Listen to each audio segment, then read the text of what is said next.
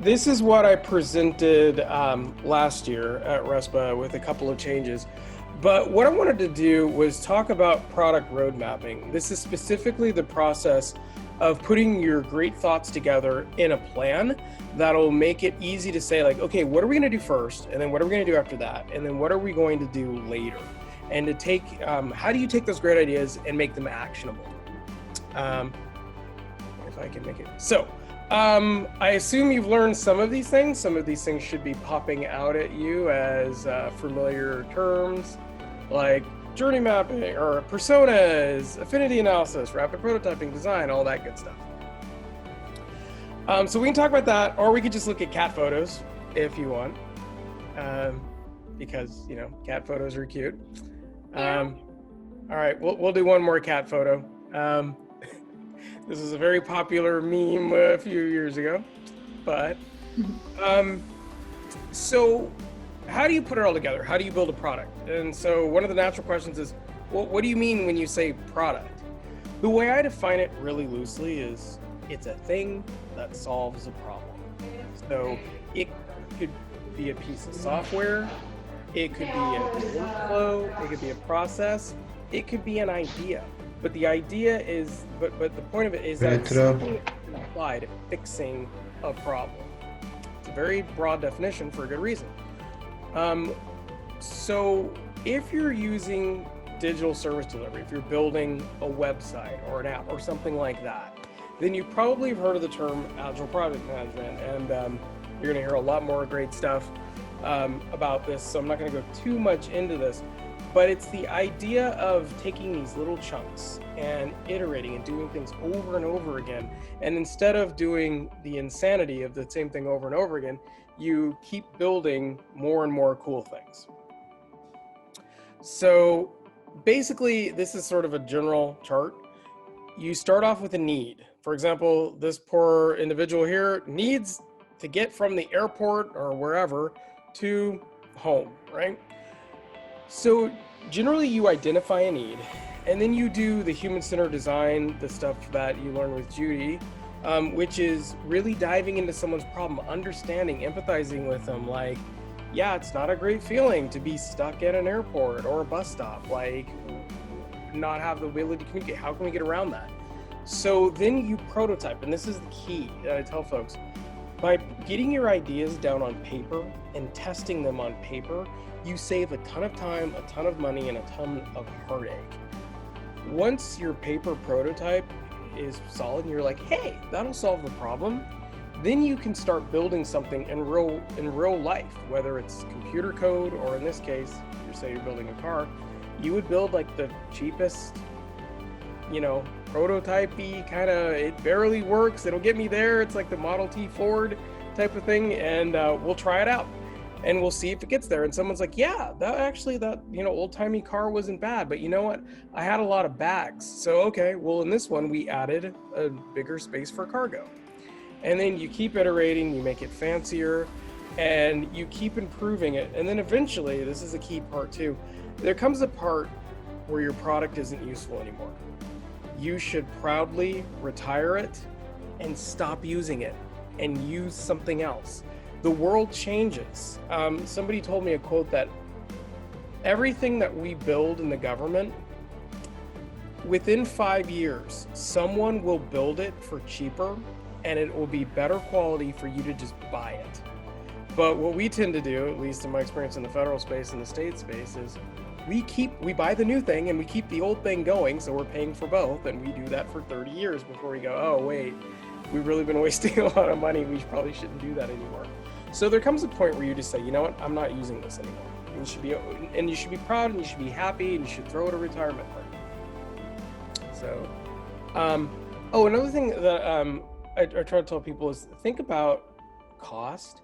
Generally speaking, your early versions of this should not cost a lot. Talking to people and understanding what their problems are, all you need is time, and a phone line or a Zoom or in person, once we can start doing that again, shouldn't cost you a lot of money. Your prototyping should all be on paper. How expensive are paper and crafting supplies? Shouldn't be that expensive. When you get to the MVP, you should be coding and building things, but that still shouldn't be that expensive. you should be spending the bulk of your money when you're in the pilot and the release phase. But the good news about this is, let's say you get to the MVP and you realize this is wrong. Then you've only wasted a smaller portion of your money, almost nothing compared to the millions that you could spend. So what I always tell people is that spending time and a little bit of money now saves you from making $1 million mistakes later. Shani, please explain the MVP very quickly. Oh, I'm sorry. I would blame jet lag, but I haven't traveled anywhere. It's just late. The idea of an MVP is it means minimum viable product. It can also mean minimum lovable product. I've heard people say that before. And the idea is it is the smallest, cheapest, most basic version of your idea that you could put in front of someone and say, here, would this solve your problem? And they might be like, well, sorta. I mean, I got from the airport, it wasn't that comfortable, but yeah. And then you can take their feedback to keep improving it. So, great. Yeah, please feel free to stop me at any time if you have any questions. I sometimes sort of plow through this really quickly, and I don't want to confuse or use government, terminology that is like, oh, that makes sense if you're a government weenie, but not if you're a normal person. So product management, I thought this was a good friend of mine showed me this, and I was like, yeah, it's kind of the mashup between business, technology, and user experience. Or in the government's case, I would swap out business and say, like, what's your policy goals? And as a government employee, typically, you really know this business part here. You know, what's the goal of my department? What's the goal of my office? What's the goal of my administration? What problem are we trying to solve? You know that part. So what we focus on in our training, Tamara was talking about, is we take these folks who are used to thinking about what the government's trying to do or what our goal is, and we teach them technology. And the point is, like, you don't need to know how to code. You don't need to know all that nitty-gritty, totally geeky, nerdy stuff. But I want you to understand technology well enough to go, oh, this would be better if it was a website. Or, you know what? All of our customers use their phones. So we were actually better doing something mobile and not something on a laptop. Understanding that kind of technology exchange, that's what I'm talking about, that type of decision. You don't need to know how to build the website or build the app on the phone or the mobile website. User experience is the thing. Judy, we really lean on what she teaches a lot. And what Demas was talking about as well this morning is really understanding and walking in someone's shoes and going, like, how do they experience the problem? And how can we flip that problem and turn it into a solution is really key to this. Once you've taught those three pieces to somebody, you have a really incredible product manager. So this is a little comic I like to put in there. A lot of times you can't just listen to the customer, because this first one here with the tree with the three, the customer is like, oh, I need a tree swing, but I need multiple people on it. So the way they describe it is you have a 3-tiered swing, which kind of isn't what you want. The project leader is going to put the swing in the middle of the trunk so you can't swing too far and you can't hurt yourself. The analyst is going to make this weird support thing. Programmer might not get it quite right. The business consultants are going to, make it fancy with the chair.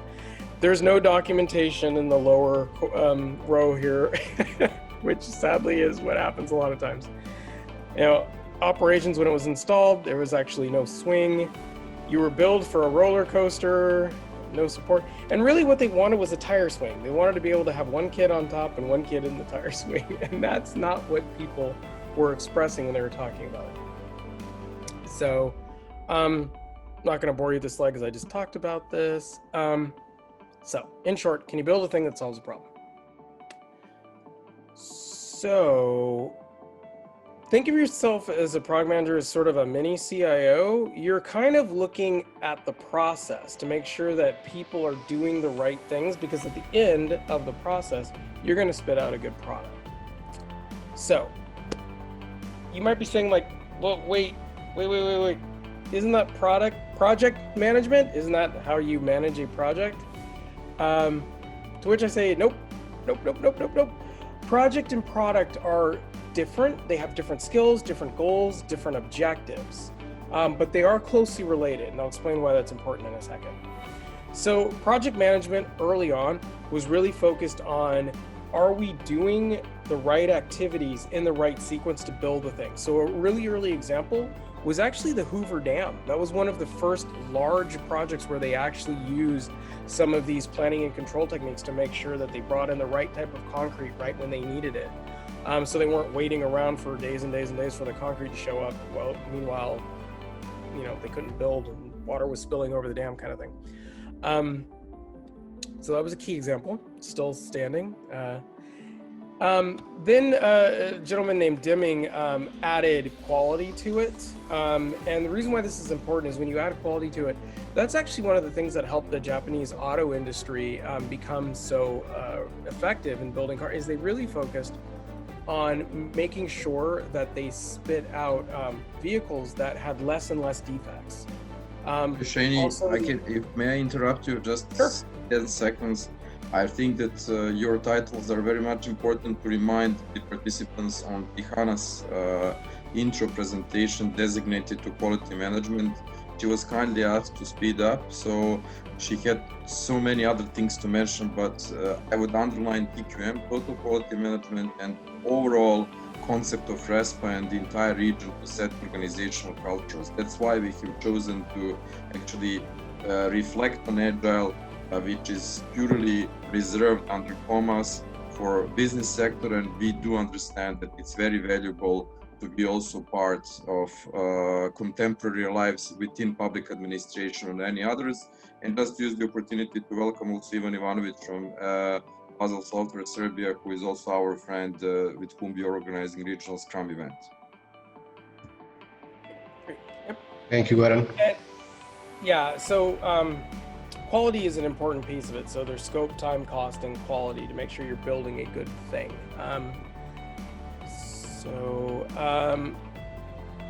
This is what sort of a joke among project managers is scope, time, and costs. Pick two, because if you say, well, scope is important and cost is important, well, if you keep the cost low and you keep the scope set, that might take you more time in order to build the thing.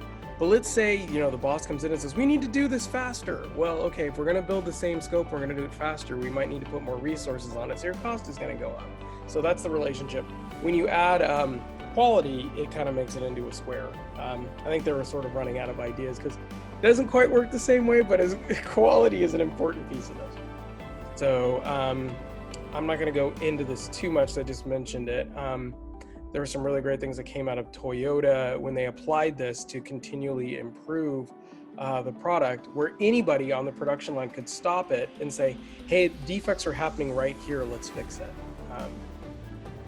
So everybody get the difference between project and product. That should feel kind of natural. Like one's looking at what are you building, and one's looking, are you building it on time and within cost? Sure, makes sense, right?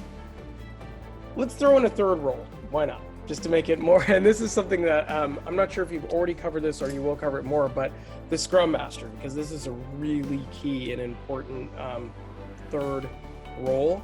Typically, these are 3 different people. Sometimes one person can wear all these hats, but it's really exhausting. So I would recommend that this is 3 different people.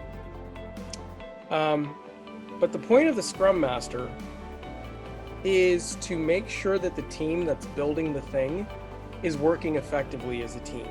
So they remove like technical blockers or process blockers. They make sure that the team has the tools they need or the access to answer questions that they need.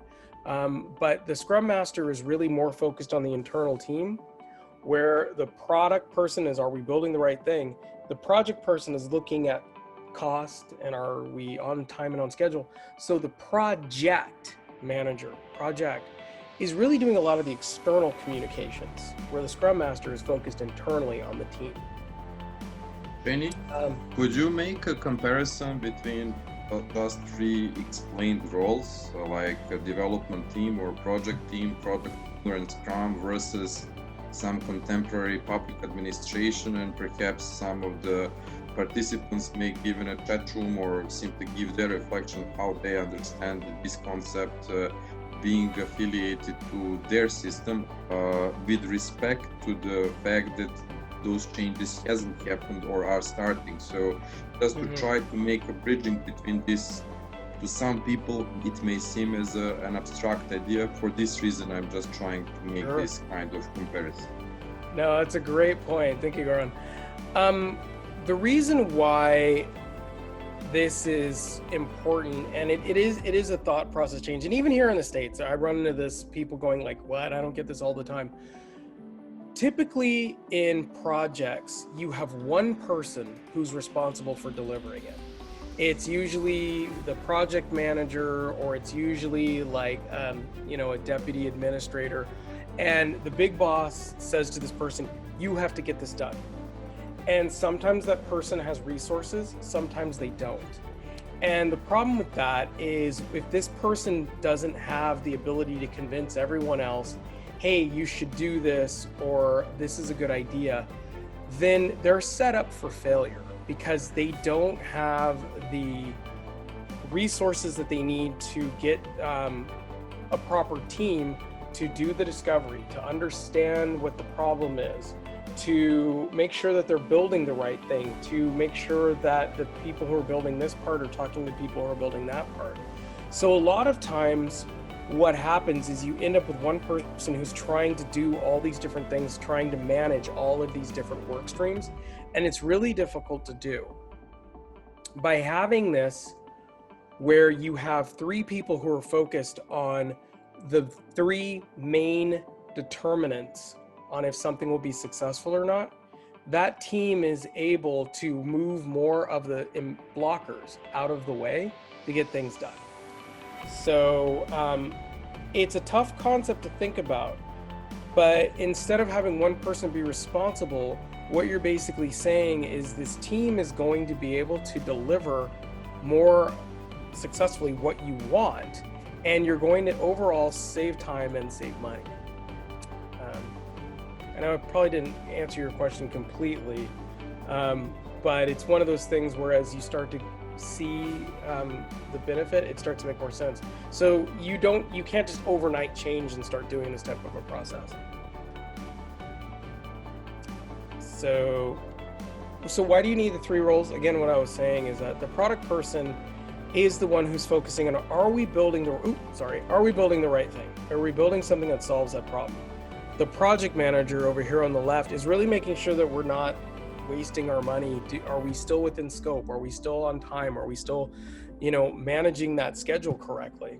And the Scrum Master is, are these teams building what they need? Or are they getting what they need to be able to be productive? Penny, I also placed my question in the chat room, so I wonder if I can make maybe very general and incorrect correspondence, but maybe the product owner, to my view, can be equivalent to the minister, assistant minister, state secretary in some ministry of in our region, whereas Scrum Master can be equivalent to head of unit, and the project and development team should be everybody else composed of different profiles. So I don't know if you or maybe even Yasmina, I know that she worked a lot with the public administration, could give us reflection on this issue, because I think it's very much important to get idea and a feeling how this system of Agile corresponds to the public administration, at least roughly. Once again, I repeat, this is offered system that is not still yet seen in the public administration, at least not at the highest possible level. So maybe Yasmina can give a comment now in case she has something and she knows the region and the concept of the institution.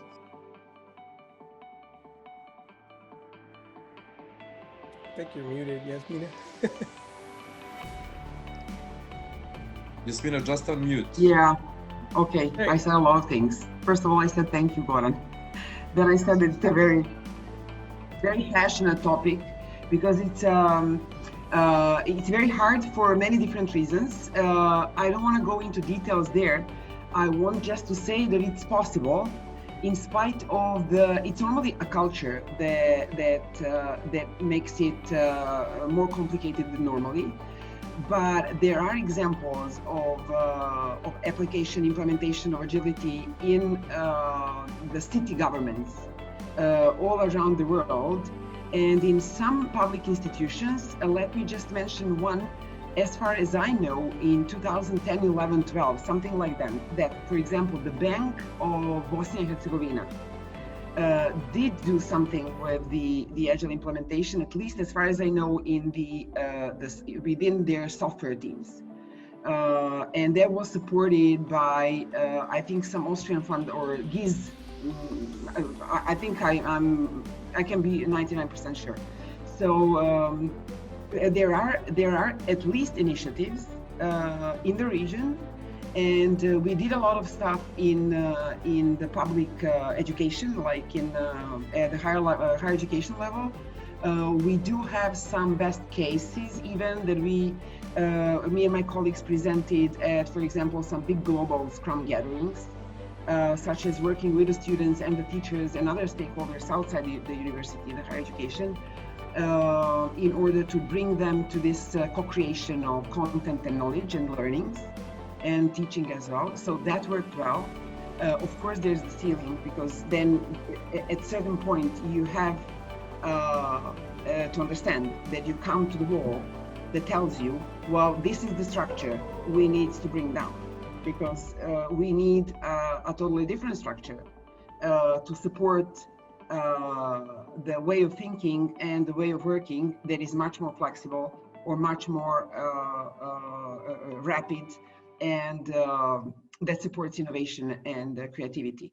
I don't know if the answer was too vague. If it was, you can tell me. I mean, there are examples like Barcelona. If we want to learn really from the cities, Barcelona is a totally agile city. Then there is this several cities in the United States, and if we can somehow contact those guys, that would be awesome, because one of those is San Jose, and the other one is in Texas, I think San Joaquin or something like that. They're actually competing who is more agile. So I have the contacts, and yeah, so I'll stop here. Thank you. Thank you, Svina. And final question, would you agree with my very rough estimation on comparison between roles in the current public administration system and these three roles and functions in Agile? Hey, Goran. Go on, Tamara. I think that the role that you described as product owner is still too high level. Product owner and manager still needs to be intimately working closely with the product. I think that the role of the high up like leader of that business unit is someone who will be the sponsor, but you really need someone who's going to bring a bit of a technical skills to managing the product. The sponsor is here equivalent to the minister. Can I make it? Okay. You would have the minister speak okay. And then you would have someone. The head of unit should be maybe product owner then. Yes, the head of unit could become a product owner, and that's the point. It's often because product is still, as Yasmina noted, a fairly novel skill in public administration. So it's I would say a new term. Actually, they are already doing on a product. All of you, our credible colleagues, are working, for example, on electronic ID or electronic general law and administrative procedure, or anything in current new normal will go digital. So that's why I'm even more convinced that Agile concept is something that will come with or without invitation into the systems, simply because of the huge shift that is already happening. And for that particular reason, I'm just making comparison and underlining this is the system of public administration is always already delivering processes, products, protocols, and services. And all this can be, in this case, called product.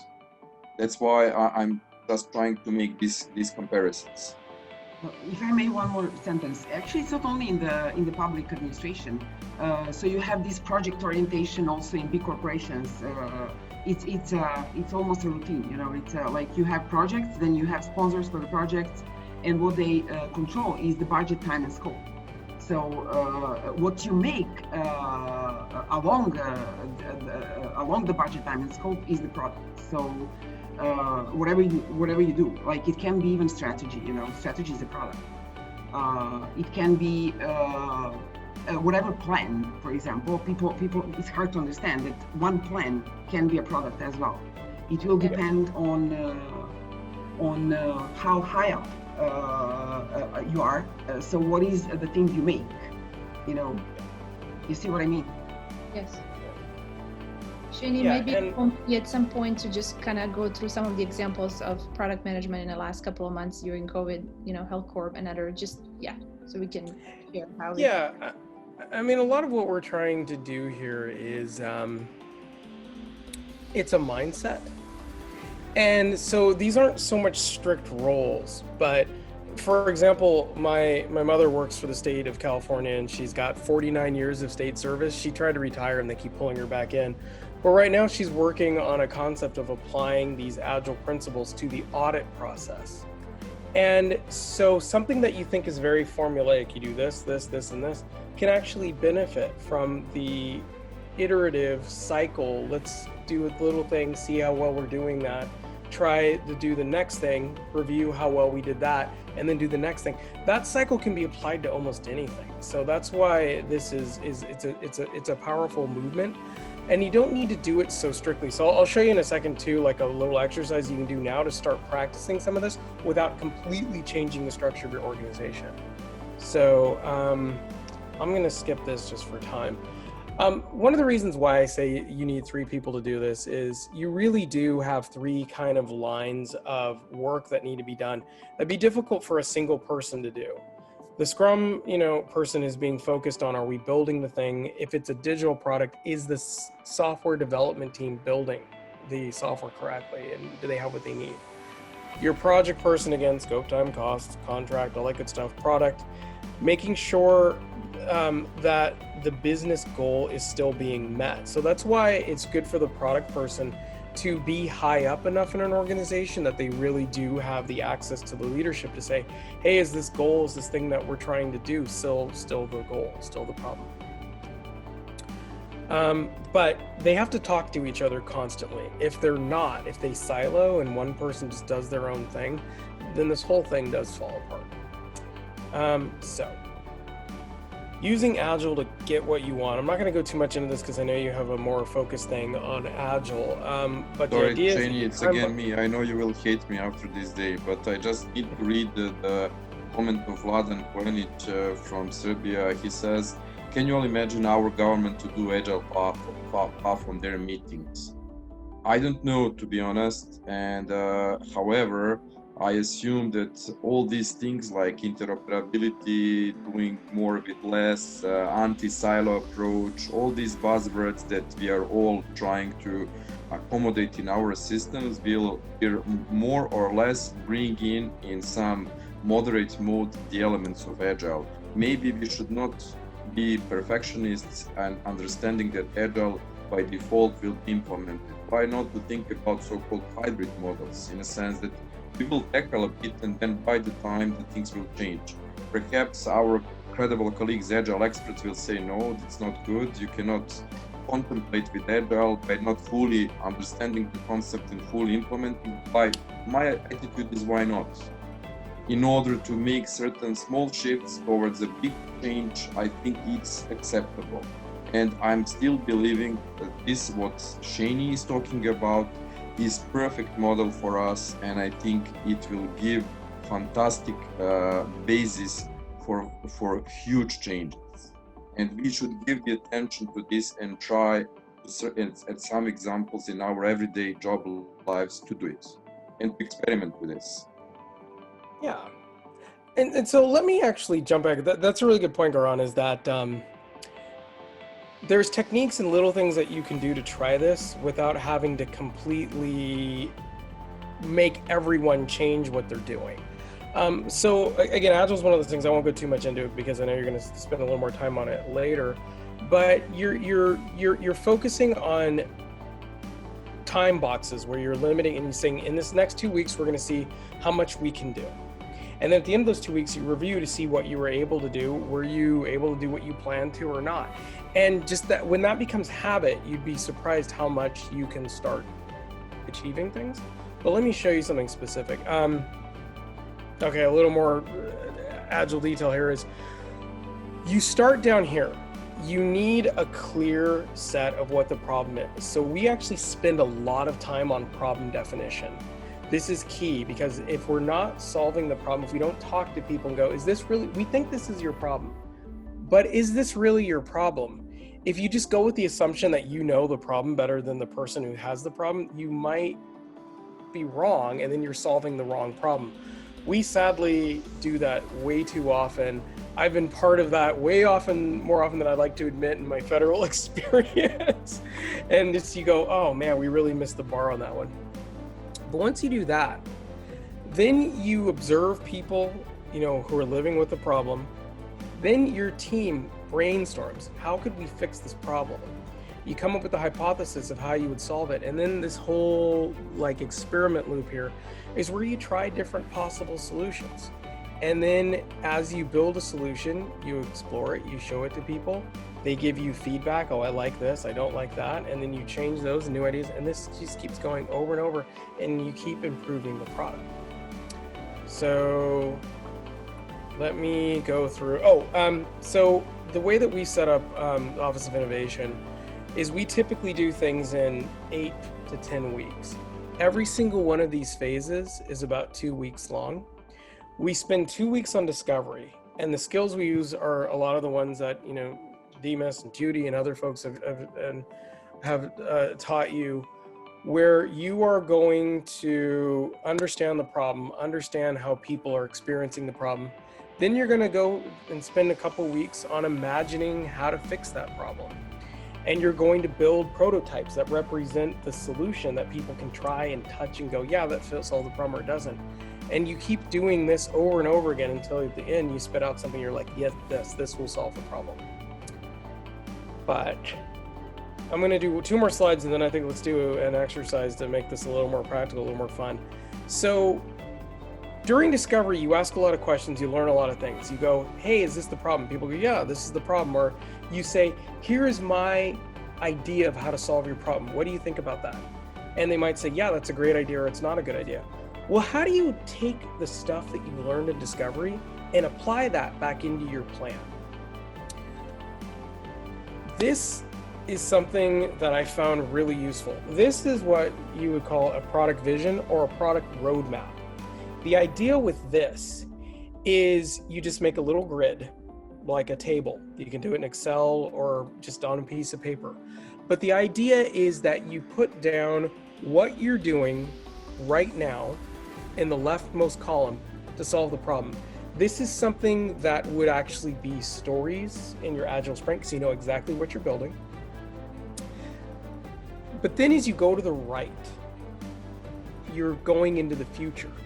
And in the future, you're not 100% sure what's going to happen. You're not sure if the market will like your solution. You're not sure if a better technology will come out. So what you're doing in the future is you're putting your hopes, your goals. We think that we would like to do this. So in this case, it's a fictional company that makes a hose, for example. So right now they're building an indestructible hose, and it has all these features, and they're building it right now. But in the future, in the next quarter, they want to make their hose so that it could do delicate watering, and it's not shooting water and killing all of your plants. Then after that, they want to do a new type of hose that could be used for really even watering.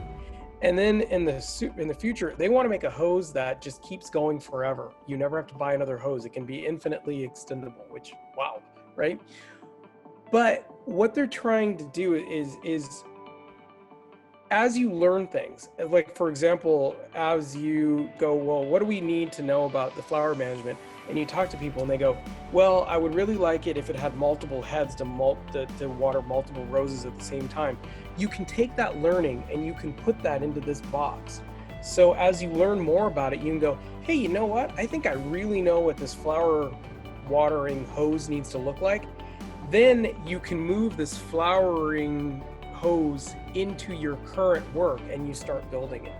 So these types of roadmaps are really great. And this is something that you can do right now today with your projects without having to say like, oh, I need a product manager and a scrum master and everything else. You can literally put your ideas into this type of format, take it to your team, take it to your bosses and say, here is the vision I have for how we're going to solve this problem in the future. and use this to get your feedback and know what type of feedback and what type of thing you're going to work on into the future. So, depending on how much time we have, and I don't think we have a ton of time, I was going to say like, Go ahead. We just wanted to defer your attention to just a couple of questions we're getting in a chat. Oh, sure. So Vlad then is asking how can we be sure we're doing a good job if we have very short time? Can Agile or other model help us with some shortcuts? That is a great question. That is a really great question. It can help you. Agile actually is perfect for this because at the end of every Agile sprint, you have something that's called a sprint review. And in the purpose of the sprint review is you talk with the team and you say, how was everything that last sprint? Were you able to build what you wanted to build? Was the team working together effectively? That's how you internally make sure things are good with the team. You also do something, and sometimes we use different terminology, but the other thing you do during your sprint process is you do a demo. And the point of the demo is you take whatever you've built and you put it right in front of people and you say, here's what we did over the last 2 weeks. What do you think? And they can say, we love it. Or they can say, we hate it. And in that case, you say, Demas taught me to flip this upside down. So I'm going to take what you said and turn it into something you love. I'm going to reframe that. So that type of feedback is how you can quickly go, oh, we did the right thing or we did the wrong thing. And you would take that feedback from that demo or from that conversation, and you would put it into the roadmap saying, oh, you know this thing we built here? That's wrong. So in this next phase, we're going to build a better version of that because what we did before is not what people like. So yeah, Agile is absolutely essential there. Yasmina or Tiana, did you guys want to add to that? Okay. Cool. I think I only have like 12 minutes left, and it's kind of weird to do some exercises online. But what I wanted to do was invite everybody to grab a piece of paper and to... I'm sorry to interrupt, Jane. If you need a bit more time, please feel free if you want to run an exercise or something. I think this is fine here. I'm going to try to do this. This is an experiment. Okay. I've never tried to do this online before, so we'll see how it works. But so thanks, Tamara. What I would like everyone to do is to take a piece of paper, or if you're on your computer, you can even open up Excel. But what I would like you to do is to draw 4 or 5 columns. Let's say 4, right?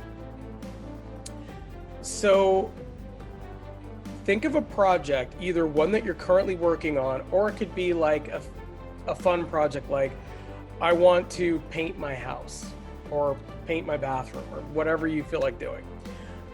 But in those 4 columns, what I'd like you to do in the leftmost column is write down what are the most concrete, specific things that you know you can do right now to solve that problem.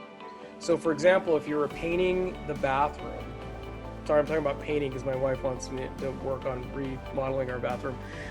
Since we're home in COVID, she's like, I'm home all the time and I don't like the bathroom. We have carpet in our bathroom, which drives her crazy, which I agree. Anyway, so what can we do concretely? We know we can get paint colors that we like, and we can buy the paint, and we can buy the painter's tape, and we can paint one wall to see if we like it. So that's what we can do right now. So then in your next column, the second column, what I'd like you to do is, what things can you do in the next month for this project? So maybe it involves, well, I can rip out the carpet. I don't want to rip it out right now because I don't want to be walking on nails and screws. But I can buy the new flooring in the next month and I can rip out the carpet. And then in the third and the fourth column, what are things that you might need to do in the second month or the third month, but you can't do anything yet because you don't have all the answers? So for example, it might be, I know we want to do tile, but I have no idea what type of tile we want to use. So I need to research. I need to go to the tile store. I need to go to I mean, you're all in Europe, so you have beautiful marble. So I need to go and compare all the different types of marble that I can find and use that to, you know, decide what I want in my countertops. So come up with what you think you'd want to do in that time period, but you don't know all the information. And then write down, what is the research question, or what's the activity I can do to get that answer? So in that case, I can look online to see what is near me. I can go to my friend's house and see what they have and see what I like. I can look in magazines. I can go to different stores, you know. So for everything that you need new information, give yourself one bullet point of what could I do to answer that question. So I'm going to give everybody a couple of minutes to write that. So the 4 columns: one, what I can do right now. The second column, what I can do in the next month.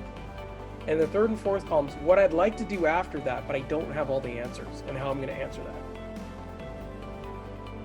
So I'll give you a couple minutes to do that. And then I'm going to force somebody to share. And the 4th column? The 4th column is further out. So it could be like 3-4 months from now. It could be after I finish the bathroom, now I want to do the whole house. It could be I want to throw a party. It could be indeterminate future. I can turn my house into a spaceship. Sure.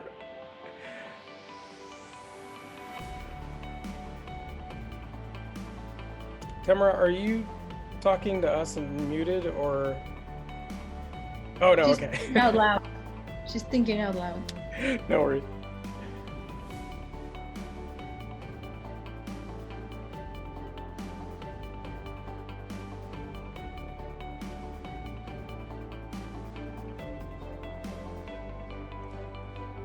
So, and Vanya, a little side story while we're waiting another minute. There's a TV show that's, I don't know if you guys have it in Netflix in Europe, but there's a show called The Umbrella Academy.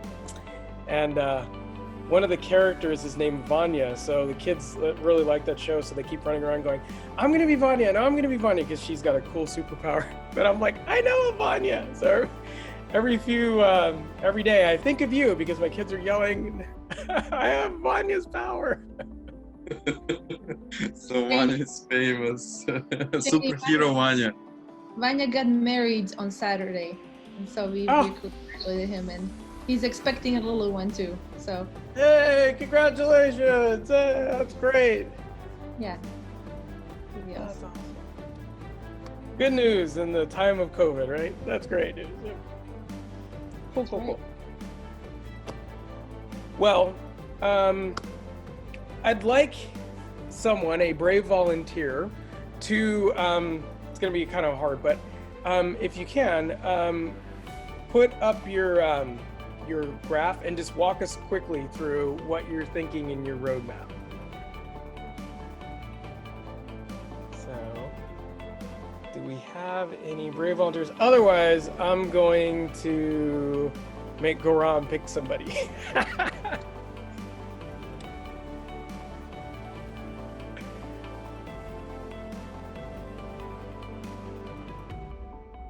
All right, do we have, oh, I thought I saw somebody, my camera flashed, that somebody held something up. Did somebody, oh, okay. Do you want to share it, Tamara? Unless there are any other volunteers, I can, of course, yes.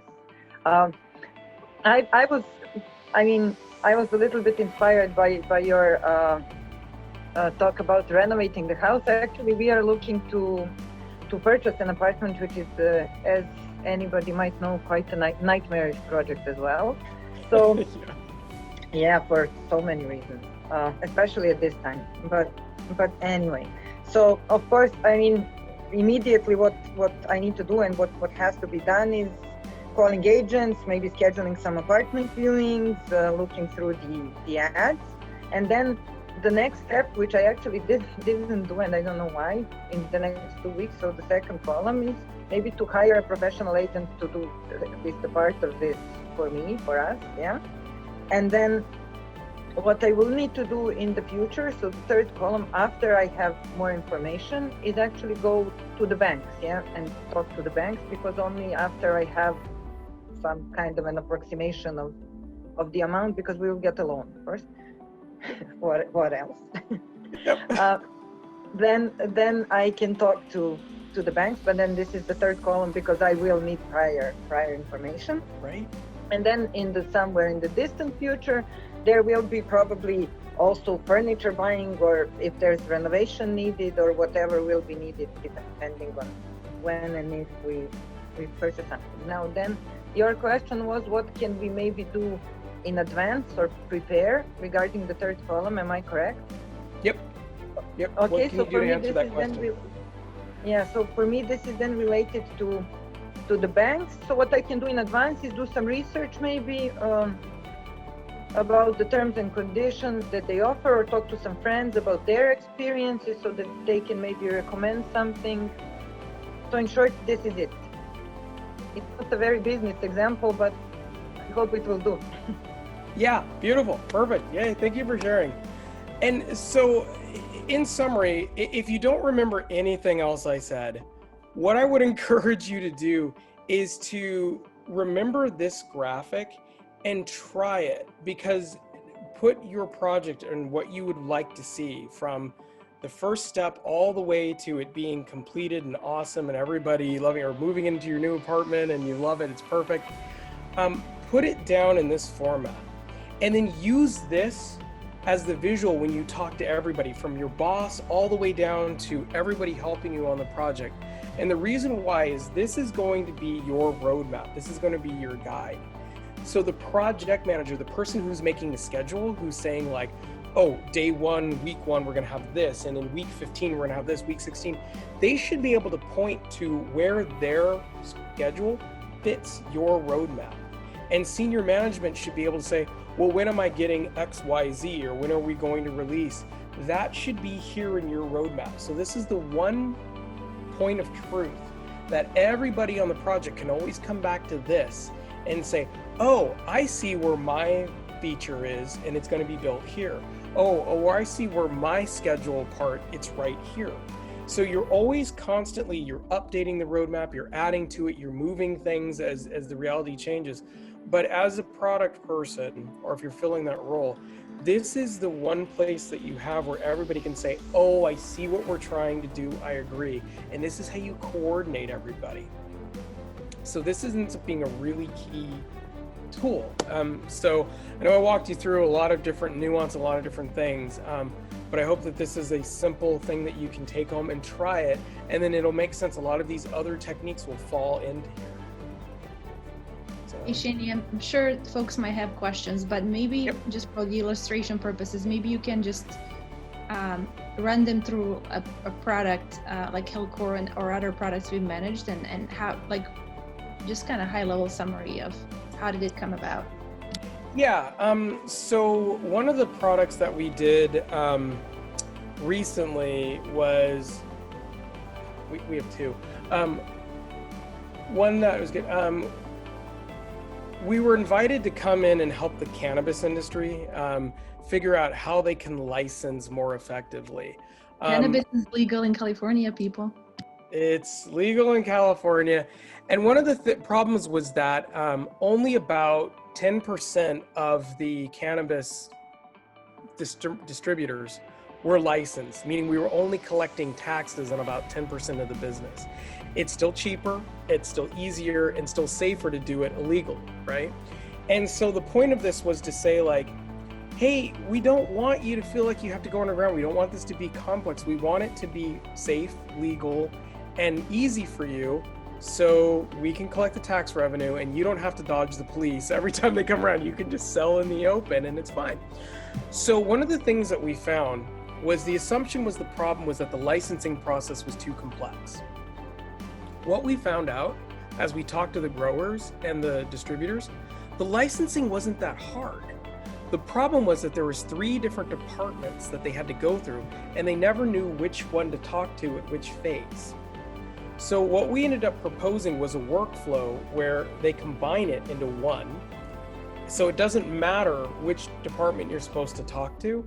It's one form and it goes through all three of them. Well, that was really complex in the fact that every department was like, no, we're special. We can't use one form. But we figured out a flow where it worked. And then the key piece of it, the key product that we built, the first step was a lot of the people involved in the cannabis industry were like, well, the problem for me isn't so much my license. The problem is I don't know who else is licensed.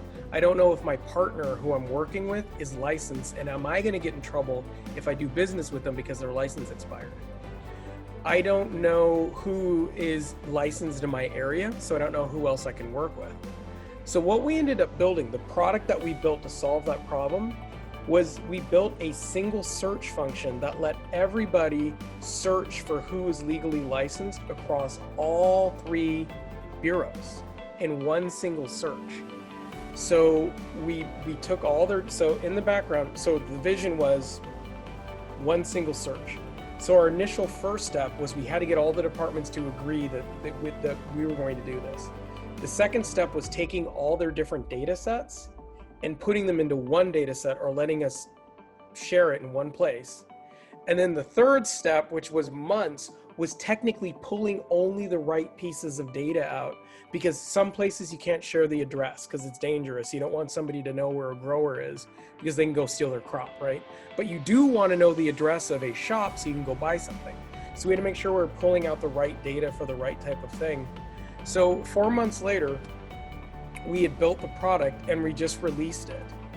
And within the first 2 weeks, we already have reviews coming back going, this tool has already changed how I do business. I am going to use it every day. So it went from people going, oh my God, I never want to talk to you folks, I hate you, to this, no, they weren't saying that, but they were saying this is really complex, where they were saying, wait, this is changing how I do business. This is going to make me more profitable because I know what other companies that I can distribute to, I can do business with to make my product more widely sold. And so by using the product management, the human-centered design techniques, and breaking things down into smaller problems, we were able to do this in 4 months. The previous 3 years, they hadn't even had a search function that let them search one department. So we went from something that took more than 3 years and people weren't happy with it to only 4 months building something that was and couldn't be done. So these techniques work. I really feel strongly about them, but you have to be patient with your coworkers. You have to be patient with yourself because it's not easy. But the results are there. Shani, can you do high level on Health Corp as well? Yeah, so one more thing, CA Health Corps, CORPS. What that was is it was a program when a lot of our hospitals and our skilled nursing facilities, their staff were getting sick. So what was happening is you had patients who were sick and they didn't have any healthcare workers because they too were sick. So the state came up with an idea of what happens if we ask for volunteers who are either retired or they're a nurse and they work in a cosmetic surgery place, and they're laid off right now. Can we have them come and provide this type of service in the emergencies for the hospitals, for the jails, for the whatever, so patients are, being taken care of, and so we're safe. So this has never really been done before in this scale. So what we had to do is we had to go in and figure out how can we build this. So the first time we tried it, we did what was a traditional waterfall. We bought Salesforce, we set it up, and we said, here you go, use it. And what we found out was all the assumptions we made were completely wrong. That wasn't how they were recruiting doctors and nurses. We first thought they were going to bring in a bunch of doctors. They didn't need doctors at all. They needed nurses and respiratory techs. So we were recruiting the wrong type. The system was looking for the wrong type of license. It was 100% wrong. So after that 2 weeks, we said, all right, no, we're going to do proper Agile. So we sat down with them and we did a journey map. What's the start from when you say, this facility needs help? How do we determine what kind of help they need? How do we find out what help is in their area? How do we get them check their licenses to make sure they really are a nurse? And then how do we get them deployed? And then how do we get them paid? That was important. We need to pay people, right? So in 2 weeks, we got the onboarding part done. 2 weeks after that, we had the part where we were able to define, okay, here's a hospital or a facility that needs us. So within those 4 weeks, we had people using this new workflow and this new system. We had people who were deployed and working, and they were the right type of skill, and most people were working within 5 miles of their house because we knew where they were. Before, we were sending people from Southern California to Northern California to work. And they were like, what? I'm not driving that far. So, and we were also lucky. We had a month before we had to pay people. So in that extra month, we figured out the features needed for the billing system. So within 6 weeks, basically, we had a full system from nothing that was deploying people to the right place with the right skills within 10 miles of where they live. And we were paying them on time for the hours worked. And we also had a portal where the people could sign up for their own hours, because before we were signing people manually. So we did all of this in record time, and we used these processes that you're learning now to do this. So sorry, I'm way over talking about this, but we were really excited because this had never been done before, and we're really pleased. This was all like 3 months ago, like scramble overnight, getting the teams together to work. Yeah, this is literally like a month ago we rolled this out. And this month we're adding more departments to it. So other people are seeing it and going, hey, I want that too. And what's neat about that is the one department who's paying for it, now they're not the only people paying for it. They have more people, so it makes the cost cheaper. So here's the other thing too. We're putting together a case study. We built this whole thing for under $1 million.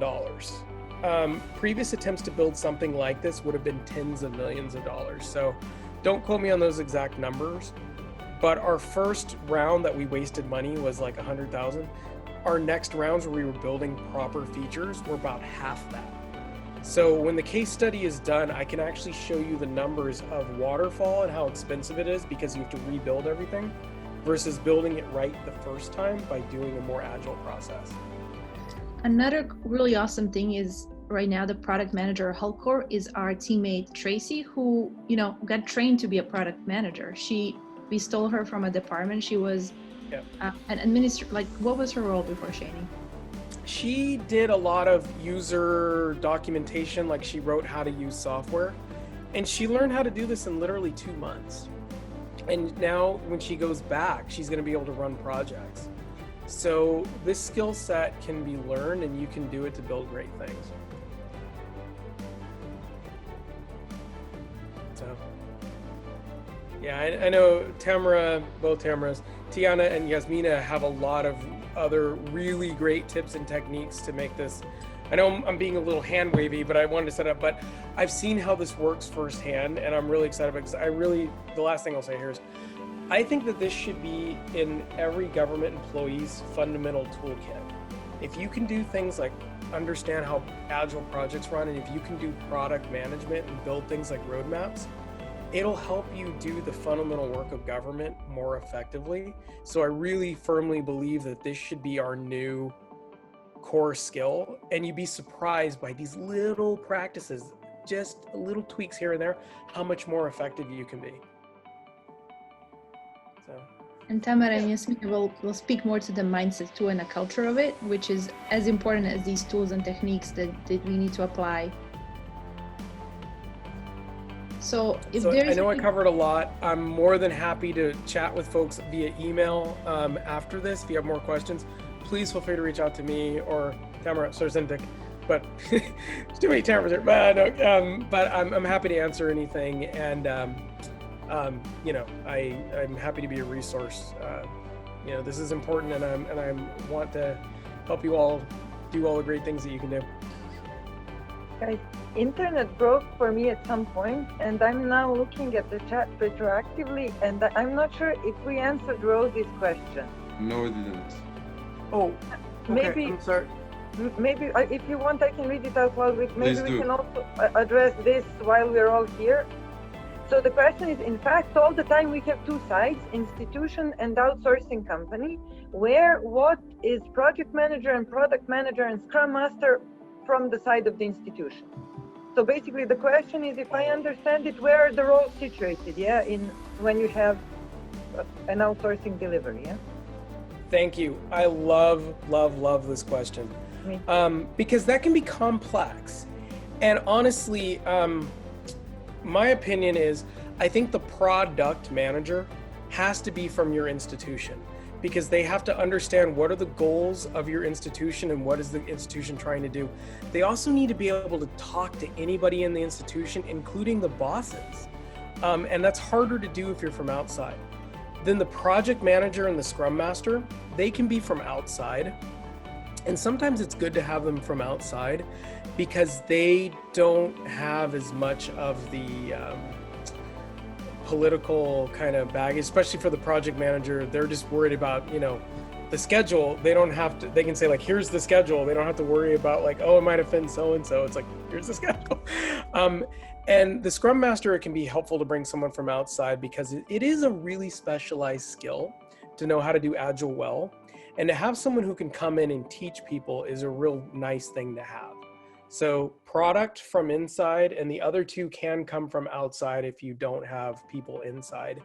But thank you for the questions. Great question. We have another question from Nicola from North Macedonia. He's asking, are there any limits in numbers of people, of staff got involved in the Agile working? So I guess this goes to the technical aspect of development team. That is another great question. To be honest, there's no limit. And Yasmina will probably have more specifics, but in my personal experience, we try to keep in theory, there is like a provisional maximum of up to 9 people, from 3 to 9, to be part of the development team. So this is something that comes from the Scrum manifesto, if I'm correct, and it gives like the best recipe for the number of different profiles got involved with equal roles within so-called development team. In this case, it can be unit within the ministry or department. We know that sometimes there are not tens and sometimes there are only few people. But if you're speaking about some specific project, usually it is being designated to the work of only few. So maybe you can just give us reflection on your practical work and how does it give in practice? Caveat, I think this is something Goran and I were reflecting. What is the multidisciplinary team look like and how does it operate? Yeah, and that's what I'm saying, like if you have a big project, you might have teams of teams, but each individual team, I'd say, we jokingly call it the 2 pizza rule. How many people can you feed with 2 pizzas? That's kind of your maximum size. So generally it's, less than 9, but it's 6 to 7. The teams I typically work with, again, this is not true for everybody. Your situation will be different. But if we're building a website or a digital product, we typically have 1 product manager, 1 scrum master, our project manager, so that's 3. But then we also have 2 designers or human-centered design researchers. And then we have 2 or 3 developers. So right there we have 8. So sometimes your scrum master isn't dedicated to your project, or your project manager might come in and out. But generally you have on a development team 1 or 2 researchers and then 2 to 3 developer types. So that would make your team anywhere between 5 to 8. Nicola adds another more complex questions. So he says our government have more than 15 ministries. So how government should work Agile? My understanding is that not necessarily we need to have this interministerial committee that is conducting Agile. My personal view on this, so sorry if I'm mistaken, but maybe there is no rule. It is that Agile should be primarily done at the stage of concrete things, like not general, and then we can scale up the experience, the philosophy, thinking and acting onto more strategic aspects. Not necessarily it has to go like we are accustomed that is a top-down, like political decisions, prime minister, and then whatever they decide, it goes down. Maybe the practice and results, after being seen that they are quite good, can actually inspire the top levels to actually enable, and then it can be like a game. inter-ministerial, inter-institutional, inter-sectoral, anything. So that's my understanding. Well, if I may say something, actually I will be talking more about this tomorrow, because there's ideal situation, ideal agility, and then there is the real life. And compromising between the two actually is what we have to go through and to live with and put up with. So if you talk about the numbers, when you say 3 to 9, that's by the book, right? So it's 3 to 9. We don't hear you, Yasmina, for some reason. Oh no, we lost you. After you no. said 3 to 9. Yeah. I think the Scrum Alliance maybe cut off your voice because you said it cannot be free by the book. Maybe some superior levels. I still can't hear you. Good teaser for tomorrow. Oh no, we still can't hear you. Oh. That happened to me the other day. The higher powers in the government don't What a want bummer. to be agile. Or telekinesis. I Well, didn't like when, the comment because I want everything by the book. I'm joking. what a pain. Well, if you have 15 ministers, one thing you can do is if you break the project into different smaller groups, you can have a set of ministers looking at one piece of it. And that is a way that you can break it into more actionable units.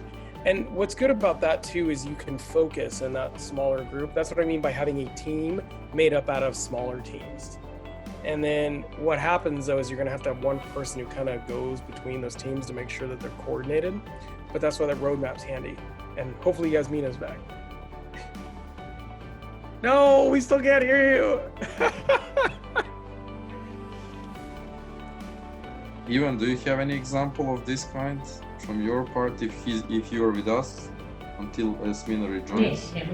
Yeah, I'm here. When we are talking about the numbers, I would just say if we look at Agile, I wouldn't say there is limit to numbers. If you are using Scrum methodology and Scrum framework, then there is that, as someone said, let's say by the book numbers, but as Yasmina said, theory is one and we have to make compromises sometimes in the practice. But if we are using Scrum processes, Agile, if we are thinking Agile, if you're working Agile, I would say there is no limit to numbers, how many people in the company or government can think and be Agile and try to work in an Agile way of working. Can you hear me now? Yes. Yes. Okay, I know what is the problem. Sometimes you have to, so there's a magic, you have to put up your headphones. Thank you, Ivan. That's it, exactly. So it's by the book, but then what happens in practice? So I worked with the teams with 14 people, no problem. Why? Because if you understand why the number is 9, then it's easy to take care of what's important.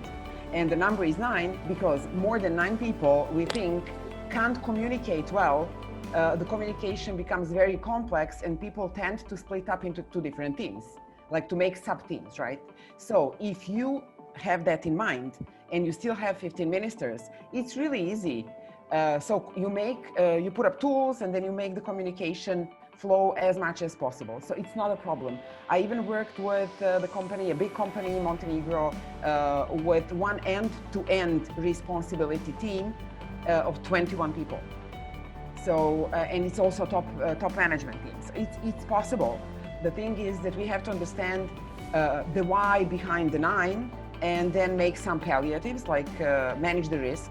And what is the why behind the 3? Why not less than 3, you know?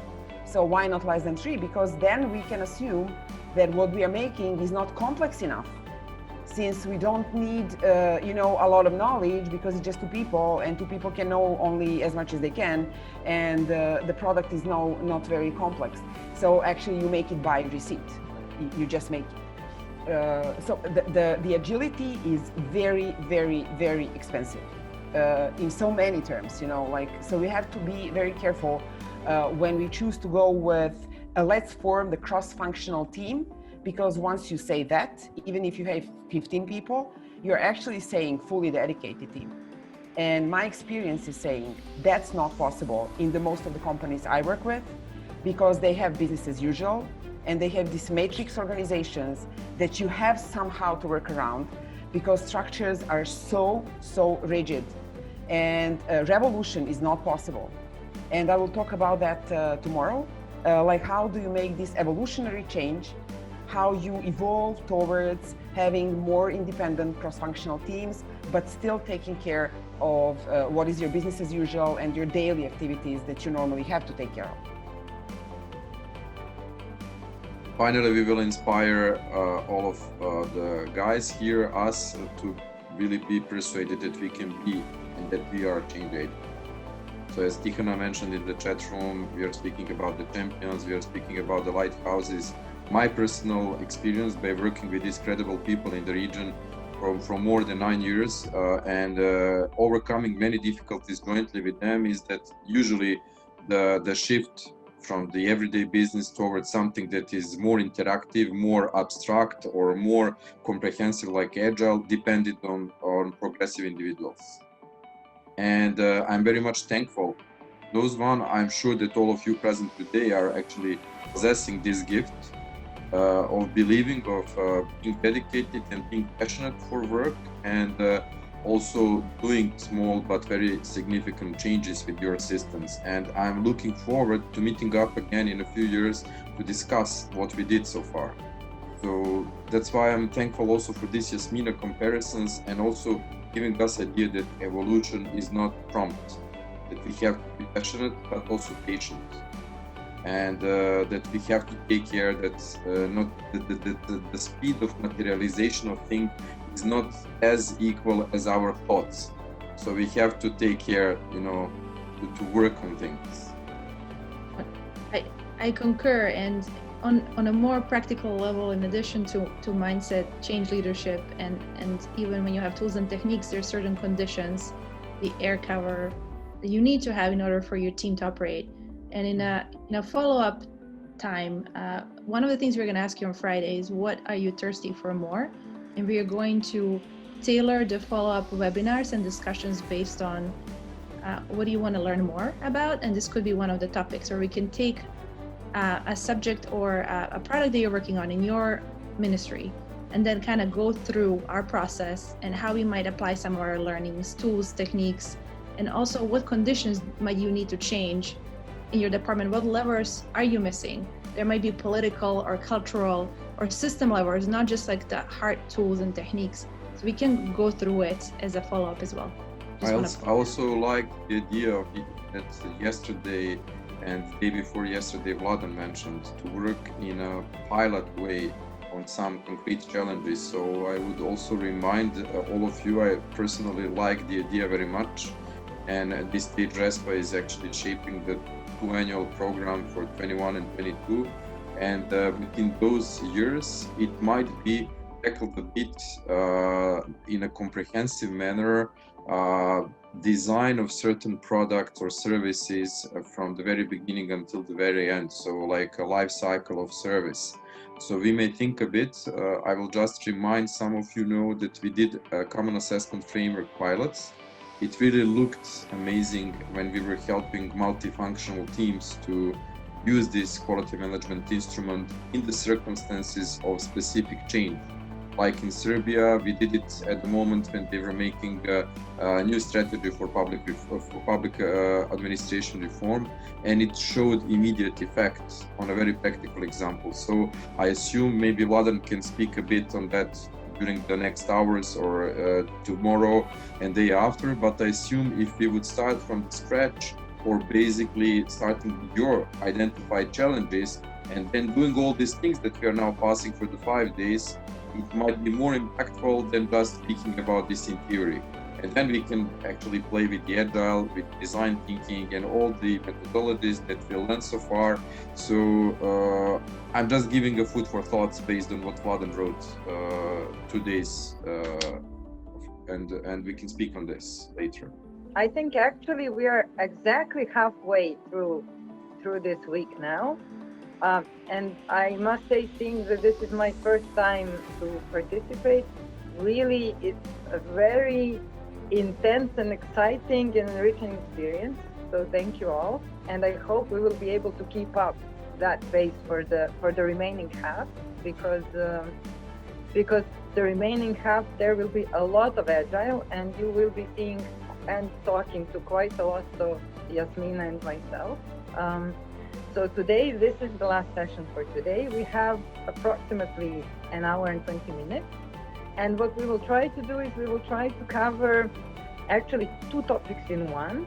So from what Shane did, he was talking a little bit about practices. So we will move up. If you remember Judy's diamond, we will move up a little bit, back up, and talk a little bit about culture. So we will have a higher perspective. And what's also very important, and this is what Dimitri has introduced this morning, we will talk about change.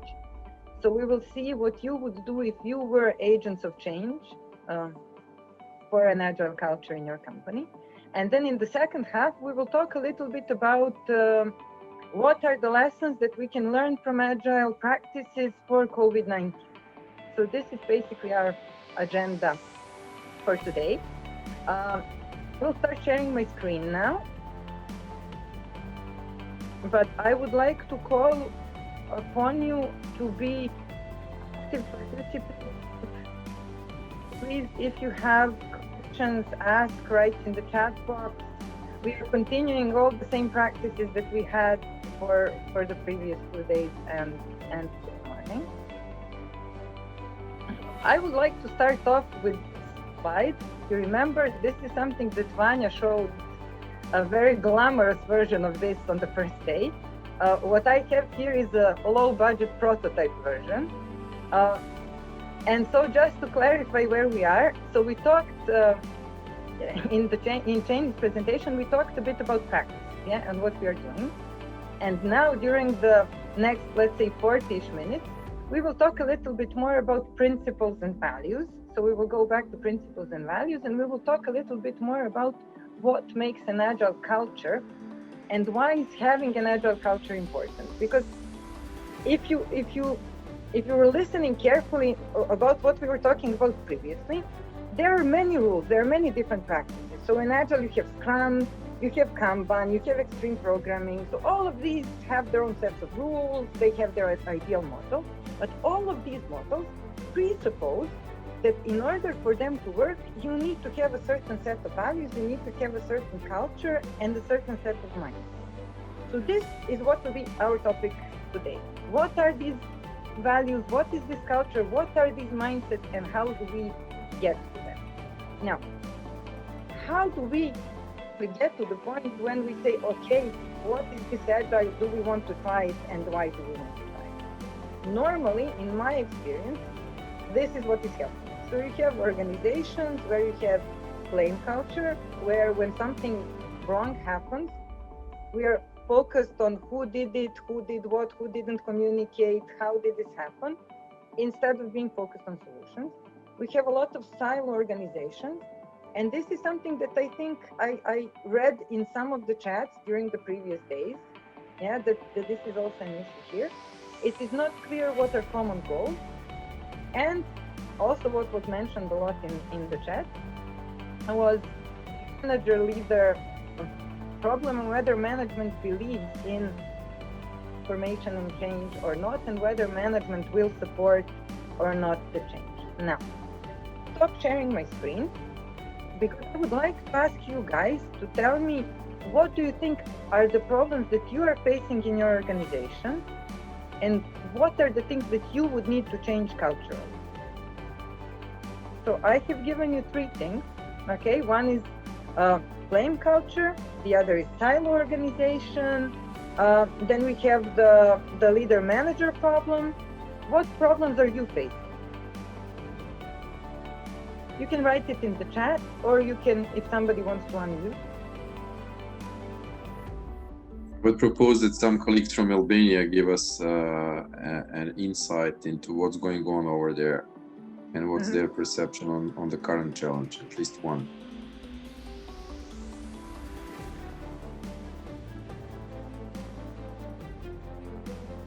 Tirana, call.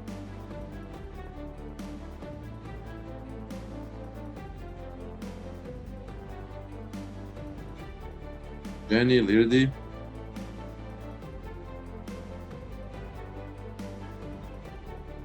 Just you need to unmute yourself, please. Do you hear me? Yes, now we do hear you. Yeah. Hi, everybody. Tamara, can you please list me the three options that you have talked before, please, one more time? Yes, of course. The first one was the culture. I will show you my screen. So these are the common problems that organizations face. I think the blame culture, the silos, not having common goals, lacking support from managers and leaders for new initiatives. Yeah, I would stick with the first one, with the culture thing. I think that we have that problem that not everybody believes in the government. I mean, this is still a problem here. So, and sometimes with some projects that we in ADISA realize, they are like, is this real? I mean, have you really done this? And we are saying, yes, this is actually functional, and they are, oh, that's great, you know. So I think this culture, there is a cultural problem. The mindset thing. So if I'm hearing you correctly, you feel like there is a little bit of lack of faith and lack of belief in your capabilities. I think this was kind of this was coming from the past, you know, from the past years. Now things are actually, of course, they are better, but this is we have like it's not coming the word to me now.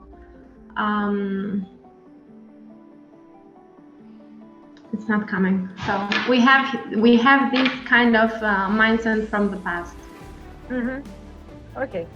Yes, this is a common reason why we need to push for changes, to change the mindset from the past, and we will be talking about this during the remainder of our session. Anybody else want to share some of the issues they're facing at this moment and why they feel a change of culture would be good for their organization? Can I choose the volunteer? Goran.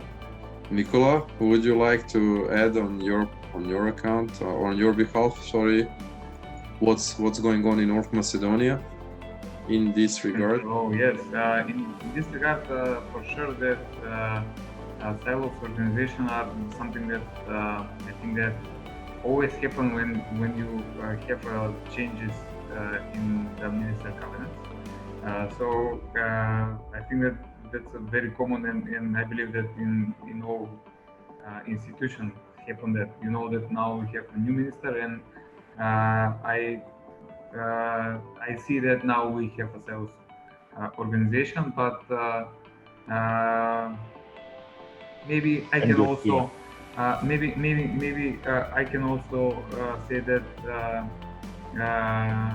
it is something that if we miss more institution, then we come up on this no common goals, not from the way of how we present the goals, because the goals are for sure the services to the citizens, right? So, but no common goals in a way that we have miscommunication, the way of how we are communicating and how we how we present what we are doing and what are our goals. So, as you know, this IT mission have in many times more institutions involved in one project. So in those institutions, there are a different type of a person. We as IT leaders here have to be sure that everyone know what exactly is the goal and how we will have better services to the citizens. So this approach of no common goals is actually lost in a communication. Okay. Nicola, Actually, for me, it was very important that you shared this, because I think this is something that a lot of colleagues can identify with. And from my experience, this is something that businesses, so not only the public sector, but businesses are very, very frequently suffering from. That whenever you have multiple stakeholders involved in the project, even if they do have a common goal long term, there is lack of communication, there is focus only on immediate somehow interest. So what I'm glad to hear from both examples is that we all somehow share the common problems, and that what we will try to do is somehow try to address what to do or what we can do with these common problems during. We don't hear you, Tamara.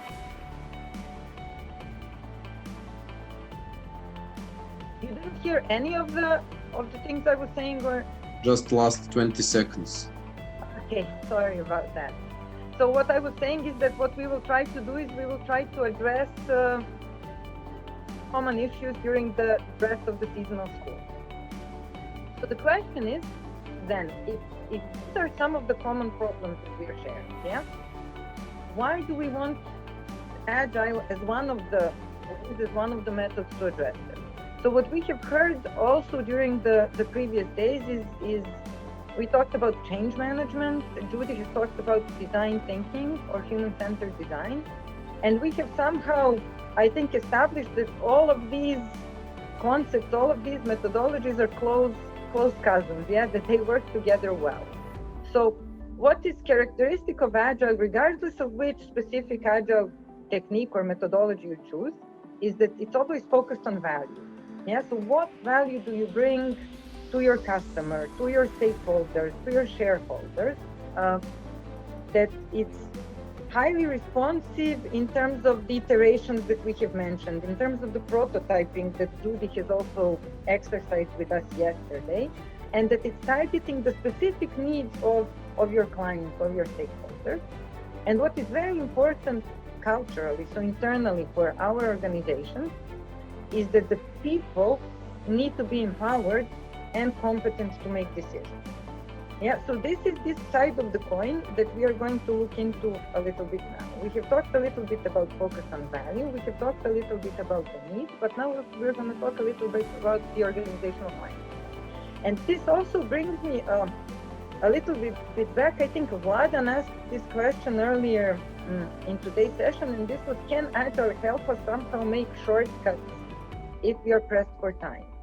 And then Janie, of course, replied that we are having retrospectives where we analyze and we learn and we prototype. But also for me, one of the ways where I see Agile can help is this focus on priorities. Because when we are short pressed for time, what often happens in my experience is unless we have an Agile process, a good prioritization process, we lose energy and we lose time on things that maybe don't bring the most value or don't bring immediate value. So what's very important for me in all these Agile processes and in Agile culture is that you have clear prioritization and you always focus on the things that bring you the most value fastest, and what is your fastest priority. And this is also in a way a shortcut. So you first deliver the things that bring most value or that are the most important. And this is why I think we're going to do change the right way. Now what I'm going to do is introduce a little bit some of the values that we have in Agile and some of the things that we have in Agile culture. The first one is self-organized teams. This is something that we also already introduced a little bit. So in Agile teams, you actually have people who can be from multiple departments and who, with the help of facilitator, servant leader, scrum master, you can call it whatever you want, actually plan and organize their own time, their own tasks, their own priorities, of course, with the help of stakeholders. A very important value is autonomy and responsibility. So every member of the team, every person in the team is responsible for their workload, Because in traditional management, most often what we believe is that the manager, the leader is, somebody up there above is responsible for the final outcome. But the very important concept here is that everybody in the team, every member, is equally responsible for the outcome because they're very responsible for their own part of the outcome. It's transparent, meaning every moment we all know what are the priorities, what is being done, what we are working on, and this is something that probably Danica can relate to because this has a lot to do with how we communicate, how we transparently communicate to everybody who is doing what. Feedback. And here I mean feedback in two ways. So one is feedback in terms of the product, in terms of the process that we are going through, in terms of the work we are doing. And then the second is the traditional meaning of the feedback, developmental feedback for my personal development, on my contribution to the team, and so on and so on. Very important. This is something that quite well relates to everything we've been doing with Judy yesterday. So the idea is we try, we prototype, we test, we check. Yeah, even if it's a drawing or if it's a pen and paper model, we try. And then we learn something from this. Yeah, so this is very compatible with Agile. We can lean on to what he presented, incremental approach. So we have minimal viable product, something that we can show to the customer, that we can present, that we can try. So these 6 are basically also cultural and mindset fundamentals of an Agile culture. So it will be very difficult to implement any of the practices unless you already have this in your culture. This is why we always say, we keep saying it's about the mindset, it's about the mindset, it's about the mindset. So in my mind, Agile transformation of any organization should actually start with these values, with this culture, and then with introduction of some specific processes or procedures or steps. And what's interesting about the Agile mindset, in addition to supporting all the previous values, is it's now called a growth mindset. It's an increasingly popular term. It's actually a scientific term based on the work of Dr. Carol Dweck. And she started actually this work to check why some people are happier, or some people are more productive, more resilient, and better adaptable. Yeah. And she found out that those people owe their happiness, their success, their adaptability, their resilience to this concept called the growth mindset. Now, what is the growth mindset? It's a question whether I, as a person, believe that I am born with a certain capacity in terms of intelligence, in terms of personality, in terms of character, and whether I can change this and develop this or not. So if I believe that this is it, and I only have a certain plateau and I'm pretty fixed, this is a fixed mindset. And if I believe that throughout my life I can grow, I can change, I can develop, then this is a growth mindset. Now, why is this important? Because if we have a growth mindset, if we try intentionally to have a growth mindset, to work on ourselves, then we will be more likely to embrace change, to embrace challenge, to be less fearful. And this brings me back to Dimis. So his twist technique. If you want to practice growth mindset, please use Dimis twist technique. And this will really help you, yeah? So when we say it all starts with the mindset, this is primarily what we mean. We mean, let's try practicing to have a growth mindset, which will push us to embrace change and to believe that we ourselves can enhance our intelligence, can change our personality, can intentionally have a more open mind towards change. For me, what I wanted, we have a lot of comments, so I would like to address those. Tamara says this message is spot on. Prioritization. Fully agree. I couldn't agree more. I think unless we have proper priorities, the rest of the process may be hindered.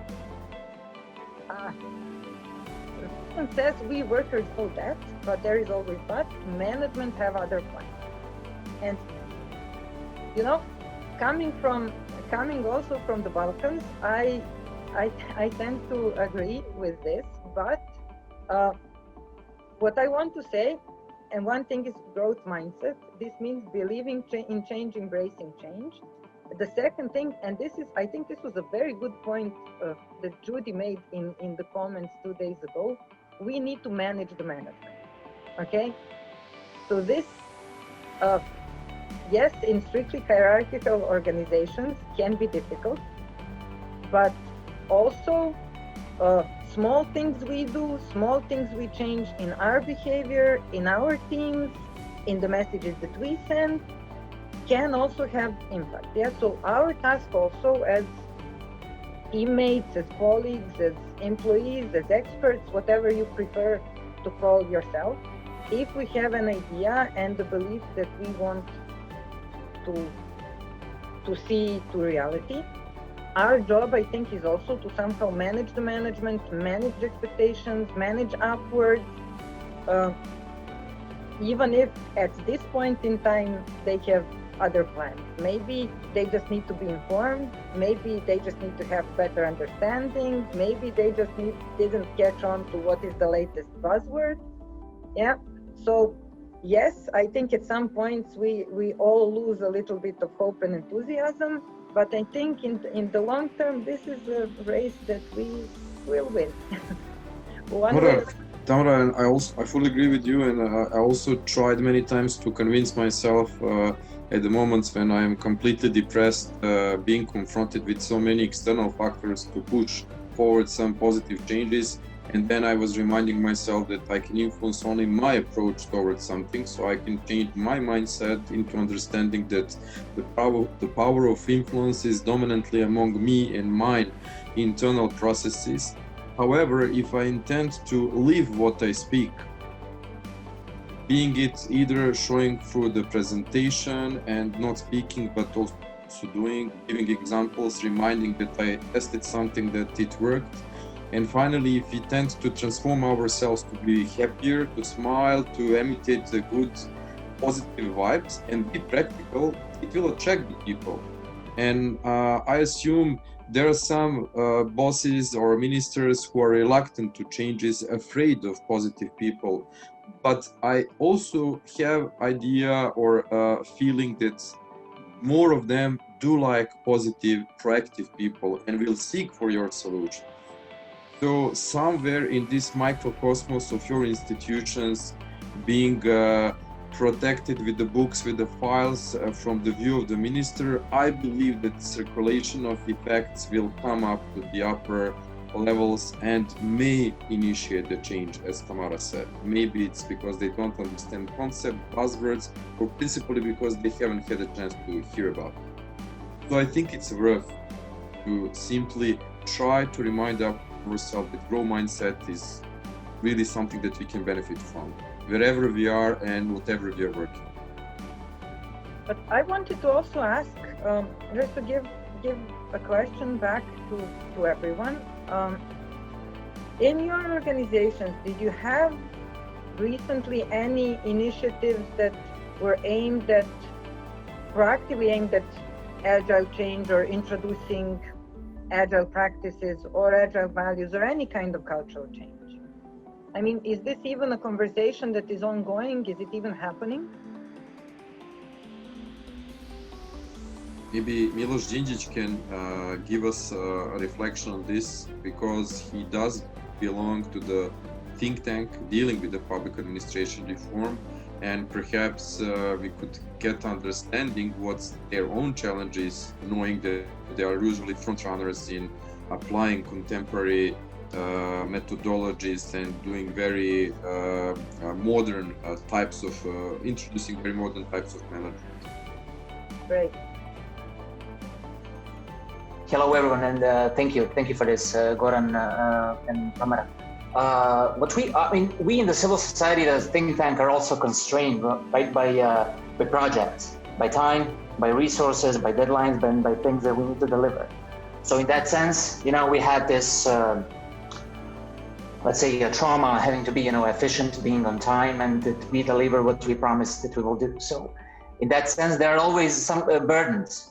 But, within our team, we try to, because we are organized in teams, and we try to be as self-organized as possible. So, when it comes to that part of the agile working, thinking, and learning, in the sense that we are not, necessarily following, instructions, not necessarily, having to ask for permissions all the time. And we are constantly trying to develop ourselves by going to different workshops, trainings, and things that will help us be more efficient and be more open and be more conversational, to listen to each other. Because I think that this at the beginning that Tamara showed about the silo mentality, about the blame culture, about the lack of help, I think this is relevant for all the organizations and not just the public administration. Because we usually, we tend, when we work in teams, we tend to look only at our own work. And this is why it is easily, then we easily fall into this trap of blaming others, or saying, this is not my job, this is the job of someone else. So having a loose and, let's say, not so strictly hierarchical structure, but rather network structure in our own organization, help us overcome this, not to blame people, but to try to be more understandable to each other, right? And to speak of problems as a common problems, and to speak of the solutions as a common solutions. So, and having possibility to do that is great. However, we also face some challenges, and it mostly revolves around, time constraints and funds constraints. So when this is something that is real, and I think this is something that we all face. But as I said, we have gone through a lot of different, modules and trainings and workshops on management, for senior management, for middle management, for daily operations, for feedback giving and taking, etc. And this is what we do with our people in our organization, trying to step up and be more open. And so far, it has, I wanted to say it has yielded results, but let me say that it didn't yield negative results so far. So it's something that is definitely helpful and makes people more, I think, happy and independent. I myself also a manager of one team, and I'm not going to say a silo, right? And what I always at least try to do, and being a middle manager is also kind of hard. You have responsibility, downwards and upwards as well. What I also try to do is to not to tell people what to do or to give them the solution or to give them solutions, but to give them advice, and then they can figure out themselves what to do. So this is all in motion. This is all in process, and I think we are learning. And having in mind that we are quite young, actually, I think that we are doing our best so far. Thank you, Milos. You sound very enthusiastic about the topic. Anyone else want to share their experiences with trying to implement these new values or to change the culture? Is anything ongoing in your organization?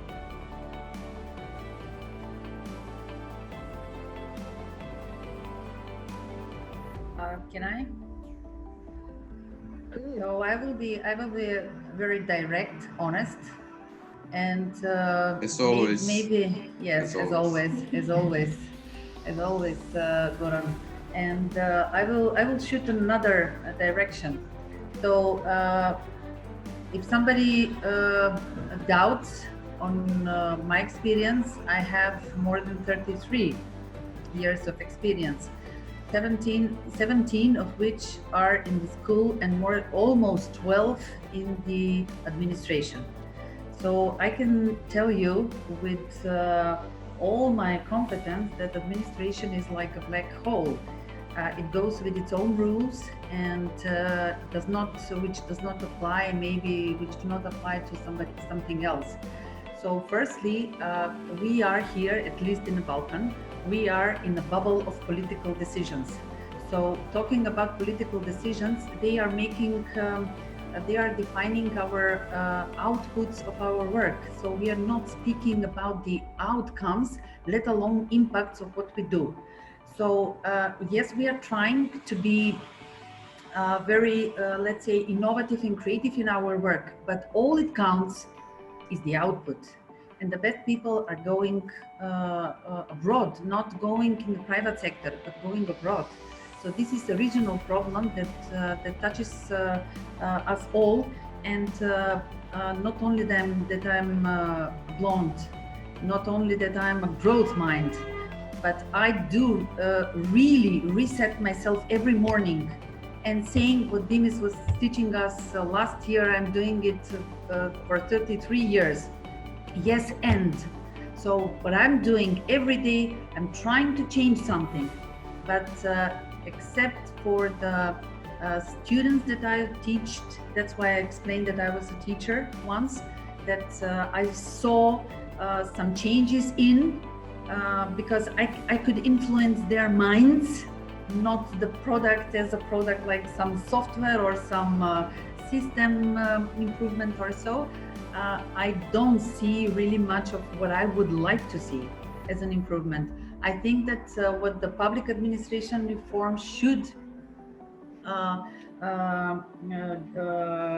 make us do is to change the big mind, which is influencing all others. You know, this agile technology, agile methodology is fine, but if I give a pen to somebody, it doesn't mean that he or she will write something. If you teach me about agile methodology, it doesn't mean that I will produce something productively with it.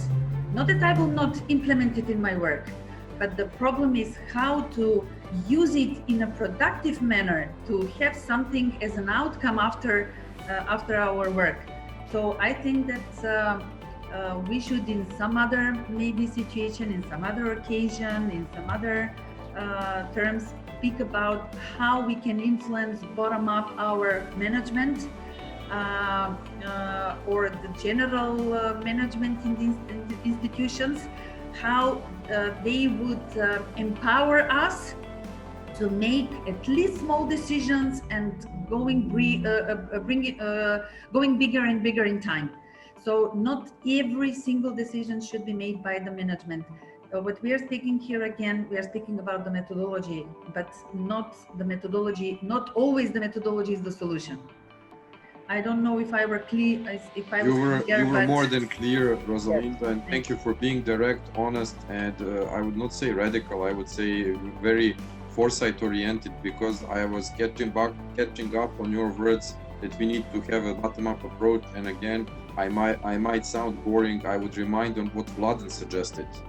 I'm assured that certain types of pilots that he suggested that could introduce in a very practical way, attached to a very concrete example, Agile, and all these theories and examples that we learned through this seasonal school might be the perfect way to convince the ones that are implementators, and so also their coordinators, supervisors, and finally ministers, and any hierarchy that is being introduced. So learning by doing is also a perfect way to show that we are designated, devoted at comparing traditionally achieved results with the ones achieved with use of these new techniques and methodologies is a perfect magic with Dimis and with many other Dimis-like persons in the story to show that we can really change the pattern and generate great results in an optimized way.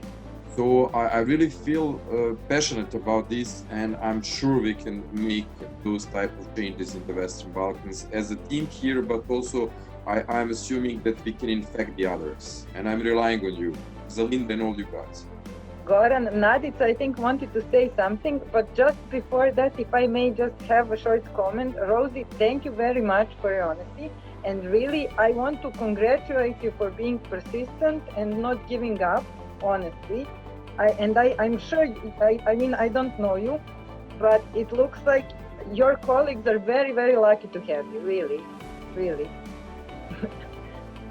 You know. So we are happy to have Rosalinda also. And congratulations for the persistence. Really keep it up. Please, please. All of us need you to keep it up. Sorry, Nadica, please, you wanted to say something. Yeah, thank you. Just wanted to mention some communications aspects of the entire whole thing when introducing new things, new methodologies and everything that's new. And there is so much of these things that are new here in the Western Balkans, and people are basically reluctant, having in mind so-called vertical hierarchies present in the Western Balkans, unlike some horizontal hierarchies like in the Scandinavia, etc. One should have a very sophisticated approach and always keeping in mind, why should I care? Like, what would be the response of a decision maker? Why should I, what's in it for me? Why should I accept this at all? So, and every change is a very slow process, and there should be some communications and persuasion mechanisms applied, at least at the beginning of such processes. Reluctance is an enemy, and sometimes we need to be very explicit, just like Rosalinda explained, and decisive. What we need to do always in the Western Balkans is to kill the abstraction, to kill abstract aspects of everything new that we want to bring in, to kill cynicism, like, okay, this is some kind of new age BS, etc. So we need to approach all these things from a specific angle, which is local mentality,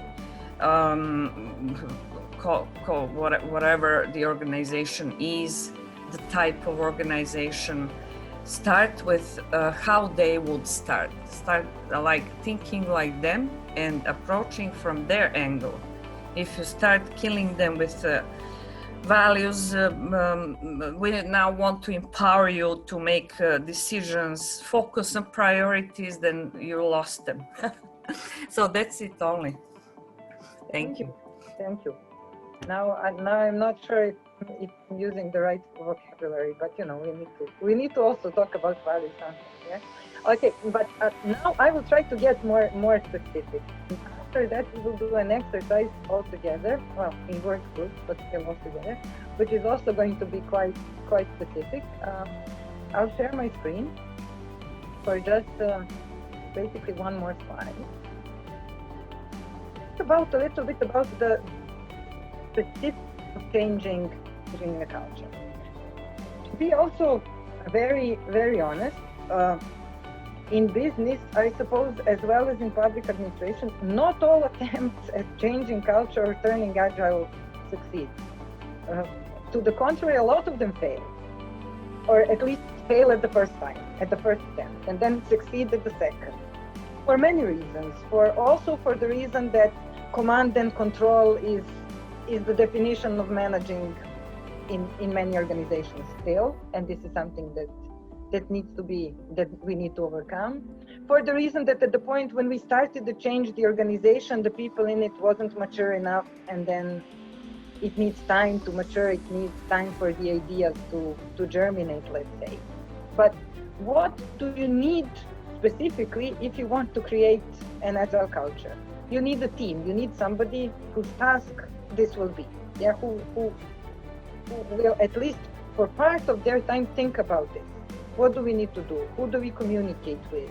How do we communicate? What do we communicate? You need a communication plan, and this is something that Nadica was somehow introducing, only she is actually an expert in communication plans, so she would probably be in this team making communication plans. So when do you communicate? What do you communicate? How do you talk to the management, and how do you talk to the rest of the organization? When, what, through which format? And why? First of all, why? Of course, and why? You would need something, a product or service to start with, yeah, because what we talked about is you try, you experiment, you prototype. So the best way is to choose something maybe something small and to aim for the snowball effect. Yeah. So to start with a segment and to try. What would be good to have is, I think this was also mentioned here several times during the past few days, ambassadors or promoters or leaders from within the organization. And then you would need to, of course, inform the organization what it is, why do we need this, to educate people, but different people in different level of details, yeah? Because somebody who will be involved in the project needs to know everything in great detail. Somebody who is the manager or the leader doesn't need this level of detail, yeah? Then you need to experiment a little bit. And of course, and this is what of course we all know, it would be very good to have support from leadership. And for me, this is why I put this last, is because I honestly believe that we can start sowing little seeds of culture change even before we actually have declarative support from leaders. And this is why I think we are here and we are talking about this topic, not because we expect, at least I don't expect, that after this season of school is finished, we will all go back.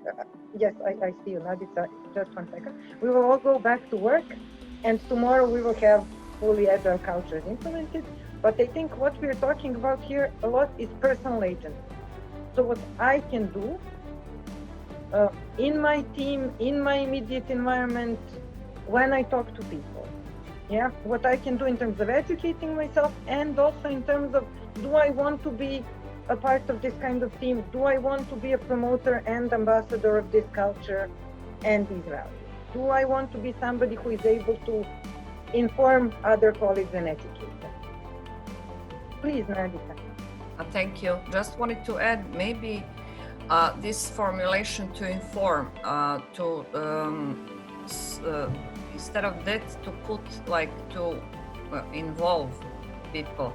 Because I have noticed throughout the region during those years of me dealing with the communications here, is that people usually use communications to make plans, to inform others, to treat publics like they are passive observers and some experiments should be done on the publics. No, one of the most noble and most important goals in the entire Western Balkans would be to involve citizens in decision-making processes, greater involvement of citizens in decision-making processes.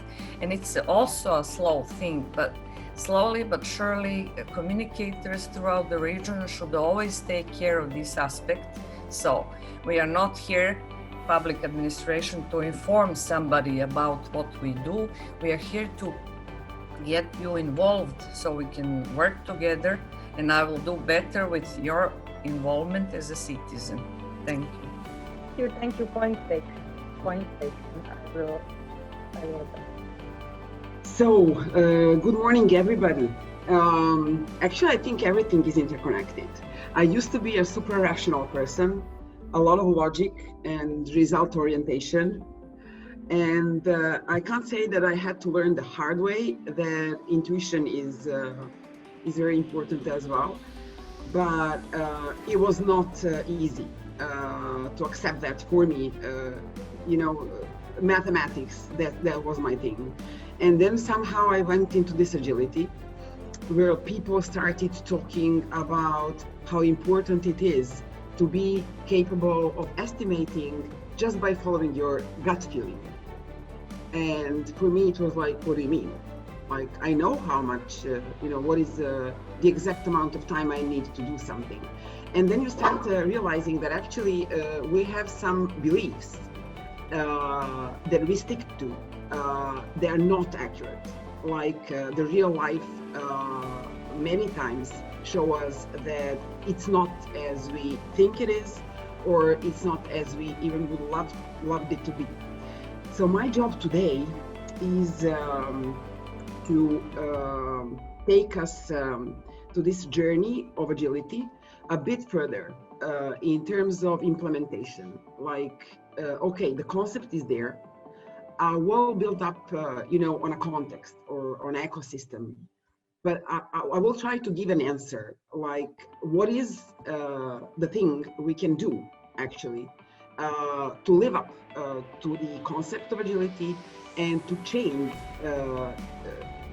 for sure the direct environment, our personal life even, and maybe to influence further up or further in parallel to our departments, other people to do the same thing.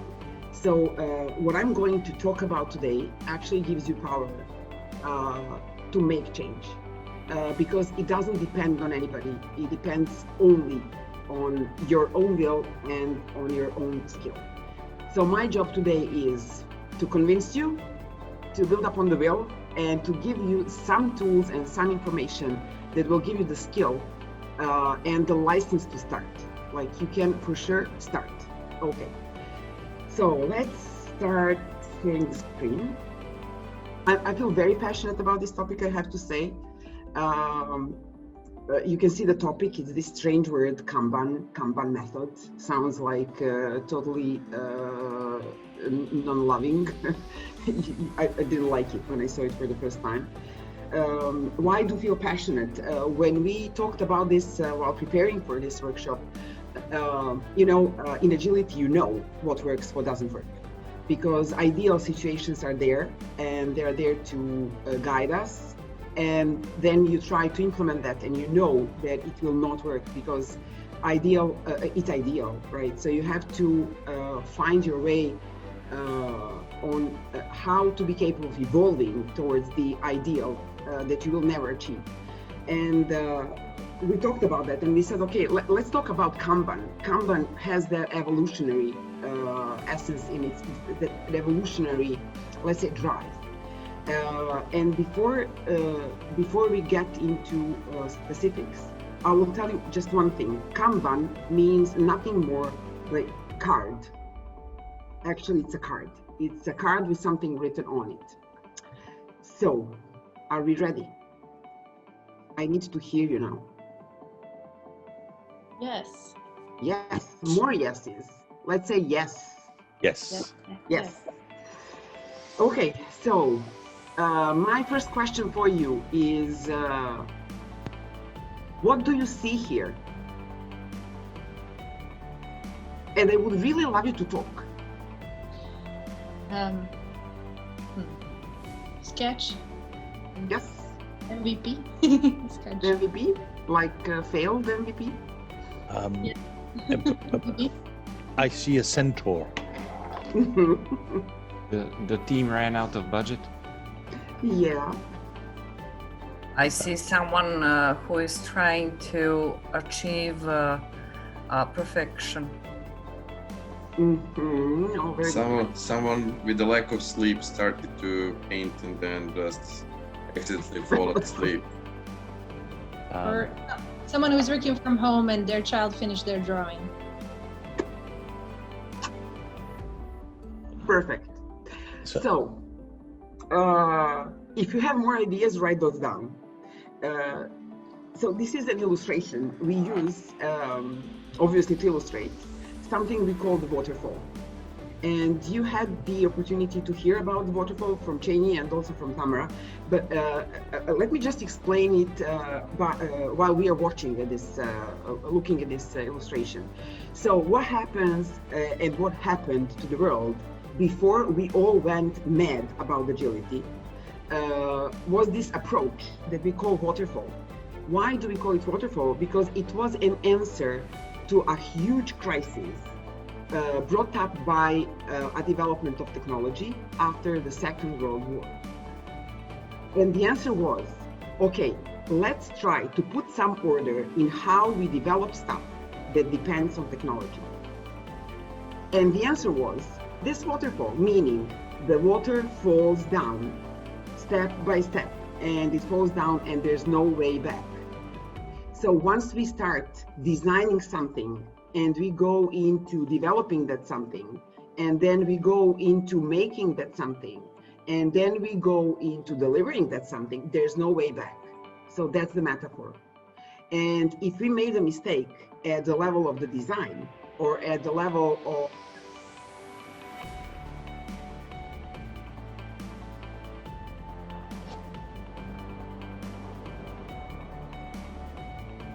We can't hear you. So maybe it's with your headphones again, the challenge. So you were saying the last thing we heard is there is no way back once you start designing something.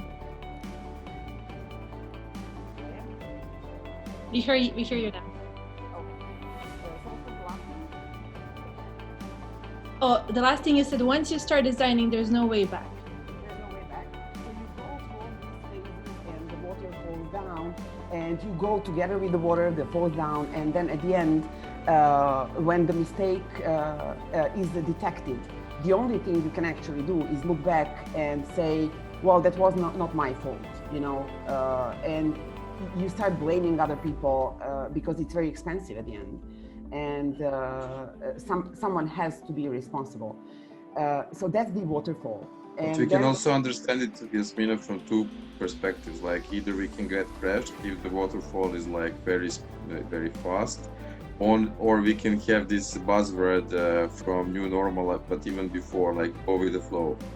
Go with the flow, yeah. We were talking about the flow. Actually, flow is much more interesting than this waterfall. What happens here, this is a typical project management, right? You start with these green fields. The cores look perfect at the beginning because everything is on paper and it's really easy on paper. You write down your specifications, you have big plans, you can be very ambitious because paper can take it all. And then you start implementing what you initially designed. And then the green grass starts to go into like yellowish, but no one wants to be to send bad news to the bosses or to the managers, right? So we try to do our best and to make it green as much as we can. But then the time passes by and the yellowish turns into orange and the orange turns into red. So you start in the green with the paper, everything nicely written and put up. And then you end up with something that looks like this funny horse and its head. Like you did make something, but it's far from what was desired or wanted or even planned. So this is a metaphor of this waterfall, old-fashioned project development. And we know it doesn't work. So now I'm going to split you into pairs with one question or one desire I have for you. Yasmina, just to maybe add opinion on this. So in most of the cases, the systems, in particular in public administrations, still the highest extent resonate what waterfall management is and or is about. So I guess during these presentations we would also hear a bit how we can enter the transformation in order not to make to minimize the risks of reluctancy, rejection, huge stress. I mean, there is a lot of change management and also crisis management in this stuff. And I guess the final presentation for tomorrow, well-being, will be our ultimate goal. So you will also give us a kind of tips how we can actually omit this old thinking in order to get the benefits of the Kanban, of the entire Agile concept, in order to get this type of easiness at work and actually at life. I have understood this philosophy is also something that quite applies to all segments of life, not necessarily only professional. Exactly. Thank you, Warren, for that. So my idea now for this paired discussion is actually to ask one thing. I'm pretty much sure you had a project like this. I'm pretty much sure we all participated in some format of this green grass going into red alarms. My question for you is to talk with your pair and to explain one thing. How did it feel? How did you feel? Like, look for the word. What was the feeling you had in whatever the phase of this process of going like super enthusiastic into something and then ending up with something that you had to blame somebody or somebody had to blame you, or you just were like, we didn't do it. So let's talk about just one thing, feelings. How did you feel? So I will ask somebody to... So waterfall management is what we are talking about. The case is designated to this concept. Yep. Exactly. How did you feel when you had a super great project, everything was perfect on paper, you were the member of the team, you were even leading the project, and then it ended up in something that you didn't want? Okay? You see, it is about people. Whatever we do, we make products, we make projects. But at the end, one, if not the most important part of the results and the success is how do we feel? That is what happened in the history of the agility. People that made products for clients and for enterprises felt awful because the way of work was so wrong that they would make damage to the clients. They would make them go into bankruptcy because they were not fit for purpose. So companies that delivered at that time software were not happy at all. And when I say at that time, and I think history is really important because we learn from history, at least not in order to repeat the history repeating and its mistakes.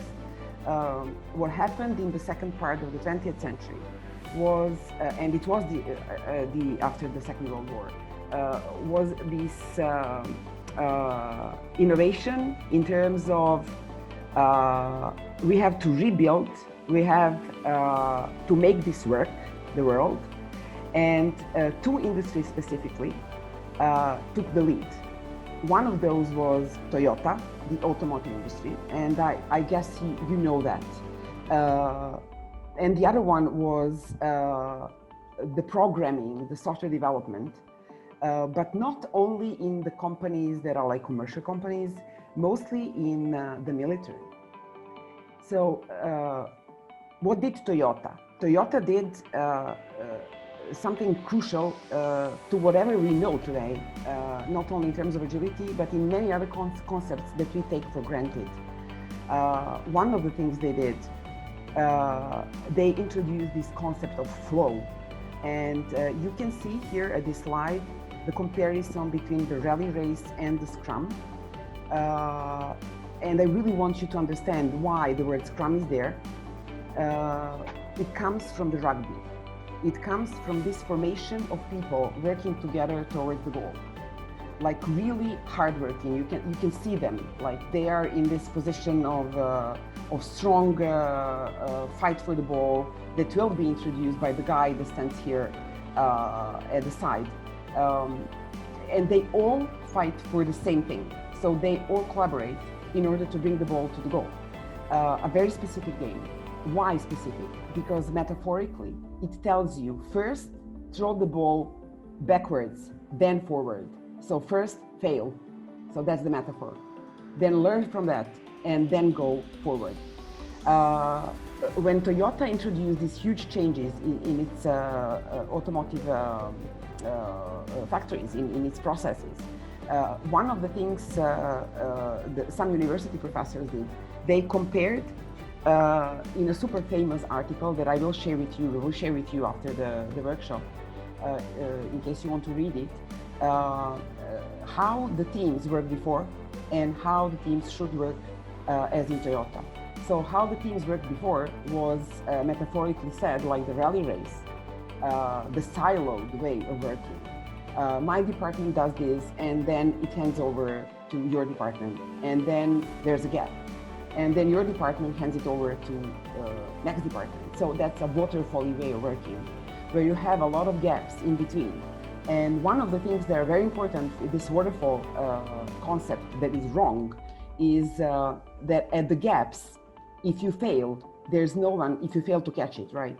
Or if you fail to understand what has been communicated to you, or what is exactly the requirement, then there's no one else to help at that wasted land, and no one actually is allowed because there is no silo for let's help, with the communication when the communication fails us. Do you see what I mean? If you do, you can say yes, you can show, I can see you now. This concept is super important, it's metaphorical. So Toyota introduced this way of working, and I will give you an example that we are all very familiar with it. The example is described in this book. So I'm sorry if I have a lot of books here to recommend. I'm an educator, so I always have books with me. But these books are really handpicked books. Like if you read those, you won't regret. So the book is this is Lee. The young man on the left describes what Toyota did in its time, like when they become super efficient. And if you look at the subtitle, it says resolving the efficiency paradox. And Demis talked about paradoxes, right? Like these paradigm shifts. The same thing, the same drawing.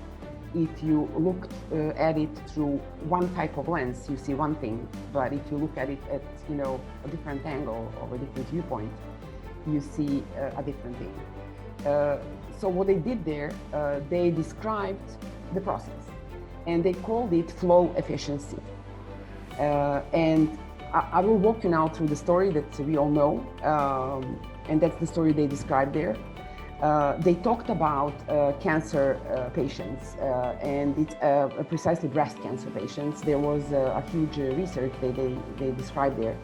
And they say what happened when you go through the health system, when the system is organized as like resourcefully efficient, like everybody does its job, everything is fully used. Everybody works 8 hours a day. And what happens in the systems that are organized according to the principle of flow efficiency? So imagine one day, somebody, I won't say you and me, they say it's not good. Somebody wakes up and senses something like the breath. And normally what happens, people get scared.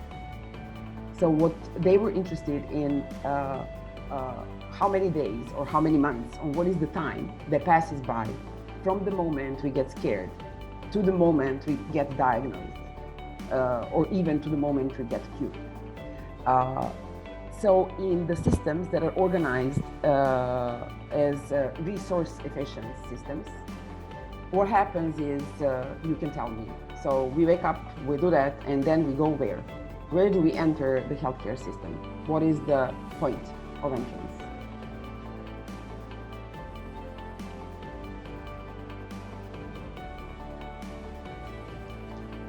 Can you repeat the question? You get scared, so you have something on your breast and you want to go to the doctor. So what is the first door you have to knock on?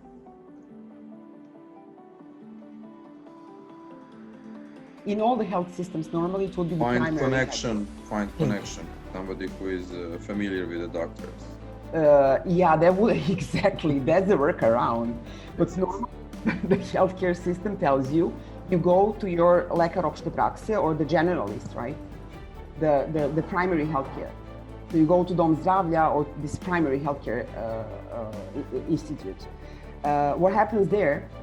There you say what happens. They see it's a complex thing, or it needs further examination by some specialist, right? So normally they will give you something we call uput, and I'm not sure how to say that in English, but they will direct you. They will give you a paper and tell you. Referral. So you go there to the specialist. What you do, you step in. If you're lucky, you don't have to wait in a queue, right? To make queue. Then you step out. Then you walk on the margins of the healthcare system, just so you can enter again and pass the door to a specialist. Then you get examined. Then you have to step out. Then what happens next? Once you get examined, let's say by a pulmonologist or by a gynecologist, what's the next step? Back to your GP. Yeah, back to your doctor, medical doctor, like the first one, or well, you have a diagnosis and a suggestion for therapy. Yes. It depends. because it may be complex. Maybe you need to see the specialists such as pulmonology as well, or endocrinology. And take tests. Yeah. Okay. Tests, exactly. So many times, and we're not exactly sure, who guides us on that margin. Many times we have to step in and step out, And then the diagnosis, most of the time,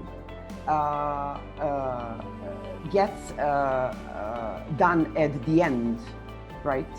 So just at the end. And you are very scared and very confused as a patient. And you ask, as Goran said, like for some connections, you want second opinion, third opinion. And then there's this formation at the end of the process that actually makes the diagnosis and decides on therapy. Do you know what is the name of that?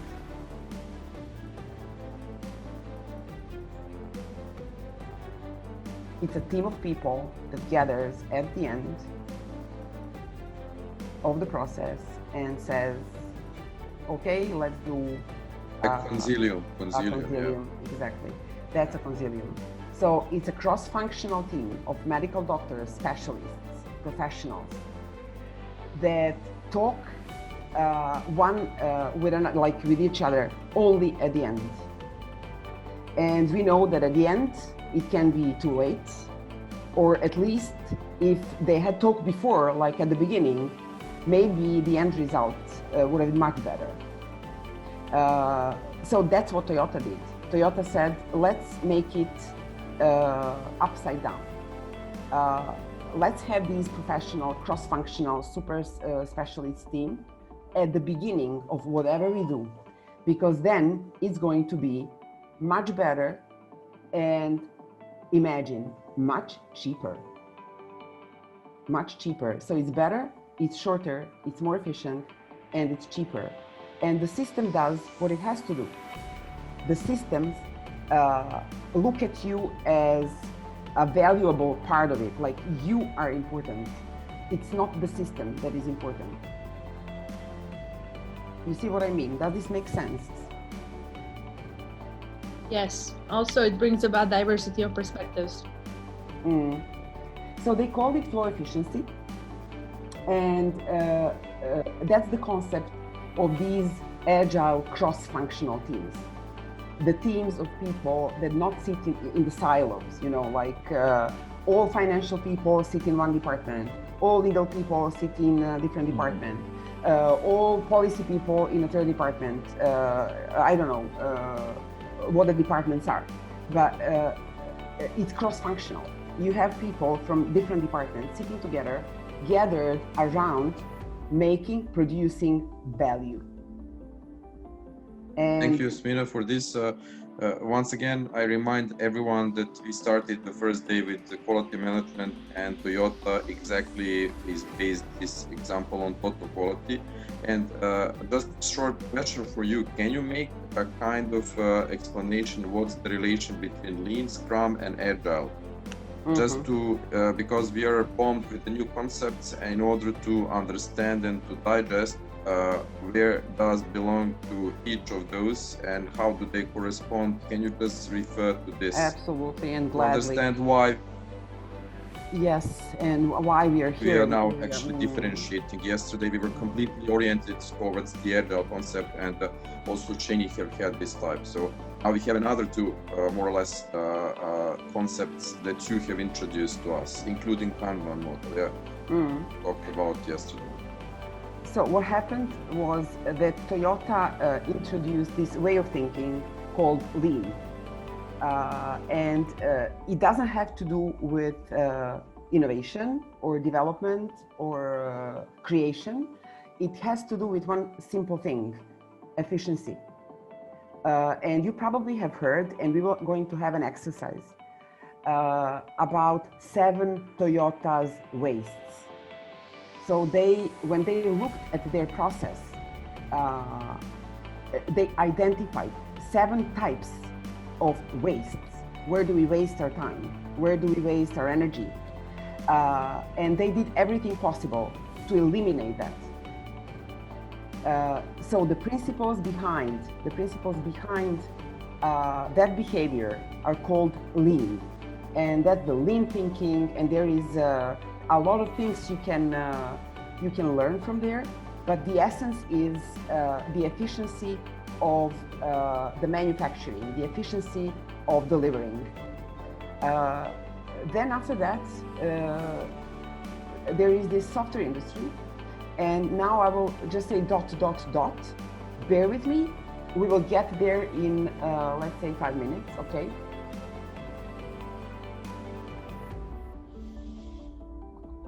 Or even before that. What happens next? You remember that I said this article written by Toyota's Tokyo University professors in the second half of the 20th century. So it was a very important article. And the article is called The New Product Development Game. And it's not a typo, it's on purpose, the new Product Development Game. And that was the first time in 1986 that the word Scrum was used to describe the Toyota's cross-functional teams that were super efficient, like no waste. And that word and the article has been read by a guy called Jeff Sutherland, who invented the first, or at least the most popular Agile methodology ever, called Scrum. But he was not the only one. There was a lot of people inventing other things like Crystal, extreme programming, feature-driven development, Kanban. So if you look at this picture, you will see that Agile is an umbrella, and I will explain how it came into being. But actually many people in the world fought for how we can change our way of work in order to be helpful to our clients, in order to make valuable stuff, not ruin them, not make projects that fail, not waste money on something that we had a lot of enthusiasm for, and then we ended up, as you said, terrified and disappointed and whatnot. So these things, and Scrum is among them, were Agile methodologies. But at the time the processes were born, the Agile word was not there. It came only into being in 2001. When 17 people that developed Scrums, Kanbans, extreme programmings, etc., gathered. So they understood they need to gather and to talk about the way of work for the future, because it was super clear that the way they worked was not good enough. Can you imagine how important that was? That changed a lot of that changed I think the face of the world, really. So they gathered, and for the first time they gathered, they quarreled, human nature. So Jeff wanted its Scrum to be the main one, and then Ron Jeffries wanted extreme programming to be the main one. So they didn't manage to agree. What was the best methodology to be promoted to the companies and to the world? And then they had to gather for the second time. And what happens when you can't agree on one level and you still want to agree and to make some sort of agreement? So you have to go one level up. And since these are the processes, where did they have to go? They had to go and to find an consensus at the level of the values. And I really feel thankful for that. So they came up with something called Manifesto for Agile Software Development. Nowadays, you can really take out the word software because the word is not important anymore. It could be Manifesto for Agile Product Development, for Agile Project Development, for Agile Strategy Development, for Agile Government Development. Why is it so? Because it's an umbrella term. It is so widely defined as a set of values that everything that supports the values, whatever the format, whatever the method, whatever the methodology, can find its place below it. So that's agility. If they ask me, what is Agile? Agile is Agile Manifesto. And if I want to be more bold, I would say Agile is culture, because it is a system of shared values and principles. Here you can see the values. We talked about the values in the previous days. I think these values are diamonds. What they said when they agreed on having this manifesto was, we are uncovering better ways of developing software by doing it and helping others do it. Through this work, we have come to value. And now look the first one. Individuals and their interactions over processes and tools. So human being in the first place. What does this mean? It says, if we have a problem, we won't go and look for more processes and more tools and more solutions. We will sit down and talk. And we will find what the solution is. And then we will test it. And if it's not working, we will sit down again and talk and look for some real options. So this manifesto is actually some sort of a,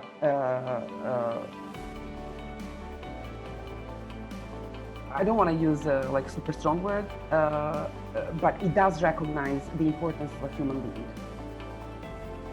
And then if you go further down, you will see that coming to the horse, we saw in the first picture, working software, working product, working government, working e-commerce, working e-government is much more important than having it written down on paper, all nicely put.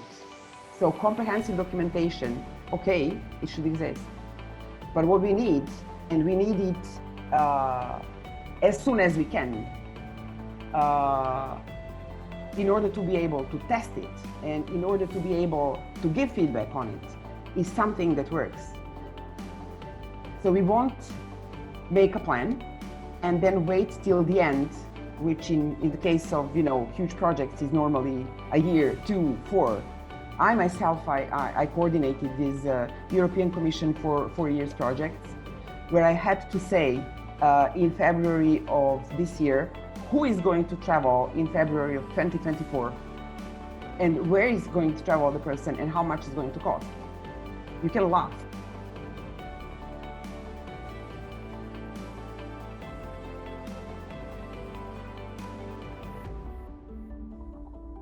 Sorry, I lost you. Can you hear me? Yes. Okay. What was the last thing you heard? Exactly the last thing you heard. The last thing I said. Last word was lost. Okay, excellent. Good. So it was in this. Okay, that's it. So working software, working product, working something. We want to have it all the time working. Like even if it's super rudimentary, even if it's just the login functionality for an e-platform or e-government. Let's see if it works. Let's test it every now and then. Let's test it as soon as we can, so that we can get the feedback and make it even better. Let's not wait to the end of the project and get disappointed, because that's going to happen if we wait that much time.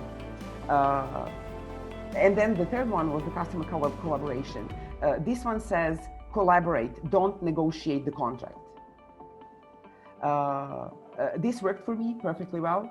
The project I coordinated, I forbid the contract negotiation at the start of the project. Because what happens at the start of the project, when you start negotiating the contract and you have like 18 partner institutions from 6 countries, everybody looks how to provide the budget. Like everybody would say, no, this budget, because you can't really plan. You can't really say, this is what I'm going to do, this is what I'm going to deliver, because why can't you? Because you are creating something new. There's an innovation, you don't know, you don't have a receipt. So I insisted on customer collaboration, so we collaborated, we had monthly meetings, and we did produce a valuable product without contract. Can you imagine that? No contract. And the last one is evolutionary. The last one says respond to change. It's more important than being able to follow a plan, because following a plan can be difficult, but it's easy in terms of you know what to do. And when something as huge as this COVID happens, it's a huge disrupt. It really hits you. Then following a plan, it's not the skill you need. You need to be able to respond to change. And I can tell you, and it's from my practice and also from some research, that companies that went agile before the COVID adapted much more easier to the COVID situation than the companies that didn't have the agility implemented. It's the feeling like it's okay, we are ready for whatever happens. It's not a problem. We don't say, no, wait. We just smoothly move to a different formation. That's what agility brings to organizations, being with families, pairs, teams, enterprises, governments, local administration, students, teacher communities, doesn't matter. It's the mindset. And the last, go on. Interrupt. Do you maybe want to give an example? And I also want to somehow emphasize, I'm really sorry to butt in, but I also want to emphasize that this is regardless of which sort of agile type of methodology they're using. So wherever they are under the agile umbrella, it's always easier to change and transform. Whether you decide in your organization that you're going to use, I don't know, Scrum, or that you're going to use Kanban, which will be the main topic that we're talking about, what's important is this, that you have this mindset, that you're ready for the change. And even if it's not, and this is something that we mentioned yesterday, even if it's not a perfect model or the exact model, as long as you are working across silos, or no silos, as long as you are putting people into the center and you're under the agile umbrella, this helps you sort of get through change easier. So if you have some examples, I think this may also. Yes, I can give you an example. For example, let's say I won't say the name of the company, but I will say the industry. Two examples. One example is one bank. People immediately switched. Like they were so used to this flexibility of mind, like changing was their normal, they were so used to giving feedback and to adapting and adjusting and asking themselves, does this work for us? How we can change it? What do we change? So that's the crucial thing. So when the COVID started, like it starts today, and tomorrow we are all online, we have the tools, we know exactly what to do, and the collaboration is super smooth. Meaning, we set up the Kanban board in an Excel table, like nothing, no cost involved, in an Excel table, and people self-organized on how they're going to communicate with each other because they were used to self-organizing. It was such an easy thing to do. They didn't have to wait for their bosses or their managers to tell them, do this or that. They were empowered to make decisions on how they are going to organize. You see what I mean? And then day by day, it felt like really not much happened. The product grew, like the development was not disturbed at all.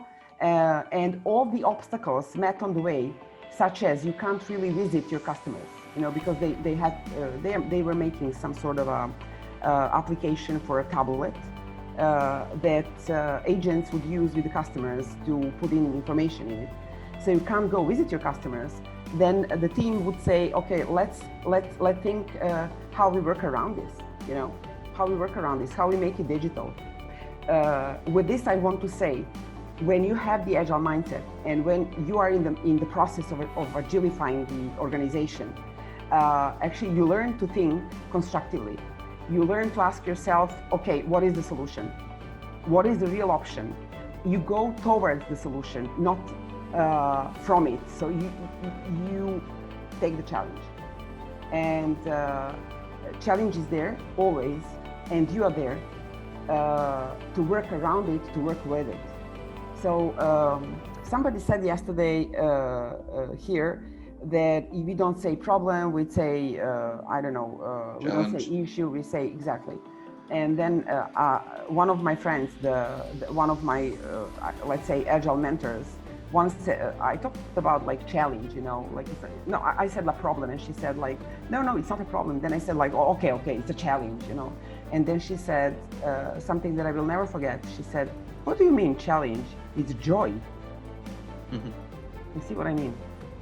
I like also the comment of Dimis. He says, like physicists, management theorists, and practitioners have been trying to invent general theory of everything. Big egos try to impose their own as the greatest thing over design. It's better to accept that positive contributions come from many directions.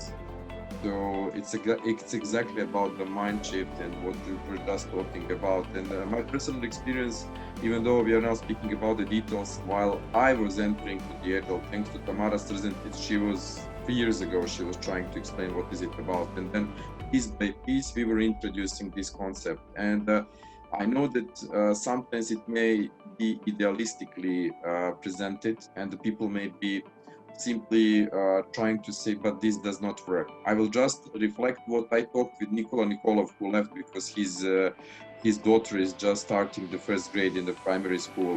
When exactly speaking what you told us to talk about, have we had any frustration regarding waterfall management? He says, no, I have never had. And I was surprised, and I said, like, how come?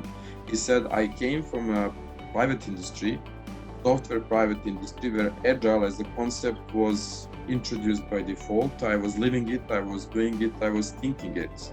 When I came into the public administration, of course, there was to a certain extent a lack of space and freedom to do exactly what has been done in the previous life. However, I was accustomed pretty fast because I just understood that I need to use hybrid. In a sense, something in between waterfall and Agile, and everybody accepted it because finally everybody will look after the results. And of course, everybody should be at least psychologically positive and healthy. We understand that the majority of us do have this joy when everybody is happy around us. So it's also something that comes up after we have a good results. Thank you, Warren. Yeah, it's well, you know, I created this movement, Agile Humans, because I really believe in this individualistic point of view. You know, when you have people with their experiences, and the experiences are so diversified, we don't learn from the same books anymore. You know, we learn from, I work with students, like I teach at university, this is my 22nd year, and I can assure you, teaching like 10 years ago and teaching today, it's a totally different thing. You know, you have to customize what you say, because different people, different knowledge, different experiences, everything is different. And I think we can feel much more empowered today to co-create ourselves with the rest of the world, you know, than before, because everything is so available, information is there. The only thing we can, and we have to be scared of, is how do we deal with that quantity of information? You know, how do we go through the mass and find what's valuable? So individuals and interactions, I think that's the key thing in product development, in value creation. We all know how to make cakes if we use the receipt, you know. I mean, we do.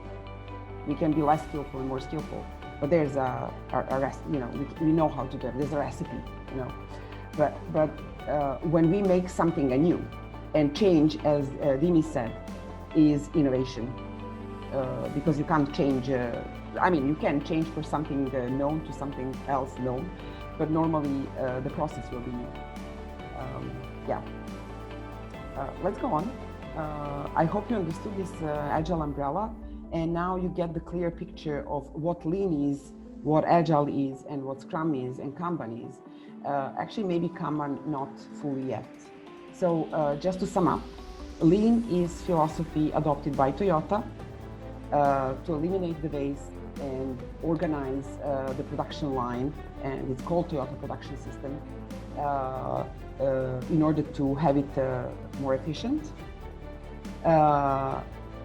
Then the guys from Tokyo University called it Scrum, for the cross-functional teams of Toyota. Then the guys from software industry saw the word and read the concept and created Scrum methodology. Many other people created other methodologies influenced by who knows what.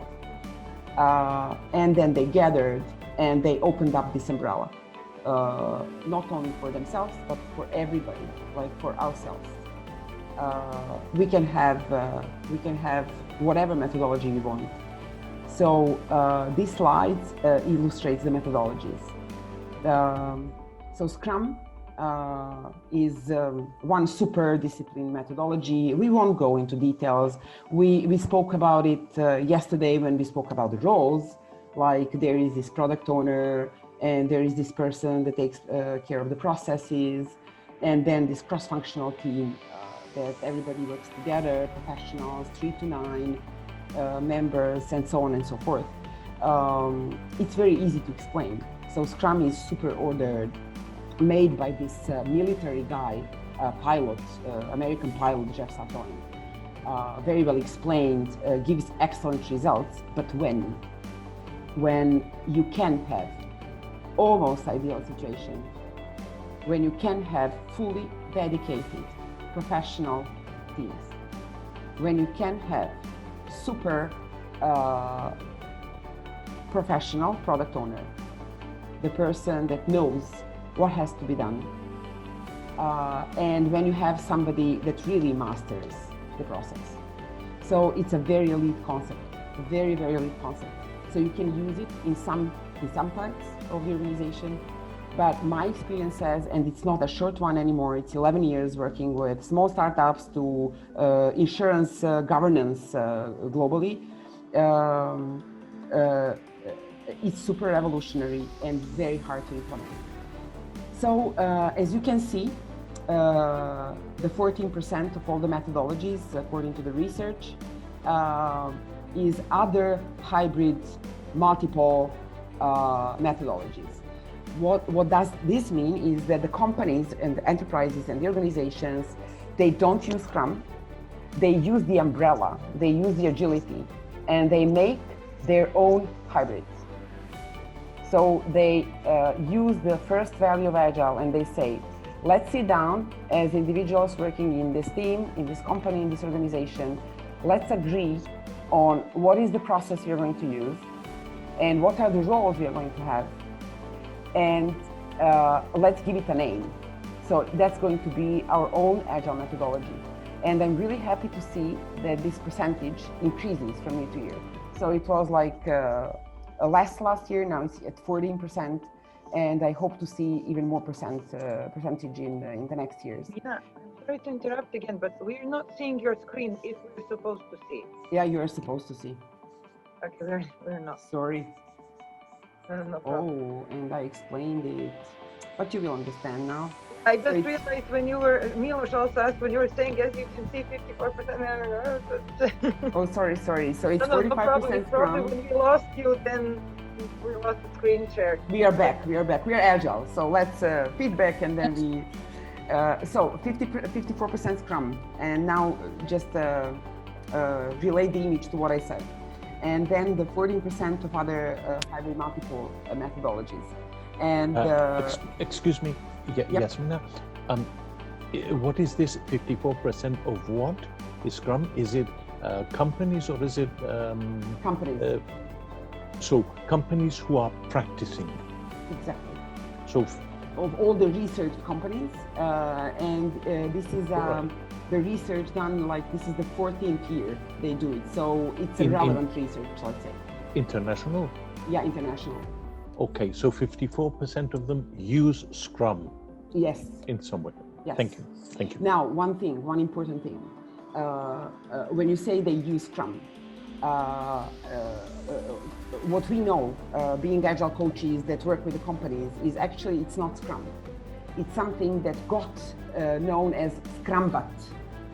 Why? Because when you go there and you say, okay, you use Scrum, do you have a product owner? They would say, no, yes, we use Scrum, but we don't have a product owner. Or yes, we use Scrum, but we don't have a retrospective. Or they say, yes, we use Scrum, but our dailies are much longer. So it became known as Scrumbat, like Scrumbat. So it's not a proper Scrum. Why? Exactly because what I explained. It's very hard to implement it, very, very hard. You really have to have resources to be able to have it. And then you can see other methodologies here. 10% uses Scrum and some hybrid. 8%, imagine, uses Scrumban. It's a combination of Scrum and Kanban, and so on and so forth. I really don't want to scare you with these names. It's not important.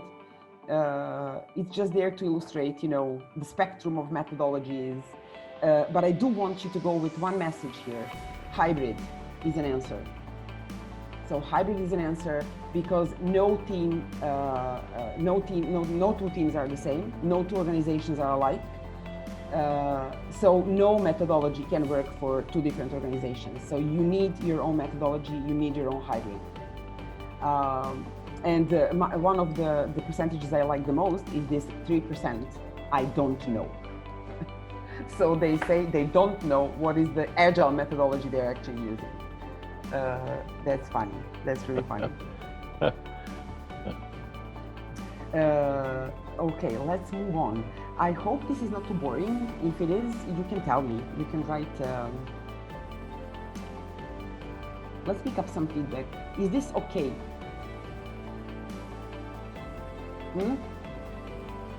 This is I know great. it's very theoretical.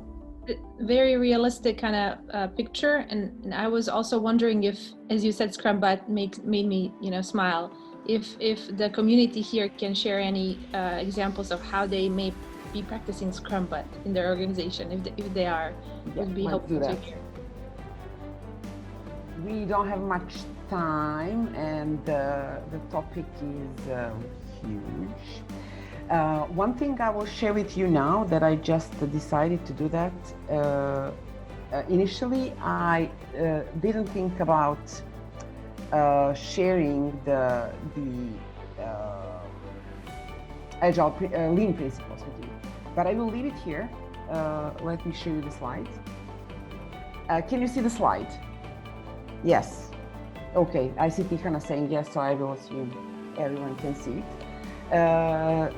So here you can see the 7 Lean principles, and of course a book that you can read when you have time. It's an excellent book from Mary Poppendick.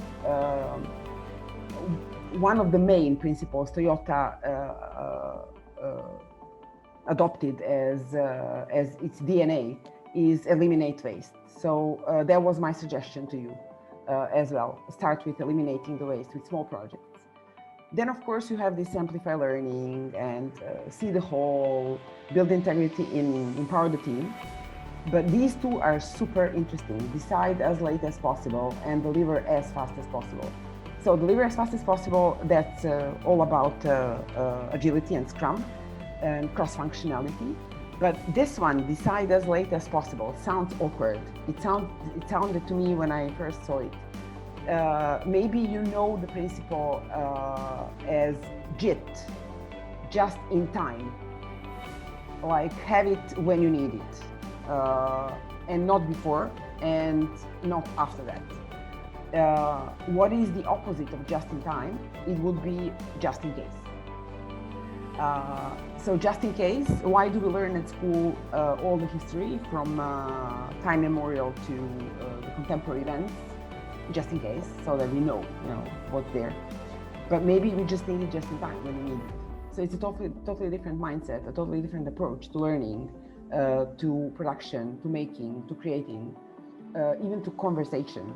So decide as late as possible, or just in time, is something that actually made Kanban possible. So that was the principle. And I will explain now why. What you're going to see now, and you're seeing it now, is two pictures, one from Toyota and the other one from Disney, from software development. And the third one above, a Kanban card, a proper Kanban card. So let me explain this. This picture where you see the man on the left standing in front of something that looks like shelves with some cards, actually that's a proper Toyota Kanban table, let's say so. And the small cards that we can't see, we can't read, are the cards that you can see augmented here up where it says part description, part number, and so on.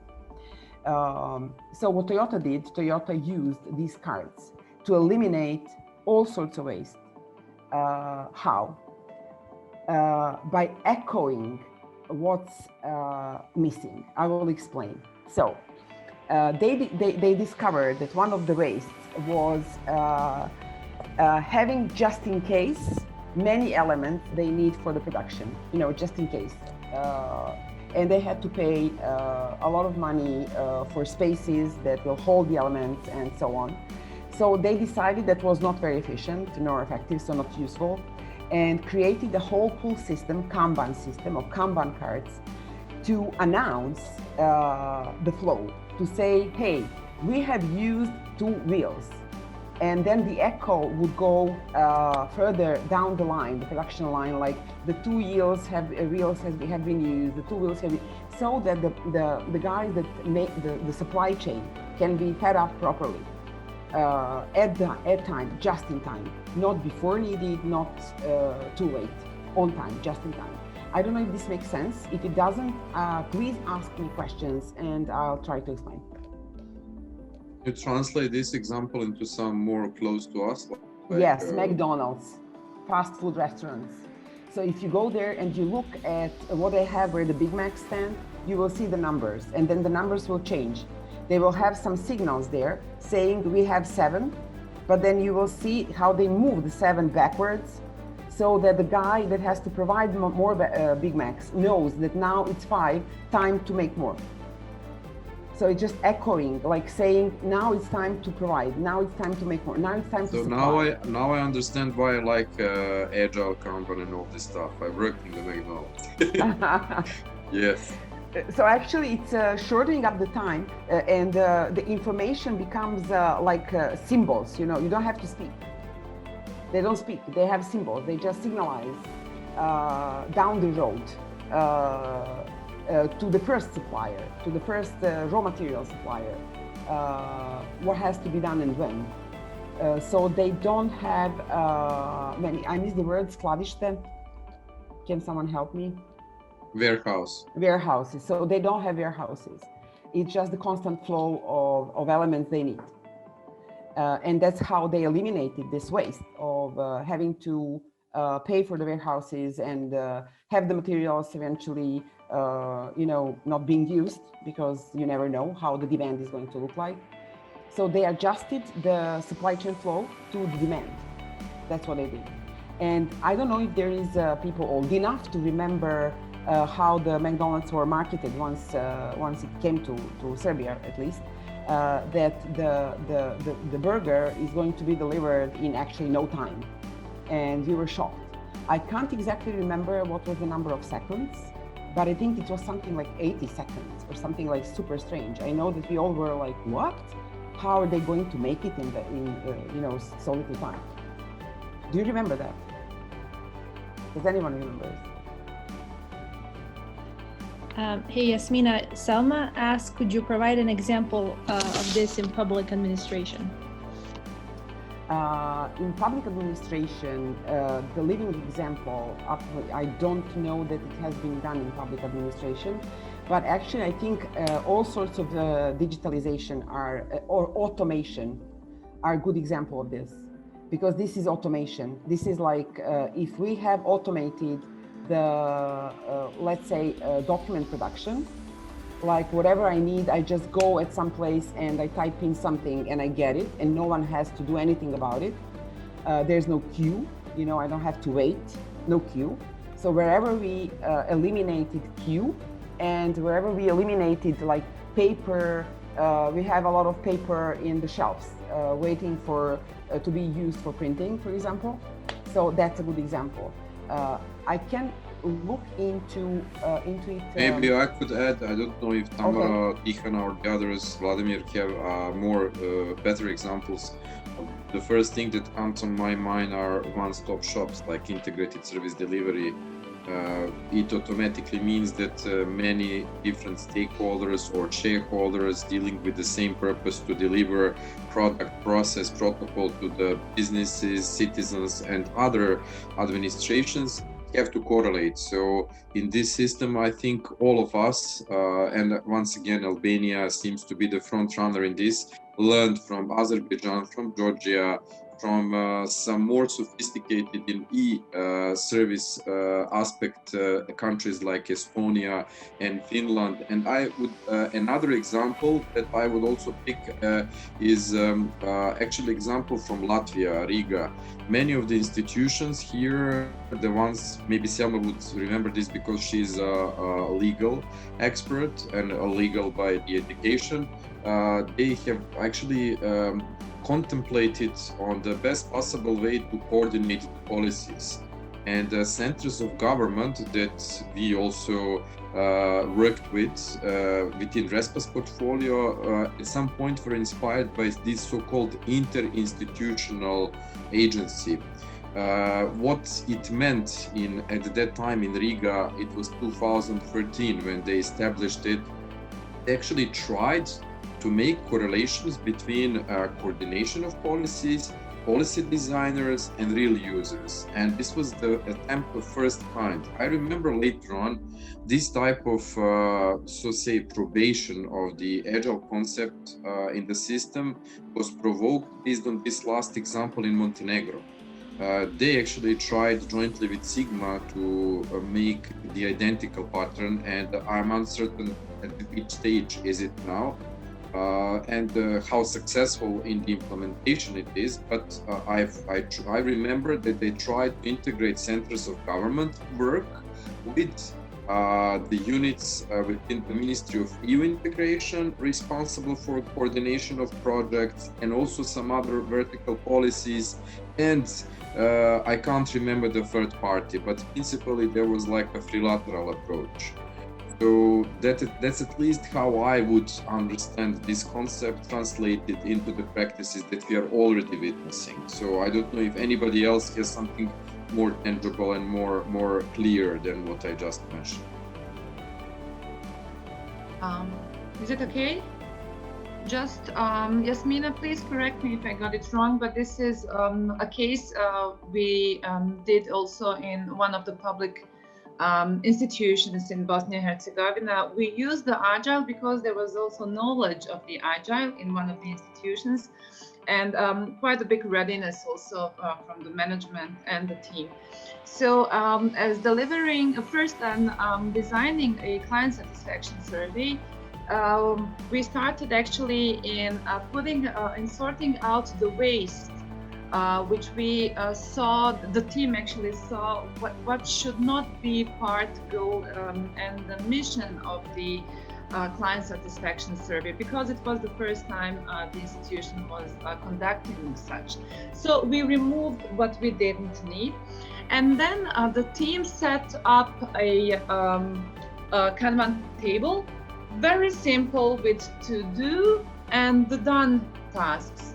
And because we had to structure the questions, and we had to structure the to segment the groups of the population and the institutions which will be questioned about the satisfaction of the services. So then we collected everything again, also on the table with the findings, and then we got to the very nicely and very smoothly to the improvement plan. And this is actually a very basic knowledge or utilization of the Agile and also of the Kanban methodology. Very simple also to use in every day basis. Yeah, but that's how you start. That's a good start. That's excellent. Yeah. That is really, it seems like simple, but actually you can't start complicated Kanban. I will explain in a bit. You have to just start sorry, simple. I have also one good example. Maybe Tamara, if she's still awake, can complement this. But last year we have had the mutual visits. I was actually visiting her team, and I saw that they're making some wonderful practical models of getting the people from different ministries working on the same thing, that is to understand how they will provoke, maintain and sustain multifunctional teams. Something like change agents. Mm-hmm. And it was a bit odd to me. I was just asking myself, how does this function? And she did explain that the institutions, in our case ministries, are getting the invitation to be part of this innovation office. That is probably something that we could reinvent within the ministries of public administration. And they were offered a 7-week syllabus training where they would, instead of going every day to their job, actually be part of the team who would introduce all these different models and practice it. So I was just 5 working days over there. So I saw that they were experimenting with StrengthsFinder, with the Agile, with the design thinking and many other methodologies. But they were very intensively provoked to act, to produce, to consult, to express. And I also understood the beauty of these things. So finally, when they're getting back, they get these alumni with whom they're constantly working, mentoring, coaching. They do also interact between one another, the ones that were part of the team, ones being brought back to their institutions. So there is informal interministerial dialogue brought and maintained by those alumni, plus they have mentors in this office. Tomorrow, maybe some unit for change management within ministries of public administration, or however it may be called. We already did a lot within quality management, and we were actually trying to institutionalize. Many of the countries did accept this model. Many are already successful, like Bosnia and Herzegovina, North Macedonia. So I would assume that this type of approach would be mainstreamed and would not inevitably lead towards huge rejection and so on. Of course, you would say, we don't have 7 weeks. Okay, let's try with 5 days. Let's try something similar to this and then maybe upscale it and maybe make it like on long run. So this is something that again goes on another side. How do we prepare the people for this? Because previous 2 examples were something that we're already witnessing. But this was more like methodological approach to, if you would decide to do it, how you may plan to do it in your home institutions. Just to clarify one thing, when I got the question like, are there examples of this Kanban thing in the government?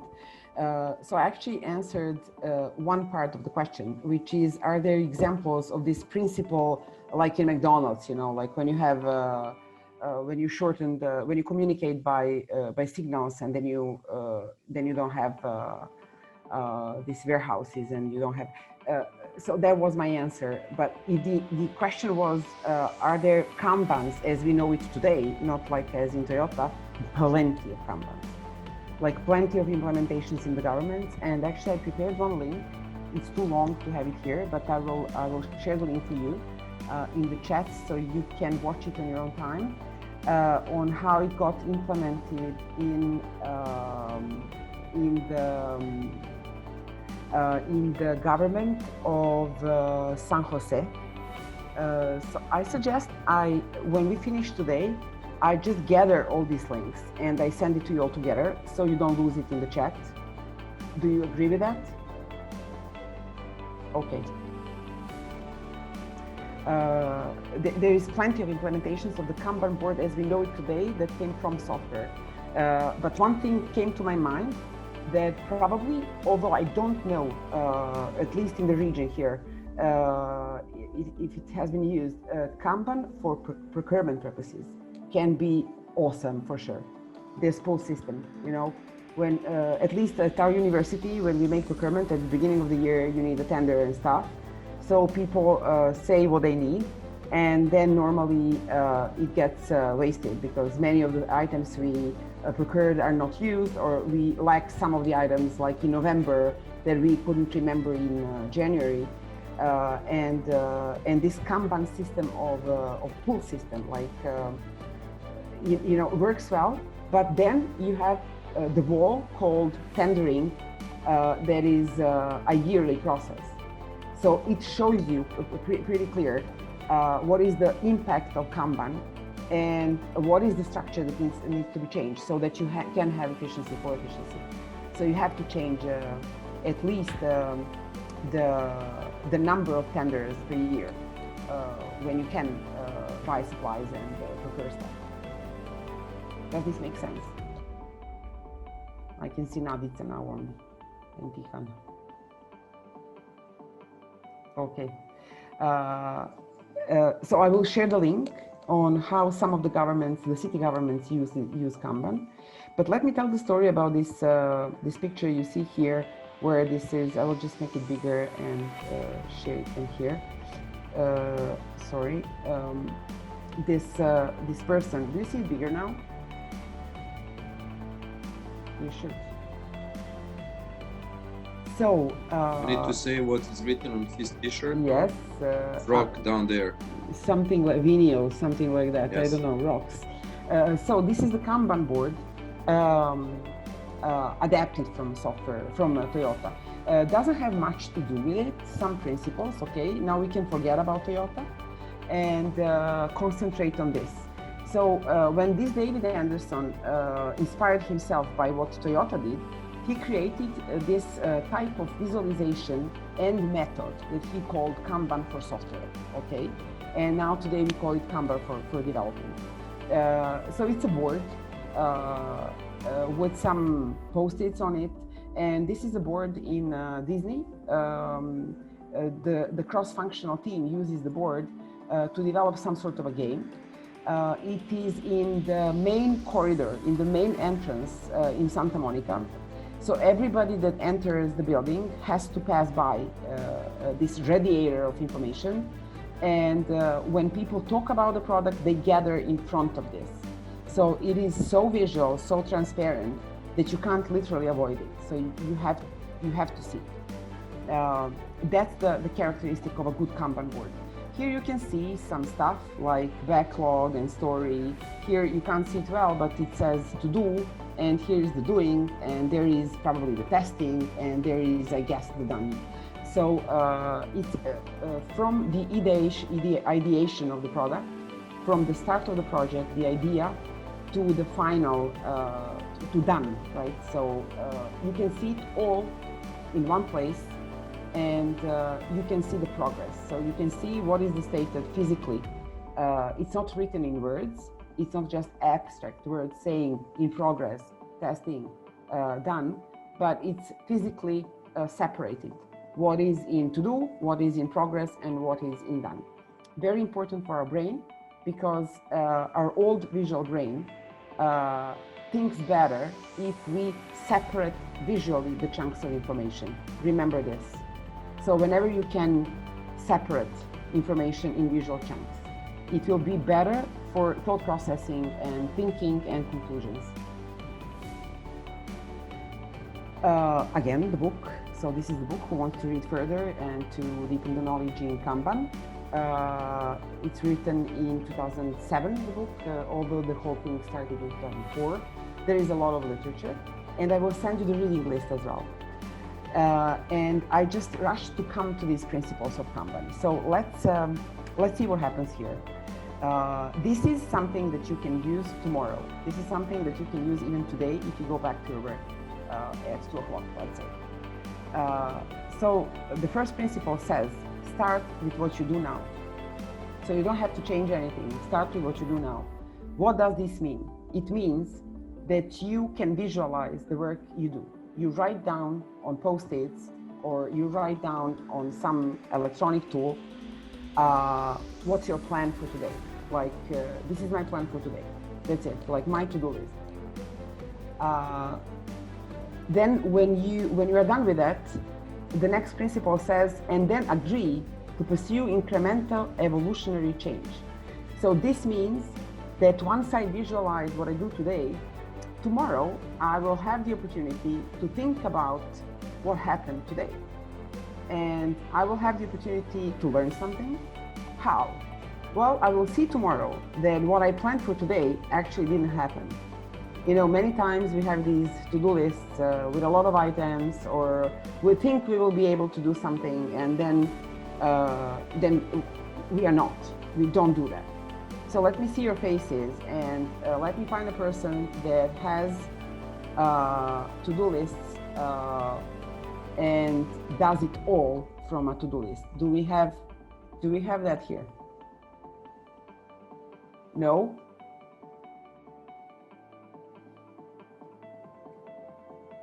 Yona is the one. Can you speak, Yona?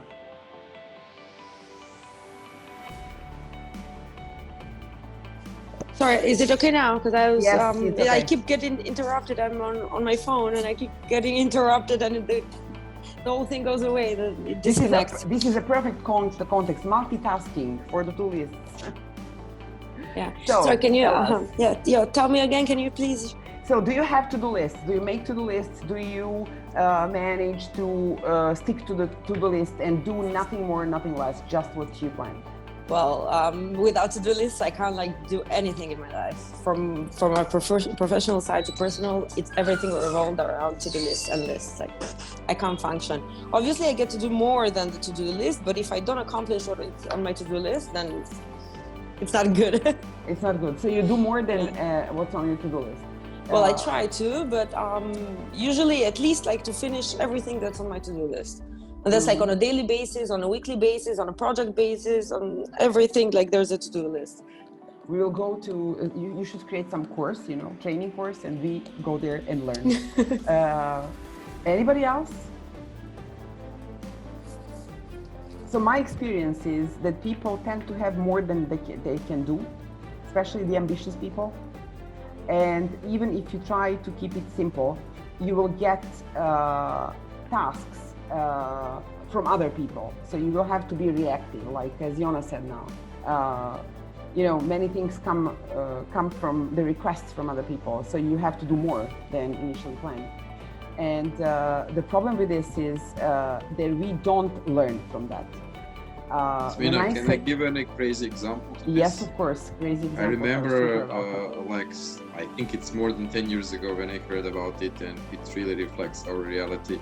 I was speaking with colleagues who were dealing with the projects in the education and in Serbia, and they were invited to the study visit to Ireland, which was finally realized. So everybody from the team from Serbia had to prepare some presentations, professors, teachers, and so on. And the reaction after a very successful and interesting presentation on the successes, results, and of course, future plan for the time slot of 5 years was amazing. But then when they were discussing the plan for the future of Serbian part for 5 years, I repeat, they were a bit silent, Irish colleagues. And then when they were provoked to reflect on this, they said, but this is a plan for 50 years. And then the overall, what I'm trying to say, what we are also witnessing many times in the Balkans, individually, but also as a teams and as an institutions, we are usually making megalomaniac plans. And not always the indicators help us. Sometimes they clean up a bit of this mess and then make a certain articulation of what is possible and what is optional. However, I think this is quite good, and I like the word incremental in this second principle, because it really reminds us that step by step and achieving one piece and then another is something that we can easily uptake, and we usually forget, because many times we are satisfied only when we have a full product, the full picture, full service, when everything is over there, but not necessarily. So thank you for sharing with us, especially this very second principle, which provoked me to give this example. So megalomania is something that we are many times confronted with when we want to make realistic plans. So to-do list versus incremental planning and evolutionary change is very important for me. There is much more to it, but I just want to explain this simple, thanks for the example, this simple concept of the evolutionary change here is when you or your team, imagine you write down today whatever you have to do. Tomorrow morning, you appear there for 50 minutes, something that we call like a daily stand-up meeting, and you look at the list from today and you say, well, this is done, okay, but this is not done. And then the communication starts and you say, but why? You know, why I skipped this? Why I didn't do this? And the answer normally would go around, well, something else came up, or I didn't have time, or I wrongly estimated, or I just didn't feel like doing it.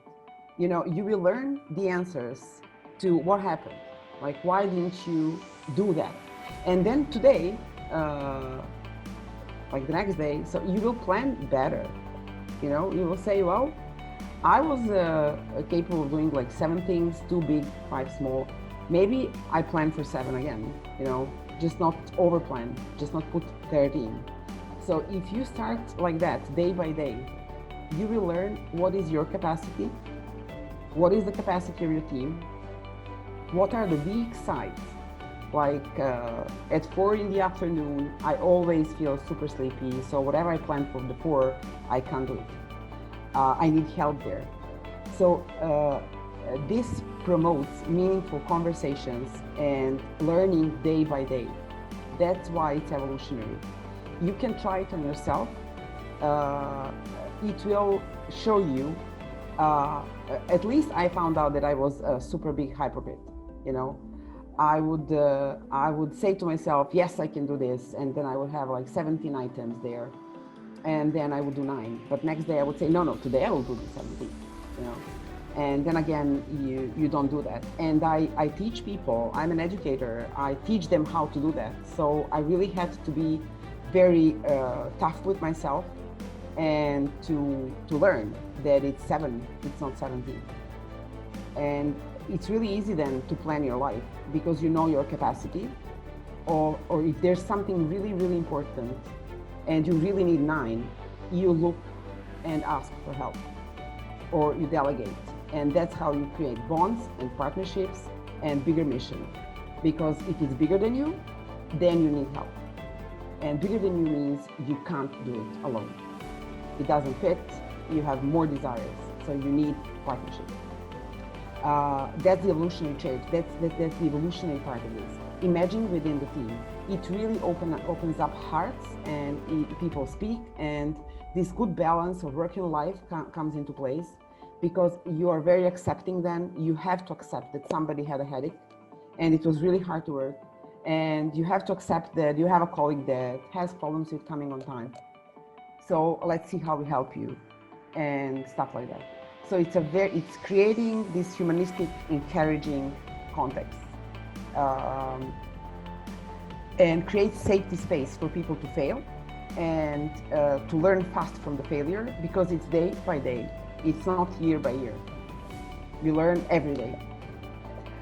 And then once you have that in place, you will hear like, yes, you know, but then people react with fear if you're gonna change their roles or their payment or their position or their authority. So Kanban tells you, it doesn't matter really. So keep the current process, keep the current roles, keep the current responsibilities and titles. It doesn't matter. Start with what you have and then learn day by day. And what happens today or tomorrow and looks super scary and fiery will not look that scary in a month time. It will be more acceptable because a lot of communication happened, a lot of openings happened, a lot of risks analysis happened, and people simply come to terms. So it's really easy. You just start with what you have, and you can start with yourself. What do I have? Let's visualize that. And the last one among the principles is encourage acts of leadership at all levels in the organization. So we can understand that this in many, many ways, but I will offer you one.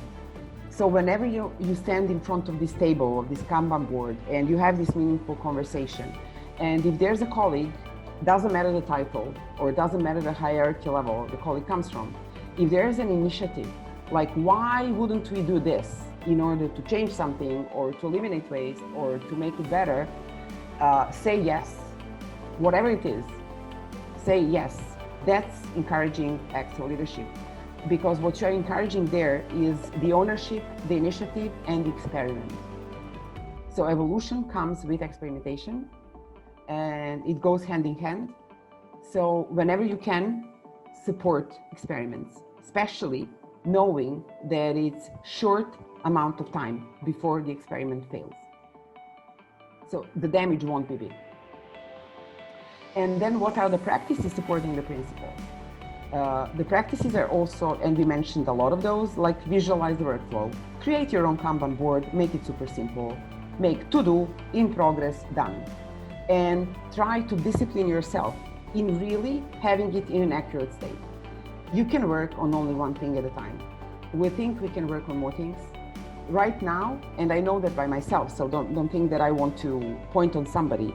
So we are on online calls, and then we handle an email, then there's a phone call, we listen to the webinar. It's this context switching all the time. Like, it's not just the multitasking, because there's no multitasking. You do one thing at a time. It's just like you are in 3 different contexts and at the same time, meaning in the same hour. It's very damaging for how we are conceived. So we are not good at it. We are much better at focusing. So when you visualize the workflow, just keep in mind, there's one thing you can be focused at a time. So have one thing in progress culture. Don't cheat yourself. Don't have 3, because it's one that you can work on. Once the one is done, you can pull in the next one. So that's why Toyota understood that very well, the pull-in system. So once you spend something, you can have more. And they call it limit work in progress. This means my limit for the work in progress is 1, because I can work on only one thing. Maybe I can handle 2, I work on 1, but then every 10 minutes I check something. Okay, that's acceptable. But what is the limit work in progress for my team? If I have 7 members, maybe it's 7, maybe it's less than 7, because we need to help each other. We need to work in pairs. So what you do, you actually count. And you say, today my team did, I don't know how many items, and let's limit this work in progress, and so on and so forth. So you work with this learning on how efficient I am, how much I can do in a limited amount of time. Yes. There may be a relevant question in a chat box. Sorry, I don't see the chat. Can you share? Oh, I can. Yeah, I'll read it. Vladan is asking, how do we focus on one thing, as most of us civil servants work few jobs and try to multitask on daily basis? I think it goes back to how do you quantify how long everything takes and prioritize accordingly. Again, that's an excellent question. And it's not, trust me, it's not only the public services. It's everywhere you go where there's a huge organization with hierarchy and a complex portfolio. Like a lot of things are going on. So the answer is always the same. There's no answer. So you have to start with what you have and think about what's wrong with it. Like if the multitasking is the problem, and it is, there is a lot of projects going on in a day, on a daily basis. So you ask yourself, can I limit the number of projects I work on a daily basis? Can I work on only 3 in a day? Maybe I don't have to work on the same 3 projects every day. Maybe I can have super dedicated time slots for each of the projects, and then I switch off my phone and everything.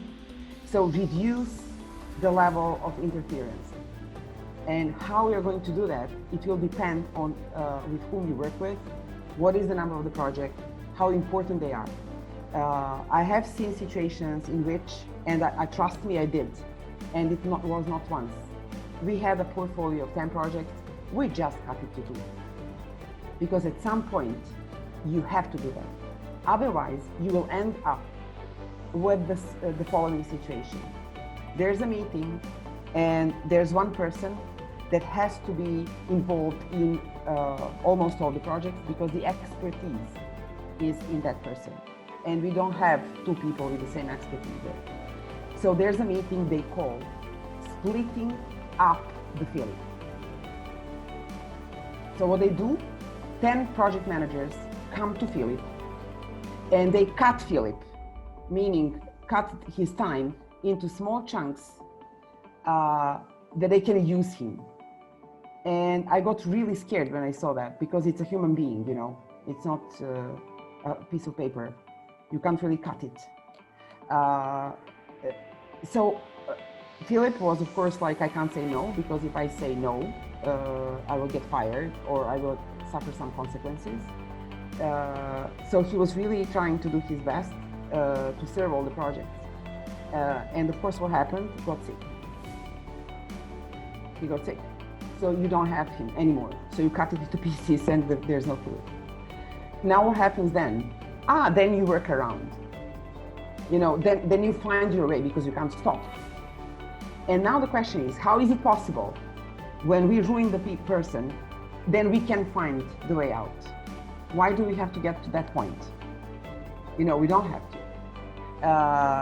And then what we agreed on was like, okay, this is the capacity we have, and the capacity is for 2 projects. So let's do these 2 projects as you know, like meaningfully and to the end. And then we will see what happens next. What happened? Nothing. So they did 2 projects and they took more projects and so on and so forth. So nothing bad will happen if you just cut off what you can't make, because at the end of the day, you will not be able to make it. It's simple. Have I answered the question?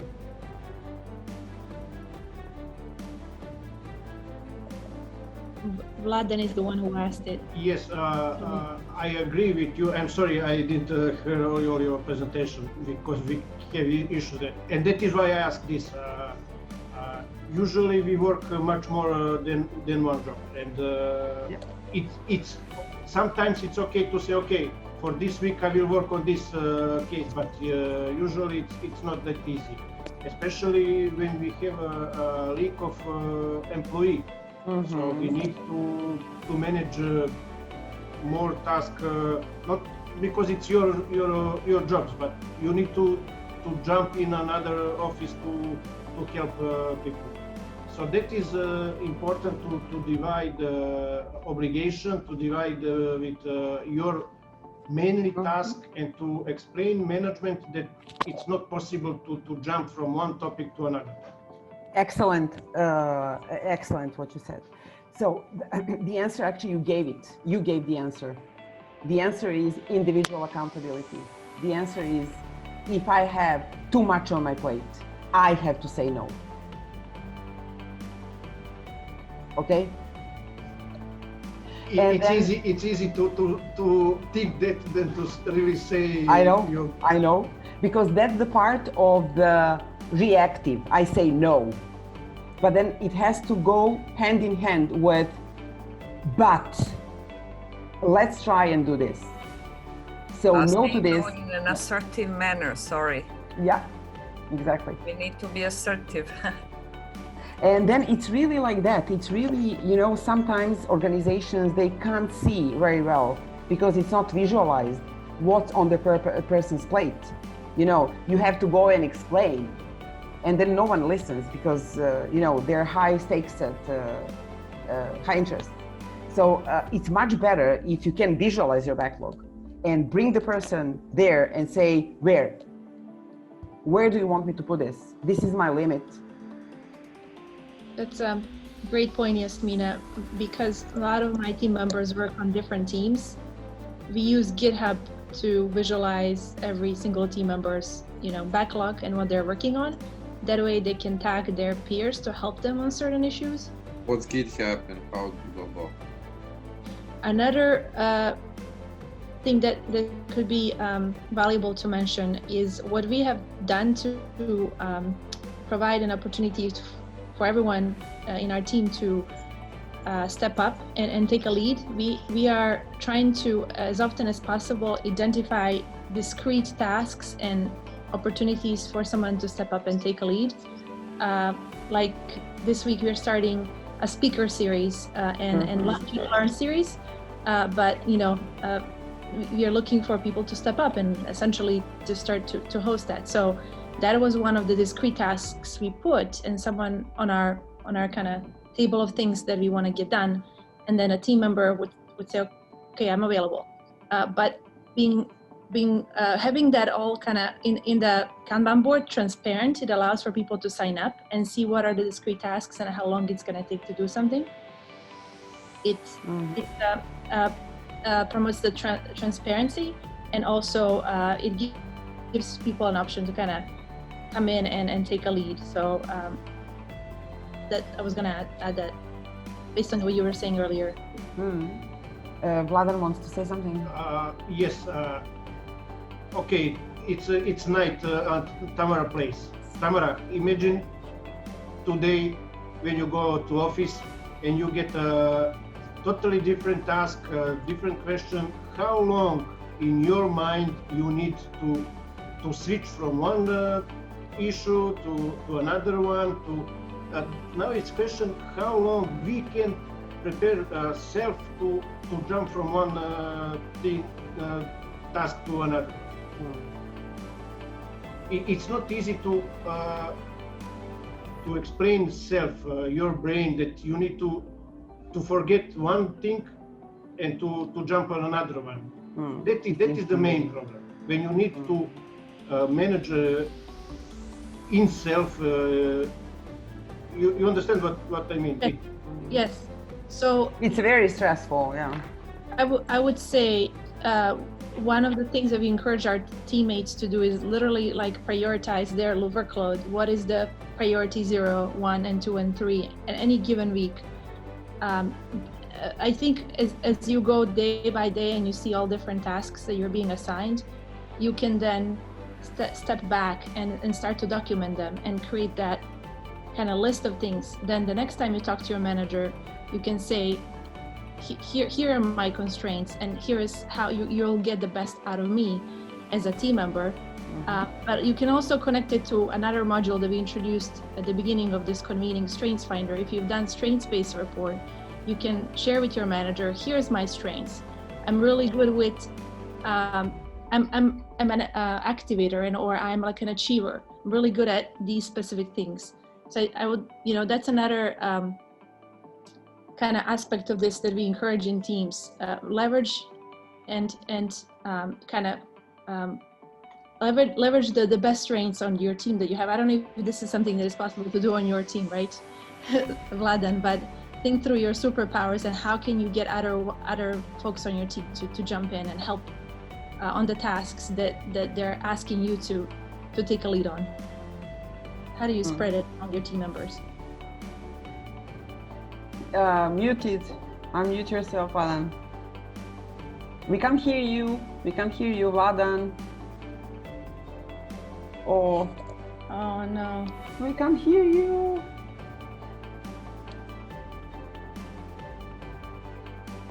Oh. He has we can't hear you. You're muted.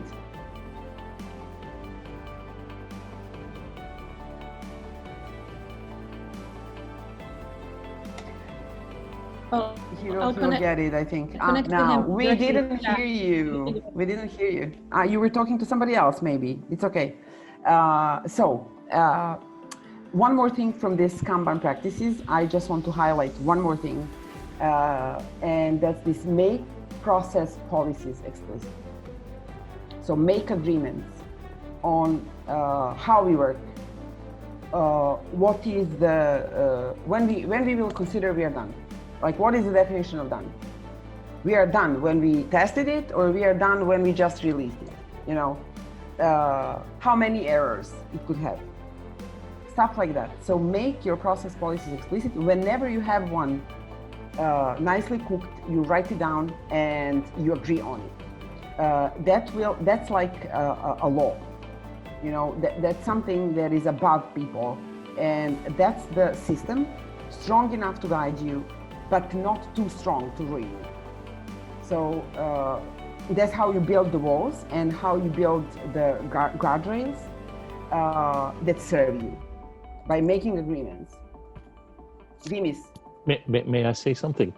I'm looking at the principles, and what you just said is, when you have a process, agree on it and implement and respect it. I'm looking at the Kanban principles and practices that you have.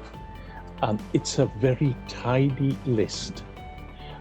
There are two little parts which might be a little too tidy. The first one is respect the current process, roles, responsibilities, and titles. This is very Japanese.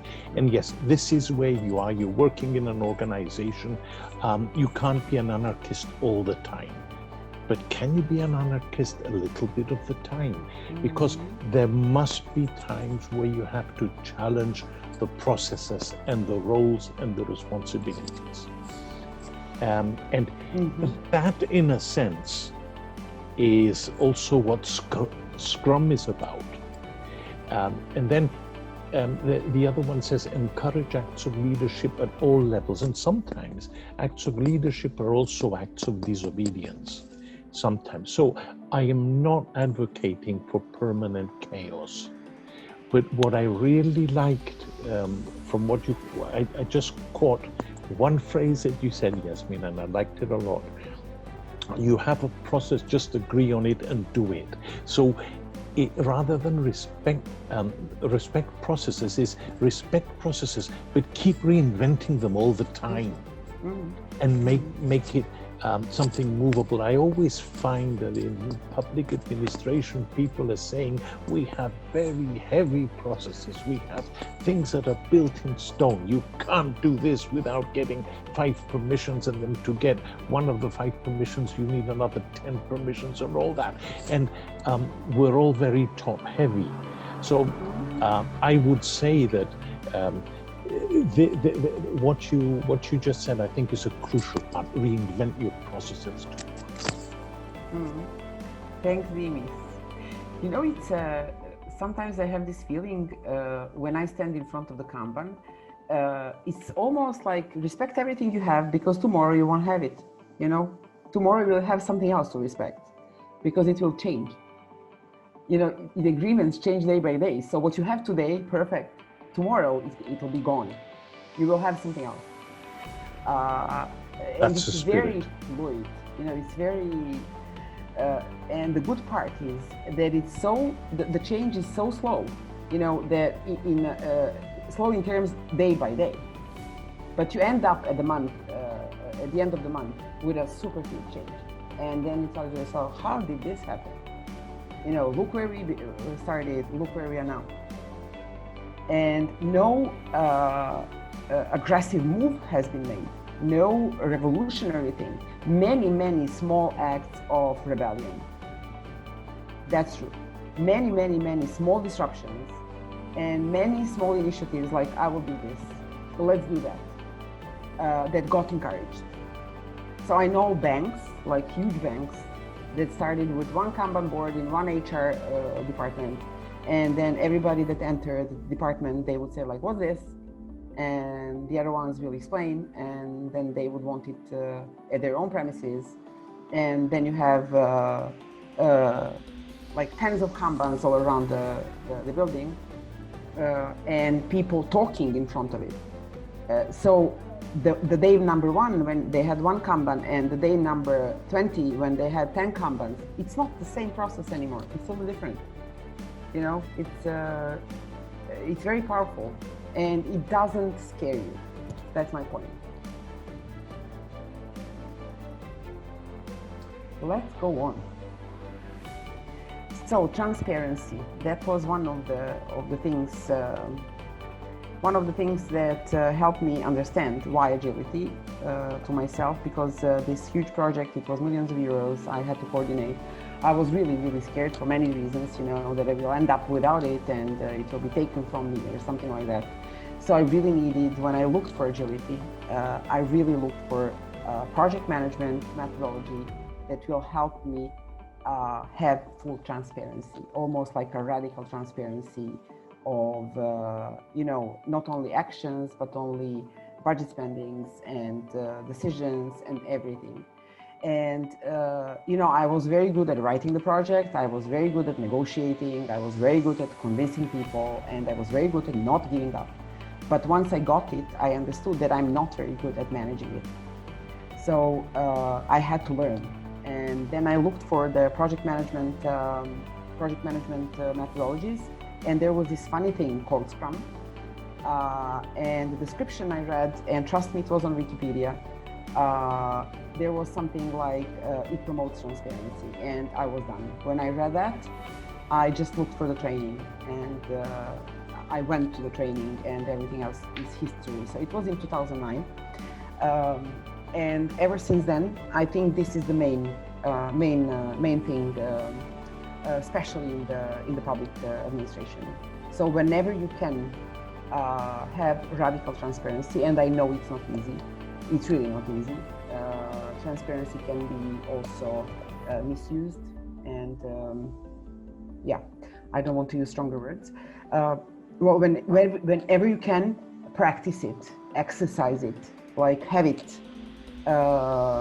Because otherwise, whatever you do, if it's not transparent and visible, it will not work. It will be prone to becoming a victim to whatever egos or politics is going on.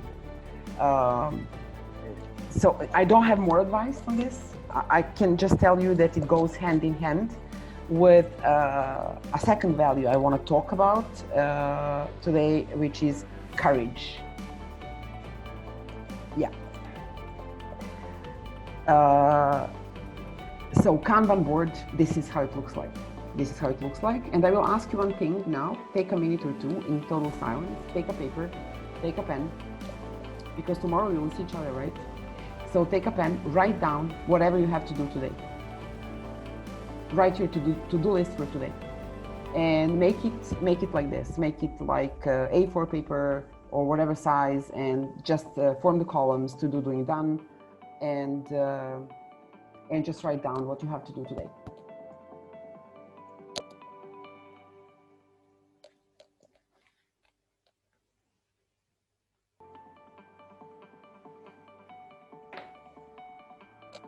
I will do that too.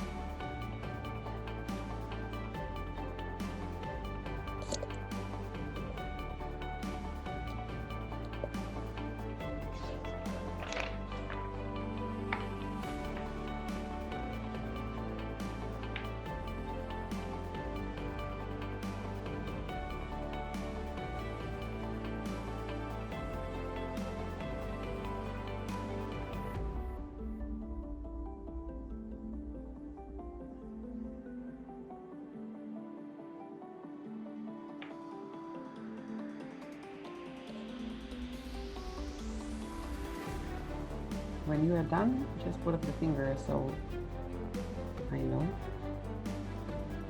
The thumbs up.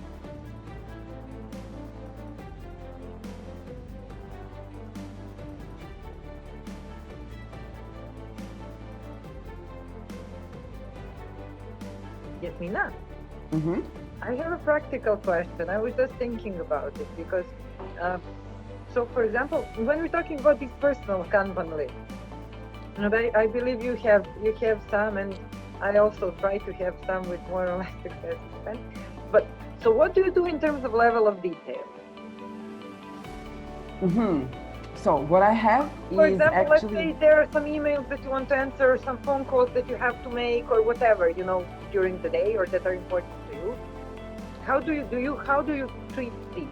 I mean, this is also in terms of business. I think it's also a relevant question. Yeah, it is. It is. So what you find out once you start with this small to-do list is that you actually need a bigger backlog. So you need to know what your life is focused on in these days. So I have this backlog list where I work with one client, not two. I have some activities, there are daily activities, and I have a dedicated time slot in a day when I answer emails. So I don't answer emails all day long. And it's super dedicated. So there I call people, I answer emails, I do whatever needed. And then I have this academic career, like a big time chunk, right? Then I have some activities there. So I keep it always time boxed and with a dedicated time slot. So I'm pretty much sure like that now at this very moment, I haven't got any email or I don't have any urgency because it's totally controlled in the terms of everybody knows that I'm here. So I don't need to think about anything else because it's visible. Who sees that? My best friends, or I have my calendar shared with my best friends, my family, and my coworkers. Great. But it's strange. It's strange, but it took me a while to get there, and then I understood I had to do that. And of course, you fail. Of course, you always fail. It's that's how it is. You have to live with that. No, but really the level of granularity is, you know, for me, this is a challenge, you know. It is. To get it just right so that it works for me. And for me, it's the quality issue as well. Like, it's not only, can I do it, but now you have to think, can I do it well? You know, and what is the definition of well? Do I need more time to make it more, you know, to enjoy? Because I can enjoy only when it's nicely done. And so on and so forth. So do we have our to-do list? Okay, so I will ask you one thing. From time to time during the day, go to the to-do list and just see what has been done and just, you know, find your system, self-organize, how you're going to keep the track of your actions. And tomorrow we'll see what happens, okay? Good. These are some Kanban board examples just to cheer up this, like this is in Hamburg and someplace in New York, I think. If you walk the streets, not now because everybody is under lockdown, but if you walk the streets before, you could see these Kanban boards on the glasses, like whole buildings would be covered with these post-it notes. And many teams working in this fashion. Of course, you have a lot of Kanban boards that are like online tools, like 30 commercial producers of Kanban boards. And of course, I will suggest one that is free, so you can use it with whomever you want. And that one is this Trello board. So here you have the print screen, but I will show you the Trello board as a real thing. Just let me do that here. So this is the Trello board. I took the print screen off. Trello is one of the let's say Kanban producers, okay?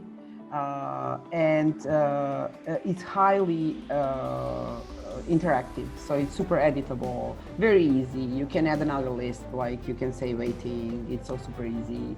You add a card, you say waiting for Marco, Marco to something. Is it free? It's totally free, and you can use it with as many users as you want. So perfect for your government jobs and the public administration. So you can create it, you can invite people, and you can share it. You can have privacy. So everything is free. Of course, there is some premium options, but you don't need it. Trust me, you don't need it. You can do many things here. You can open the card. Look, it looks really nice. And here you can add members, like I can be assigned to this card, or I can even assign myself as I just did it. You can have labels and say this is in the green zone, we are well on this, and you can have checklists and say thing 1 and thing 2 and thing 3 and so on. So then you can check the list once you're done with the item, and it keeps a track. So here you know I did 1 out of 3.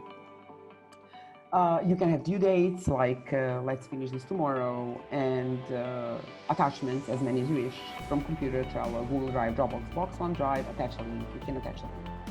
And then you can have some nice covers, you know, you can put up some, you know, nice photos like this one, and it looks really nice.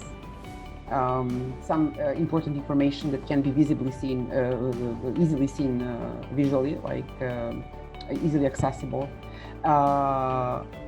You can track your time. You can learn how long it took you.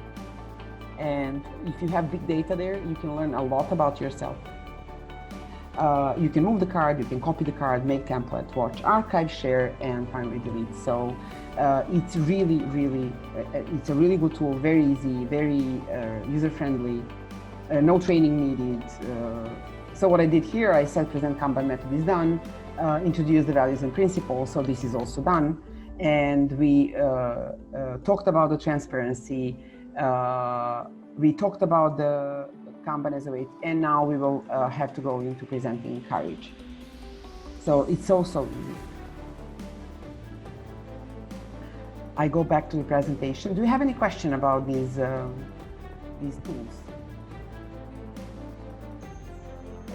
If I can just add something, Yes. Thank you, Yasmina, for everything. So I was using Trello previously too, and somehow I use it for specific things on specific projects to collaborate with people. I didn't use it like more holistically, and I think I will start doing it now because this whole Kanban method Trello perfectly incorporates into that, because you can easily create your list.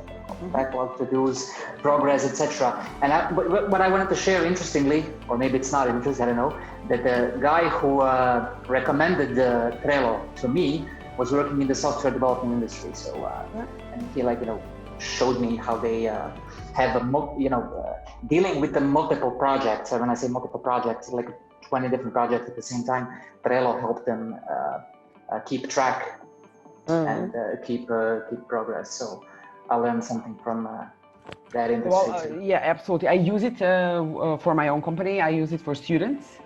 So it was really easy for me to switch from offline teaching to online teaching, because they're used to Trello and Zoom and everything else, because we organize our teaching there.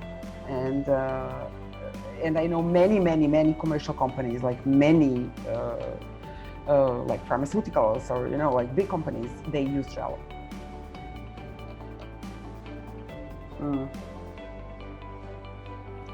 Okay, so here we go. Courage. What you see now, and I really wanted this to present to you, is again Scrum. And you will say, what now? Why Scrum? We are talking about Kanban. Well, Scrum as well. Because we talked about Kanban principles and practices, but look, we said transparency is one of the principles, yes. And then this inspection and adaptation, that's experimentation, that's empiricism. And they say that those are the 3 pillars of Scrum. So you experiment and you do that in a transparent way. You share information. If you don't share information, you're slow. You're slow. You're slower than you can be. You are worse. Because, if you have proper information, you can make better things. So these 3 pillars are the pillars of Scrum, and the pillars of everything Agile, actually. So empiricism, experimentation, and transparency. Now, the 5 values below, and we already mentioned focus. I want to talk about courage now, is the one that complements perfectly well transparency. So even if you take out these inspection adaptation and you just leave here transparency and courage, that's a lot. And I think without transparency and without courage, you can't have real change.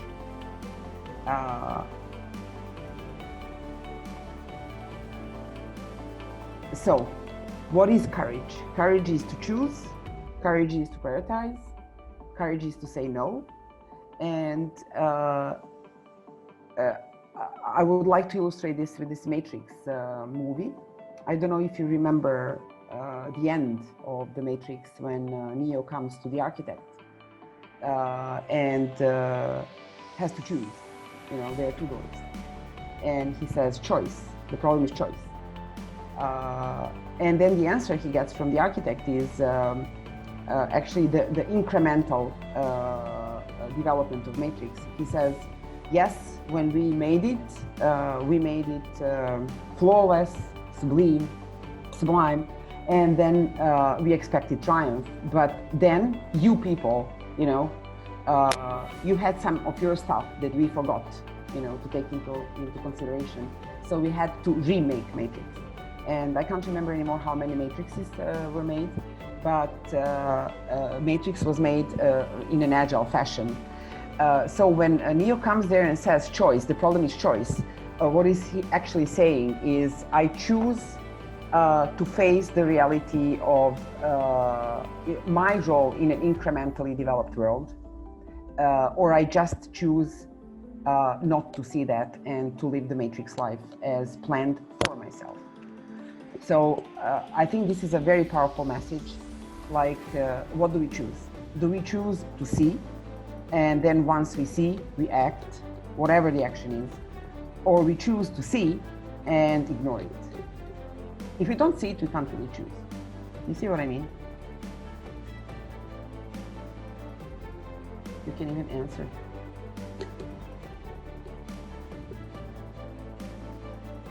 So that's the problem of the choice. And then there is this, the problem of prioritization.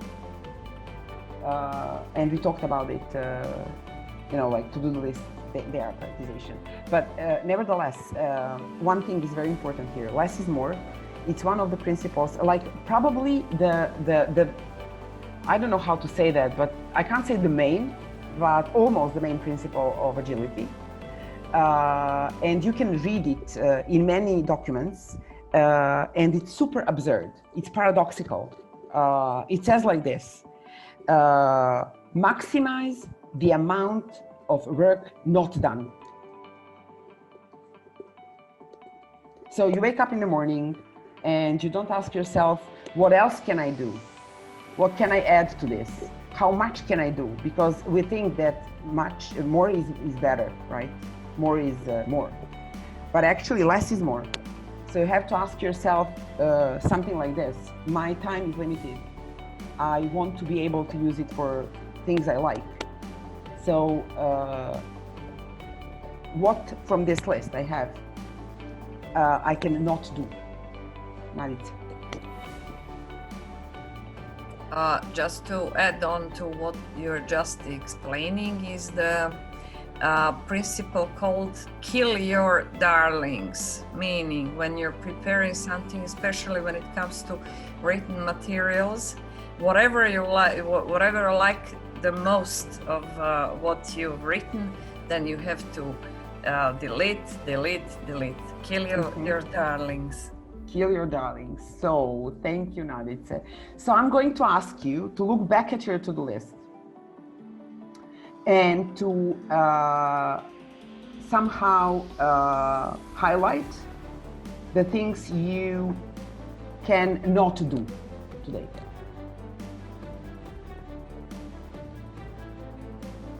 Like maximize the amount of work not done for today.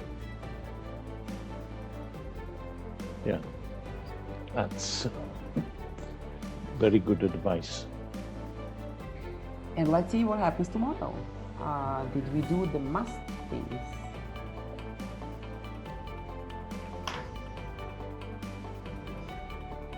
Just let's leave a time there. When you're done, you can show your thumbs up.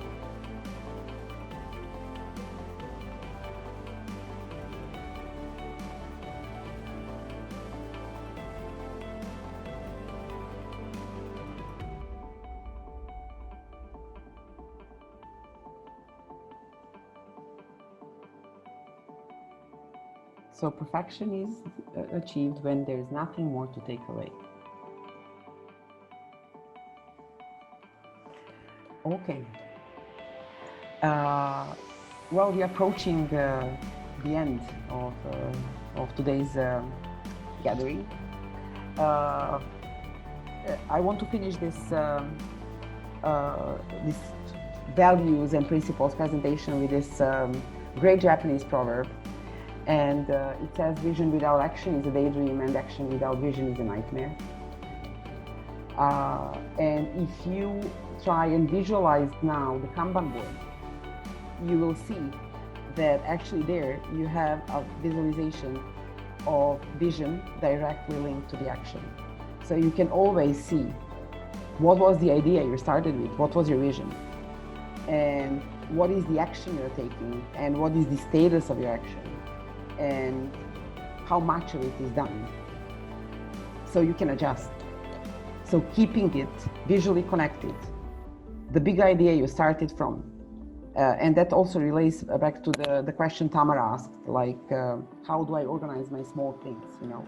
Well, keep it directly linked to the big items in your vision, like my life, my health, my sports, my job, what in my job, my friends, the project we are working in that is like a temporary thing. So whatever is important, have it on the left side of your Kanban board. Like those big chunks, your heads and your hands and your head and your legs. Like what makes you, what are you, who are you, what's your identity?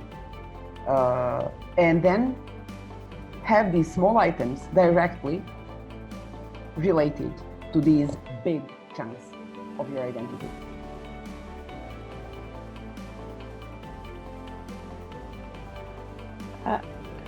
I've seen many of the people attempt to do a mind map as the new year strikes and they're thinking about the next year and all the things they want to apply themselves in, all the places they want to travel, all the new things they want to learn. Kanban board is a really good way to start from a high level goals for the year and then think through what are kind of the small bets that I can make over time to get to my goal. And always ask yourself, what are the things I don't have to do? What are the things I can delegate? What are the things I can ask for help? It really changes every single thing. You just stick to what you really want to do and need to do, and everything else, the ecosystem around you starts flourishing once you start thinking like that. To give you an example, if I have this rule of I can work only with one client because I really want to focus, I really appreciate that value, and I really don't want to stress out and I don't want to run and stuff like that, then I get this request from a second client, right? And then I really appreciate the client, but I can't say yes because I have this rule of one client. Then what do I do? You know, do I say just plain no? Or I just look for some partnership and I say, listen, I can't, but there's the partner that can. So you really create this ecosystem and you really create this mentorship contexts where you talk with your people and you sync and you harmonize and you talk about what's important, you know, what's important for me as somebody delegating this to you and what's important for you as somebody taking that from me. And let's take care about the client, like what's important for the client. So it's a whole ecosystem there. Once you start delegating and once you start really picking up, like choosing the things you can focus and you want to focus with. Nadi?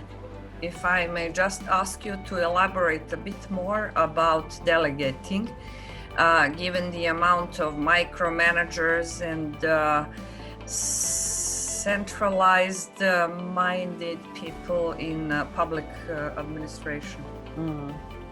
Thanks for the question, great question. So delegating actually, we understand it as, normally it has the form of command and control. Like I have to do something, then I delegate that to my assistant, right? So I just say you do that, right? And then my assistant has to do that because I said that, right? You have to do that. The delegation I'm talking about, the delegating I'm talking about here is actually the mutual consensus. It's like, I can't take this, but I really care about the request. I really, really want this to be done. Do you care about this request? Do you want to do this? And if there's a consensus, if my assistant says, it's an approach, you know, it's an approach. It's not, I still have an assistant. And then I say, do you mind doing this? Do you want to do this? Can we do this together as a team? And if I have a bold yes, I have the ownership. If I don't have a yes, I have to be very careful because then I have command. You know, then I told you to do that. And then by telling you to do that, I have to take this secondary costly action. I have to control you. Then I have to use my time to check on you. So again, it's my waste. So delegating in this agile world of ours means reaching the consensus. So can you do this? Do you want to do this? I can't. I don't think I should. Do you think you should? Did I answer, Nadica? Yes. Yeah, sure. Thank you. And you know, micromanagement, it's not delegating, it's just micromanaging people as they will be like pieces of objects. Micromanagers are very often people who at the same time have that principle of not letting go. Because if you're a creator of an idea, I think it's a lack of trust also, and lack of self-confidence. It's like if you are a creator of a creative idea, whatever, then you very often need to let it go, and this is something that micromanagers and perfectionists are reluctant to do. Yeah, that's true. That's totally true. I mean, if you know what has to be done and who has to do that, there's no innovation. I mean, maybe if you have a genius out of the micromanagers, but I don't think the world has a lot of project micromanagers geniuses. So we need common people, you know, to step up. So to finish up this, I have two things for you. One is this recommendation. We didn't have time to make this morning backlog, it doesn't matter, but we did the to-do list, so there's an exercise. There's this awesome book of Jim Benson, Personal Kanban. So mapping work, navigating life. I recommend the book. It's an easy read, very nice, you will enjoy it. And of course, very useful. Because I know families, they use Kanban boards to plan the family activities. And it's awesome. It's really awesome because kids have a say. So you teach the kids how to think about prioritizing. Trust me, it's like mind-blowing. So maybe it does have this idea. Usually we comment in the Balkans, like Americans do tend not to give the children like a pocket money unless they deserved it or they earned it. So I would assume that this type of practical examination in earliest childhood that you need to somehow organize, that you need to learn the value of the money corresponds to what you're just now speaking about, maybe more sophisticated values of Kanban exercise within the family. It's funny because they take responsibility, you know. If there's no time, for example, you have these morning backlogs and then normally you would have like 20 minutes time to do everything.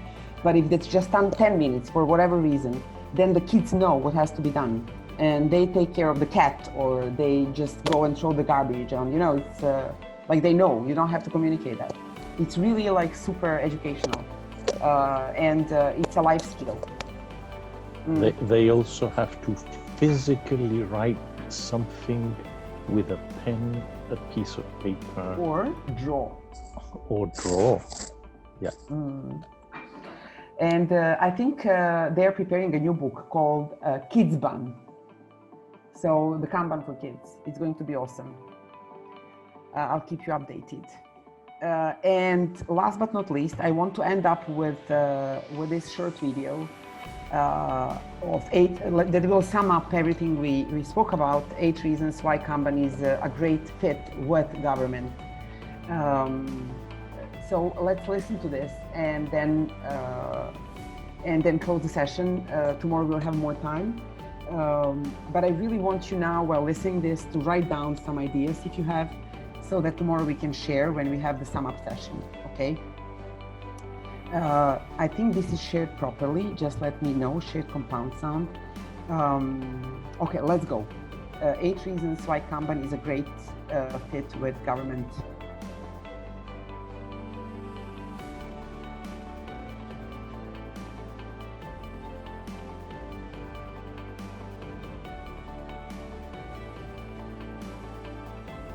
I just want to make it big. Hi, my name is Steve Schmitz, and I love Kanban. Today, I'm going to show you 8 reasons why Kanban is a great fit with government. In case you're not familiar with it, Kanban is a method that uses visual Kanban boards to unhide work and optimize the flow of work. It's a remarkable way of removing the confusion and conflict that exists on many teams and making people's lives better.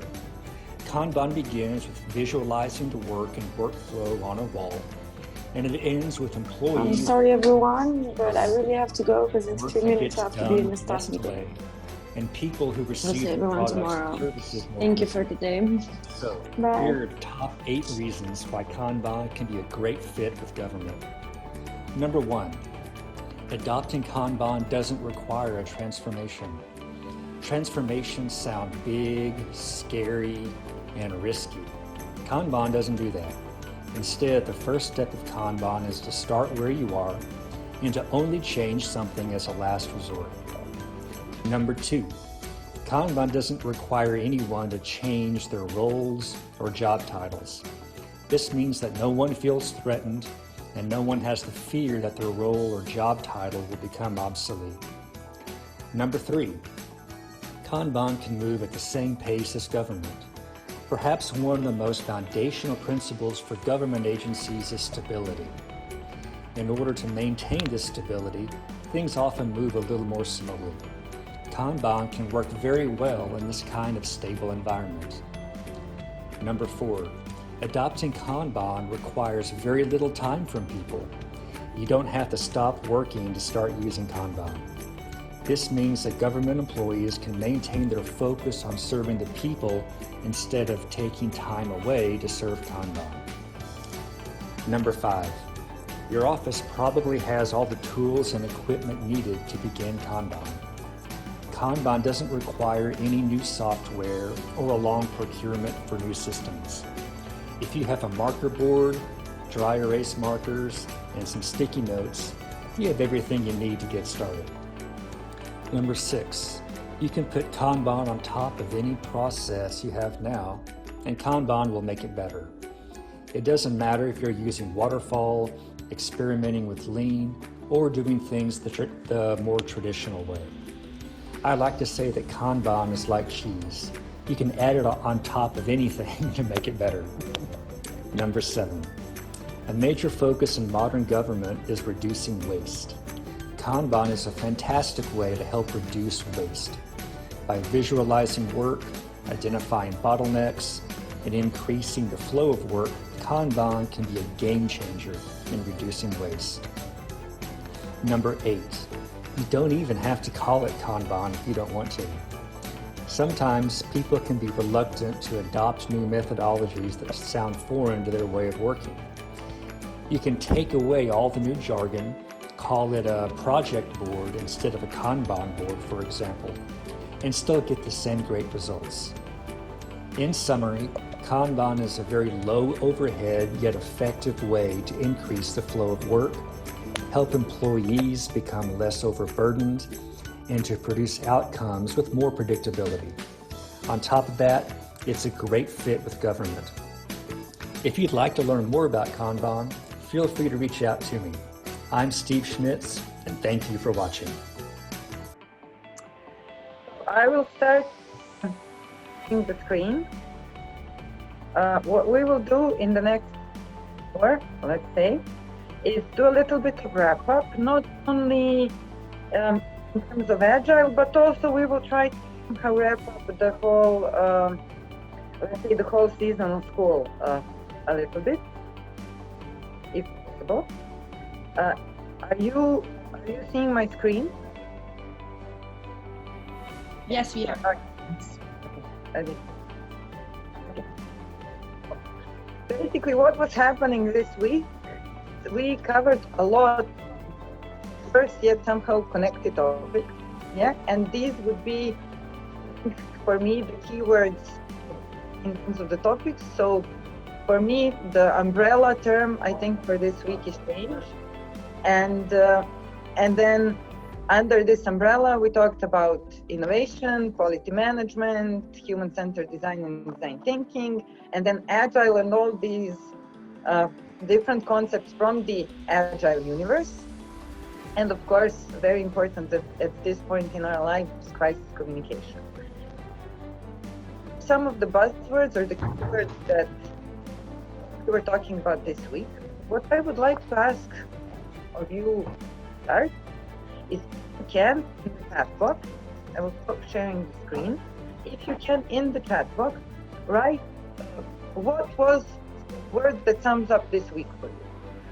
So I can tell you mine. Mine is possibility, because for me, just to see that this is possible and that we are all together here in spite or thanks to these circumstances, this for me sums up this week. So for me, this is the week of possibility. So if you can take a minute or two, yeah, and type in the chat box your word of the week.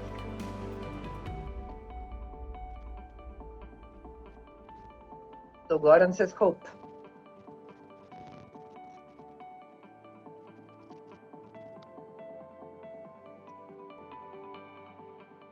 Change. We have change, courage, connection, community, new opportunities, challenge, innovation. Vanya also sends a heart. Of course, what else? Change and freedom, community. So we have community twice. Seems like, but Vladan has repeated several times, it seems like there will be a community and some initiatives will carry on and finish from last year and probably from this year as well. Paradox. Paradoxes. How are you handling your paradoxes this weekend?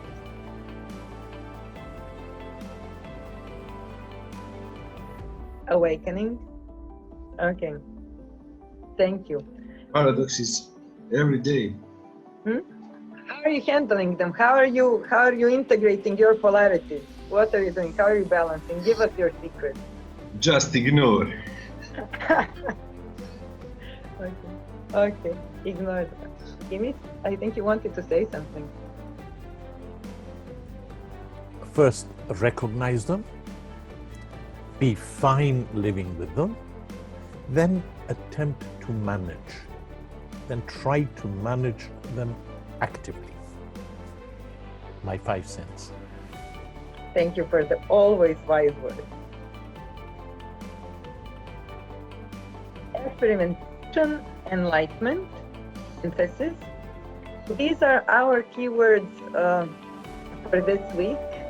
I hope, Slaven, when we also record the chat, maybe we can make some nice visual also out of these words and then share them with everybody to remind us of how we felt and what we did and what was happening this week in our lives.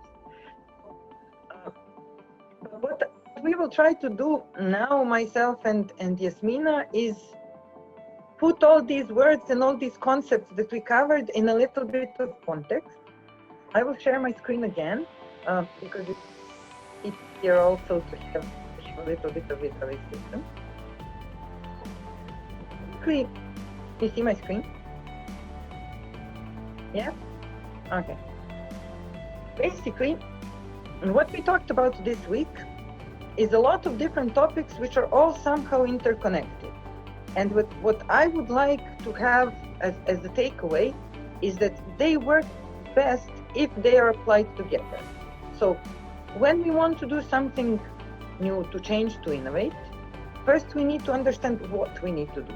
In order to understand that, as was the point, I think, of Tihana's very, very profound discussion earlier today, is if you're doing something for us, then do it with us.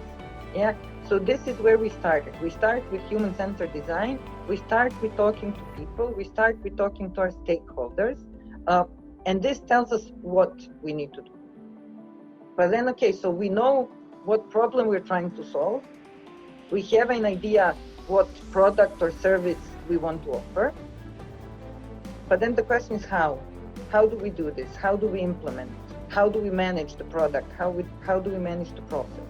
Yeah, and this is where Agile as a philosophy and different Agile practices come in. So basically, for me, human-centered design, Agile, hold the answer to the question, what are we doing and how are we doing? Yeah. Now here, of course, the question is when we say Agile, what is it? Because there are so many different terms that are interchangeably used when we talk about Agile. And during this week, we talked a lot about Agile. Yasmina yesterday in her very dynamic presentation also introduced Lean. We talked about Kanban and we practiced Kanban, and we will do a little bit of that today later. And also Scrum seems to be the most popular sort of word in this Agile universe. So I will just try to put this shortly in context. So Agile, and we've seen also yesterday, is an umbrella. Agile is a philosophy in terms of the values it gives, in terms of the manifesto it is, and then under this umbrella, you have a lot of different methodologies and practices. Kanban, which we have seen, is one of them. Scrum, which is very somehow prescriptive and not necessarily suitable for all contexts, is another. So I deliberately put this also into this slide, these three very different depictions of the relations between these terms, just so that we are all clear that here also there is not one single sense of understanding. But leaving this here for you, because when we share the slides, this can be your cheat sheet with the very clear definitions of all these terms. So basically, somehow Agile and Lean give us philosophy, give us the principles, give us what we want to achieve, and then Kanban and Scrum give us the frameworks, give us the methodology for how we can do this. And of course, our choice was that we took Kanban.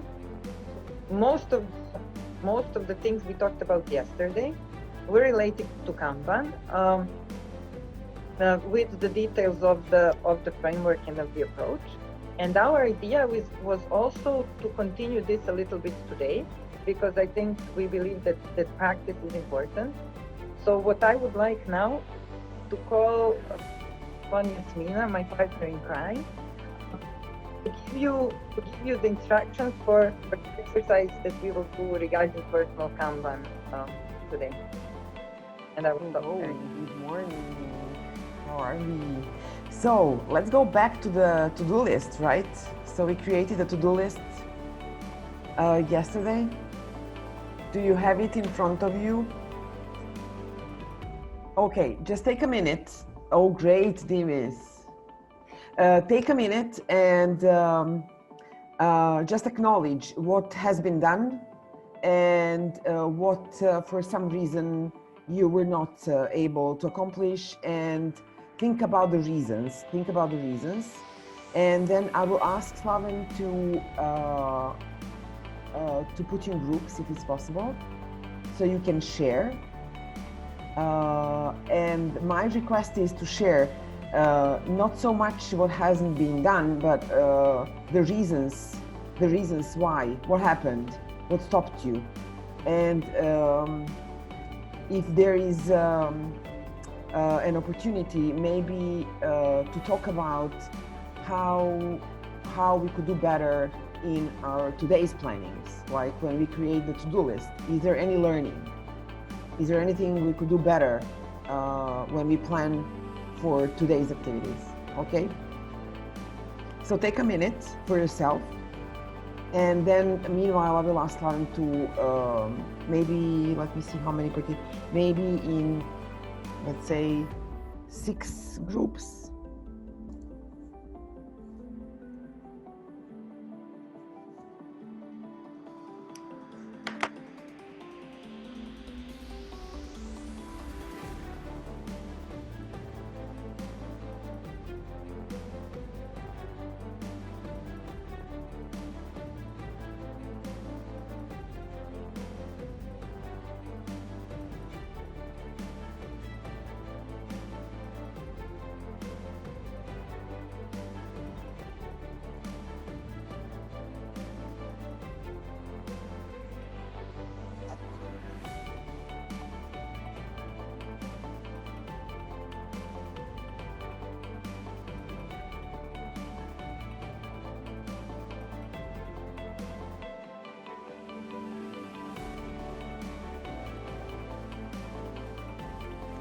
Po dvoje u grupama ili troje može isto? Može troje, može.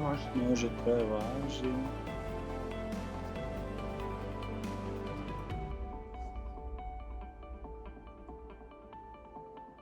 Ok, imamo troje i dvoje, jednu grupu, 2 grupe po dvoje, ovo ostalo su po troje, super. Super. Koliko im dajemo vremena? 2 minuta, jel? Pa možda 3, ajde da vidimo da se ljudima već pričaju. Da stignu da progovore svi pomalo. Pa to.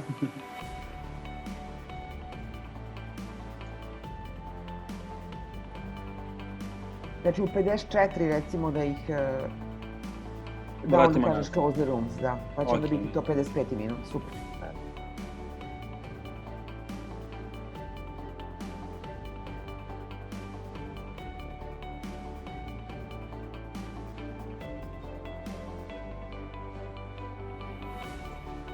Jesmo dobro s vremenom, Tamara, jesmo? Jesmo, super smo, samo ću skratiti ja onu vežbu, trebalo je da im dam 15 minuta da objasne Agile, Kanban i Design Thinking, pa tu neću moći da imaju 15 minuta, nego kraće i to je to. Dobro. No da, pa mislim da ćemo. Ok smo, ne, super smo i taman ako ćemo raditi ovaj morning backlog, što ja mislim da je fantastično, mislim da ćemo iti bombona s vremenom. Ja mislim da nećemo da radimo morning backlog, to sam mislila, znaš. Aha. Da im ovo bude vežba. Aha, hoćeš onda da planiraju današnji dan? Da planiraju današnji dan, tako je. I da možda ipak urade ovo 15 minuta. Aha, okej. Pošto mi se čini da je bolje da konsoliduju znanje. Okej. Meni je either way mi je super. Fajn, ja sam mislila da je morning backlog je više, meni lično je, zato što ja više volim te kao zabavne stvari nego... Jeste, nego znaš kako, to bi sad uzelo jedno pola sata sigurno. Da, okej, nema problema. Okej. Biće neke prilike već druge. Pa to.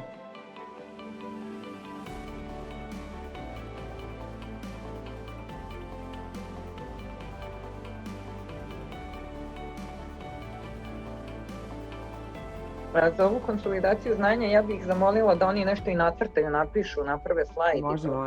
Može. Da vidimo kako to vizualno ide. Možda možeš sad, Slavene, već da... Ili da ostavimo još 1 minut, nešto mi malo vremena. Ma da, još minut. Ajde, neko. Bude mi uvek žao.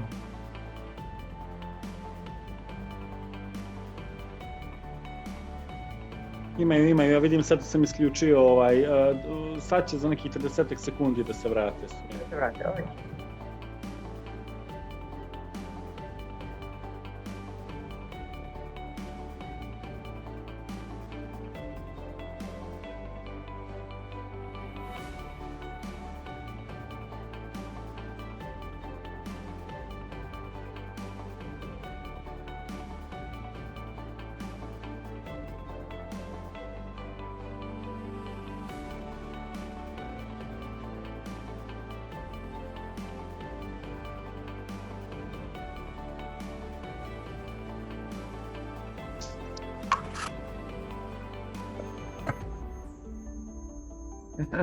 Smiling faces, okay. Nice. Did you have enough time? Not. No. No, I'm so sorry. Yeah. Okay, we will have one more exercise and then we will allow for more time, okay? Good. I will ask you now to share. First of all, is there anybody that managed to accomplish the full to-do list? No. It's not possible. Not possible, yeah. So I will ask you to just write down in the chat the reasons that stopped you. Like why you were not able. Yes, Mira, can I make a word? Of course. You know, it's very difficult, you know. It's easier for us to prepare some list of what we have to do today, tomorrow, and what's the main points of our work. But it's very difficult, you know, to have maybe 30 or more phone calls, so many other documents coming to my office to sign, to read. I'm writing an email, listening to you, you know, so it's possible, it's very possible, you know, to miss some points or some presentations on and to be focused all day on the topics, you know. So I apologize, but it's reality. So what I can write here, it's better. I know I'm supporting this season school of ReSPA. It's very important. It's okay that we are communicating, but we cannot be so focused on details, and we miss the point on some presentations and some speakers, you know. And so the list will be, you know, 5 activities, and I just finished 2 activities and preparing for others, because as you can say, agile approach every day is changing, you know. The government is changing their opinion, you know. They went to Brussels and they changed their opinion, so we are changing our daily work based on that, you know. I can only empathize, dear Ernest. I know what you're saying. I'm trying to listen all day. I know what you're saying, and it is really hard. And I mean, it was hard even before COVID a lot.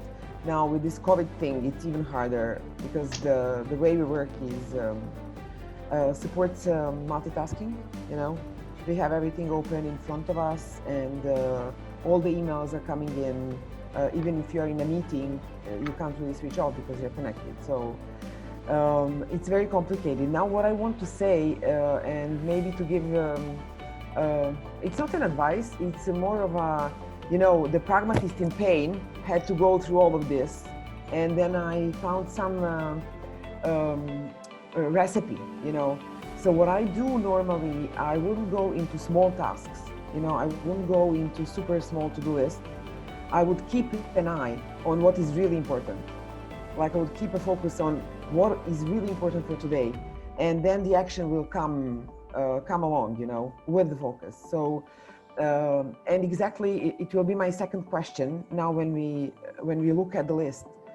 My second question is going to be: did you do the things you said to yourself were really important yesterday? Because I asked you to think in terms of what can I not do, you know, from the list. So my We all second know question. what's the difference between urgent and important. Yeah. Can you say it or somebody else? So urgent would be something that comes in and it's an expediting. You really need to react. Now, it's tricky because, you know, it will depend on your let's call it cognitive bias, you know, what is really urgent and what is not urgent. If there's fire, people normally tend to react. So there's no need, you know it's urgent. But sometimes there's somebody telling you it's urgent, and the relationship you have with that somebody is like, it's my boss or it's somebody important. And, you know, my bias cognitive tells me it's urgent and I can't really check if it's urgent, so I have to do it. So that's urgent. It can be very important. Normally what's urgent should be important, you know, urgency. but most of the time it's actually not. So keeping an eye on what is important, knowing in advance, and being able not to plan, but to envisage, what is really important. And being able to check the urgency upfront, or to have some criteria, and to know your enemy, like what is urgent and actually is not urgent in my own criteria. So that's the way to proceed. Thank So you if it's for this, urgent- and I guess this Vladan's comment, can we divide work to do and private to do? I'm sure that the latest presentation of the day related to the well-being might give us the answers also in that regards, if not now within this one. Yeah, of course you can. Of course, and you probably should. Because in the work context, you depend on people, especially if you're not the one leading the way, right? So if you're not the one creating the backlog, but you are part of a team, or the team you belong to is part of a broader organization, and you have shared activities and stuff. So there you will have more interdependencies, and it will be harder to plan. So you will have more of the reactive behavior than the proactive behavior. Which brings me to this culture again. Everything we do will depend on how we behave, and the systems we belong to will decisively influence the behavior. If we work for a system where we have to react, whatever provokes the reaction, demand, phone call, email, helping somebody, it's not your plan. It's you have to do something that is on somebody else's agenda. So the question is how do I become more proactive? How can I control my own backlog so that I don't have to be working for somebody else's backlog? So how do I become more constructive for myself? That's the question. So maybe the answer is in the work environment, when you are dependent, so you can't avoid it, to have time slots just for proactive behavior. My own projects, the things I think are important, the things I ask for help from others, and then have the second part of the day or some time box during the day when you are reactive.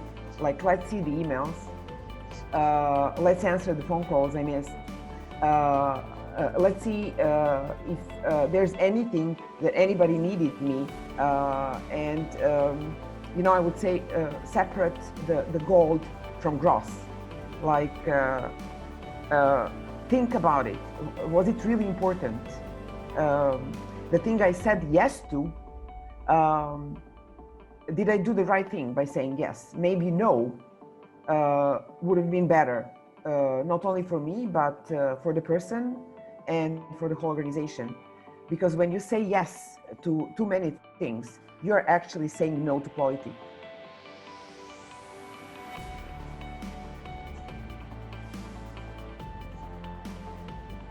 I see Diana Krasmanovic comment. I like the comment. I tend to procrastinate because I work much better under pressure. Oh, very interesting. So Anna, can you elaborate a bit? I have only one thing on my agenda. I'm not really into it. I tend to think about it, and then when I have a deadline, I work like last week of the deadline. We had one methodology that we were developing over a year now. We were waiting from legal last to be adopted. So we had like a month to prepare, to finalize almost finished methodology. So I was thinking about it and delaying, and this last week I have done 90% of the job that has to be done. And it was worked out. Maybe it was a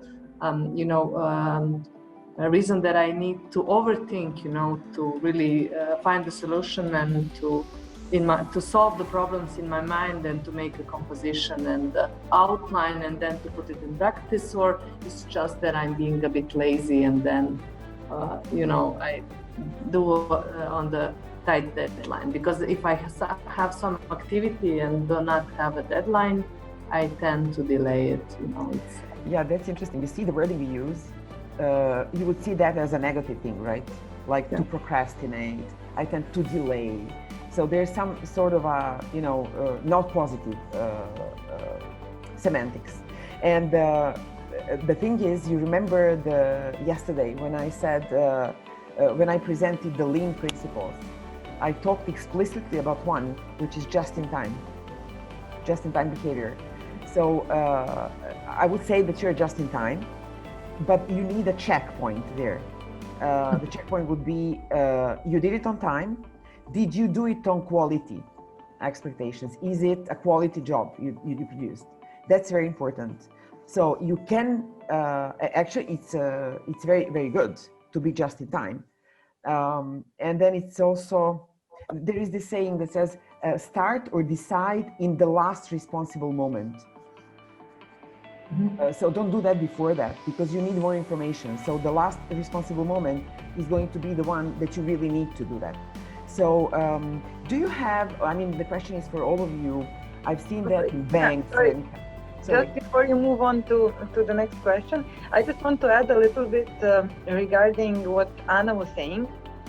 Maybe this will be helpful, because actually when we are facing a complex task or demanding task, so we have sort of two types of thinking. We have focused thinking, and this is when we sit down and actually work. But also we have diffuse thinking, which is very important. I don't know, this happens to a lot of people. So when you have a complex task, actually, it's good to give yourself time, a week or 2 weeks, depending on your deadline, for it to somehow, you just mull it over in the background somewhere. You think about it, you generate ideas, and then when you sit down in the end to do your focused thinking, to do your focused work, it is better and more successful because you gave yourself time to do the diffused process. So for complex tasks and where we have to create output, like a document, a text, whatever, a presentation, it's actually better to give yourself time to have this diffuse thinking in the background, and then in the end to sit down and do this focused work. I think it's also part of human nature in a way, because our brains something like that. I'm sorry for the interruption. No, it's my question was because I've seen it a lot. Like there is a demand, you produce something in your work environment. Like I don't know, maybe you budget a project, or you write a project, or you produce a report or something, and then it seems like it's very important. Like you have to do it that time. But then weeks pass by, and the person that asked you explicitly to make that, to do that, doesn't have time to look at it, and you feel awful. Did you have that experience? Do you have that experience?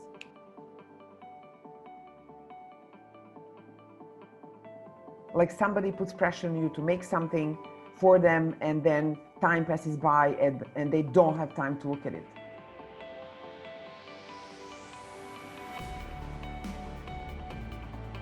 If you haven't had, you're lucky people, because it's really awful. You feel almost abused. So let's look at what you said here.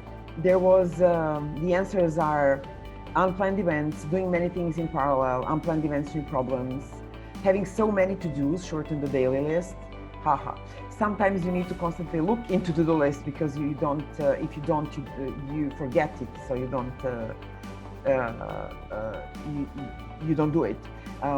There is one advice that fast people share, like if it takes you less than 2 minutes, do it right away. Don't put it down, like do it right away.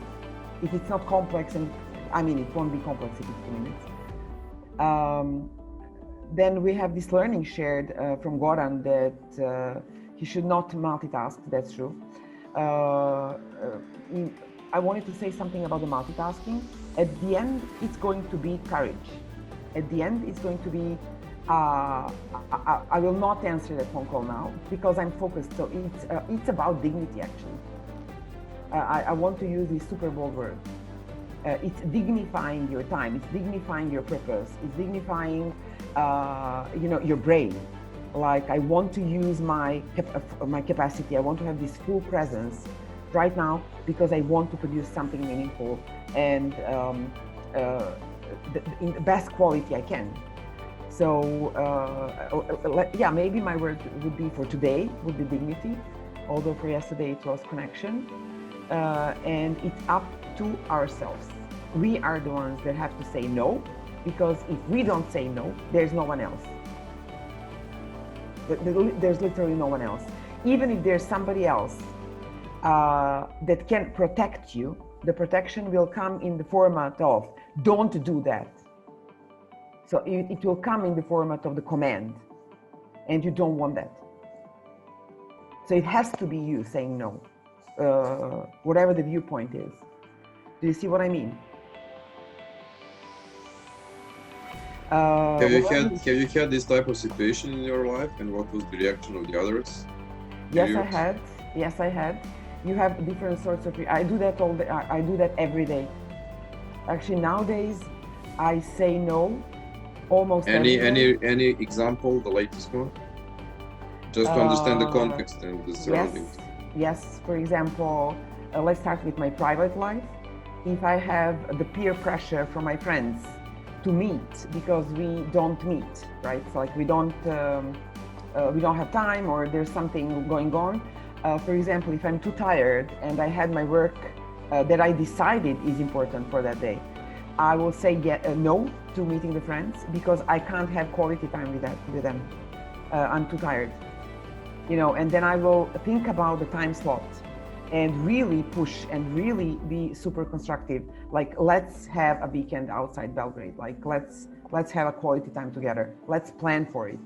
Not just meet around and be super tired and, it's okay for a quick coffee, but it's not okay for a bunch of people that you don't see and you really want to update and check in and share, for example.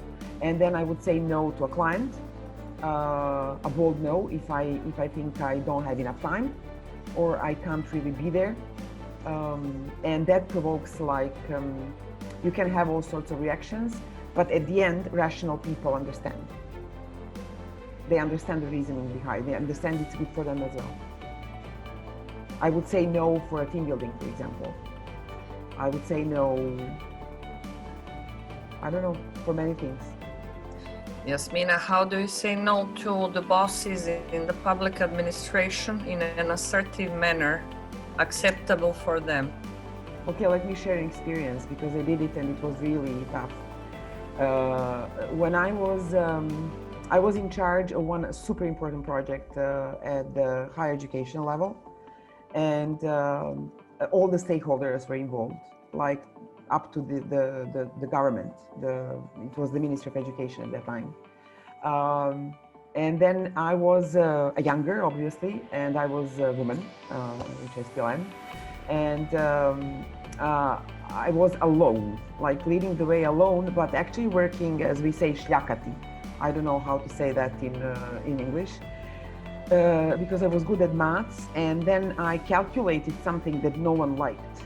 So the calculation was clear, and the calculation said we have to join in this endeavor and share the responsibility. So meaning we can't balkanize. We can't have separate units with its own budgets, and so we have to actually to agree on collaborating and maybe giving up some decisions we think belong to ourselves. So to our own silo, to our own department. My department is the king, So I created something that was super cross-departmental, cross-siloed, which broke, actually took away the territory from many people. And there was one department, like super big department and very, very important department, saying no to what I was saying. And what they would do, they would tell me, like, who are you to tell us to do that? They would go for your identity. They will question everything, your values, your work, your procedures, your methodology, doesn't matter. And you will even question yourself, like, who are you? Like, you're no one, you know? And then what I had to say was, well, if you don't agree to participate, even if I'm exactly nobody, so it doesn't matter if the numbers are as they are. So it's not up to me. You know, this is bigger than I, this is bigger than you. And the only thing I can say, I resign. Because I follow through something that is, you know, it's not me subjectively, it's the numbers I created, it's the numbers I calculated. So if you don't accept it, there's nothing I can do. And I'm literally nobody to tell you yes or to tell you no, they're numbers. So with this, what happened then, the system shaked. It really, really, really shaked. And then I told them that the numbers I shared are the nicer part of the numbers I have. Because there were other numbers telling them they won't have salary they do if they move from part A to part B, like if they balkanize the whole thing, they don't participate. So to make a long story short, at the end of the day, they agreed. So we had the system, and the system is still on. So you can't really break it anymore. It's really hard to, but I had awful times, really awful times. It was super stressful. And the only ally I had was the system I have created. Did I answer? Thank you, Yasmina, for really this honest reflection. It's really something to remember. I would really appreciate if anybody else has something, because this exactly is about handling crisis situation and crisis management. I guess Nadica was inspired because of her specific role in this seasonal school, and I think this is a practical example. I mean, we are speaking a lot about some abstract things, but this is giving us an idea. So maybe this is very specific and to a certain extent extreme situation. When I say extreme, I remind myself, after your words, I will resign. So that's a luxury that not everybody can have, either being with you know, some economical issues linked or anything else. Is there anything complementary that any of you may also add to this, just to stress upon this concept of reactions and presentation and argumentation? That's the second word that I would take away from this example of yours.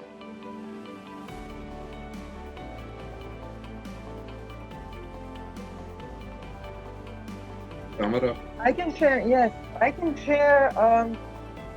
This is a little bit different, but I think one of the topics that we have a lot this week is managing upwards and communicating upwards. And I think what we forget often is that we actually know the people who are our, you know, superiors.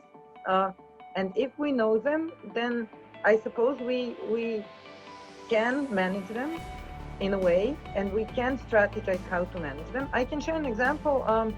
For me, and maybe some of you will be able to relate with this, although it's from a business context.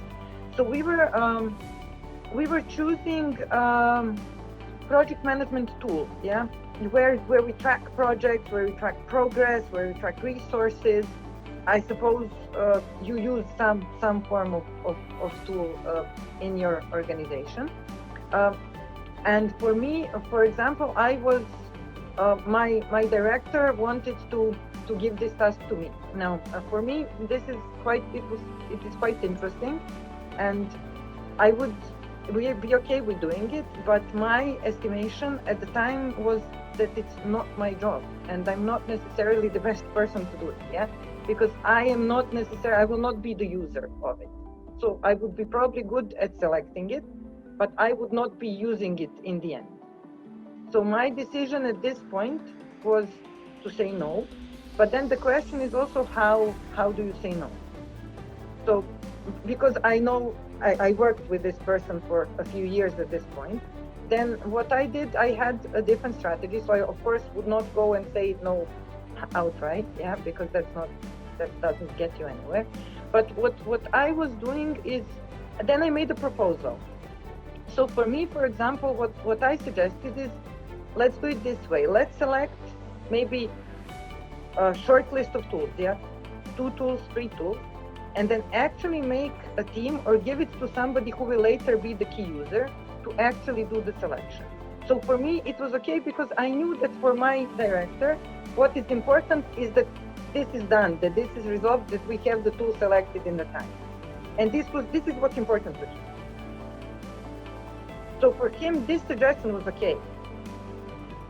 It was rational, it was acceptable to him. I thought it's not my job. I thought it's anyway probably better that somebody who will be using the system select the system. And for him, it was fine, but I knew that it was fine because I knew him. If it was somebody else, maybe this wouldn't fly. So the question is, you know these people, and then this brings us back to what's important to them, what's in it for them, and what will solve their problem. So if not you, then what? Then who? Then how? So this would be my example of how you can know and still do somewhere. If I may add. Well, from my perspective, I also always encourage to say honestly the opinion and not to be afraid. But very often what I find in the public administration is that people who actually said no, they also had some consequences later on.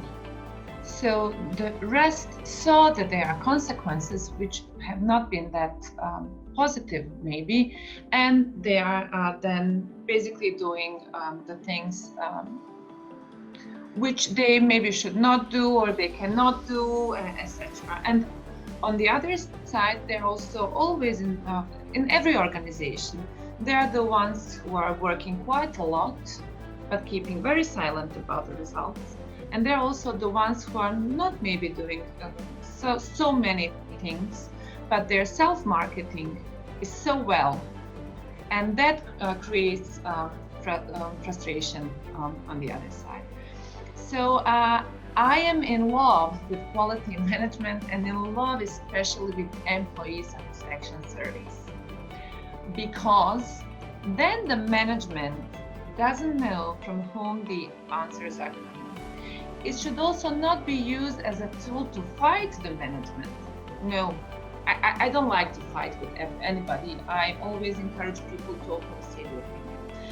So when before actually introducing client satisfaction surveys, I encourage as organizational advisor, institutions and public administration to first develop and conduct employee satisfaction surveys.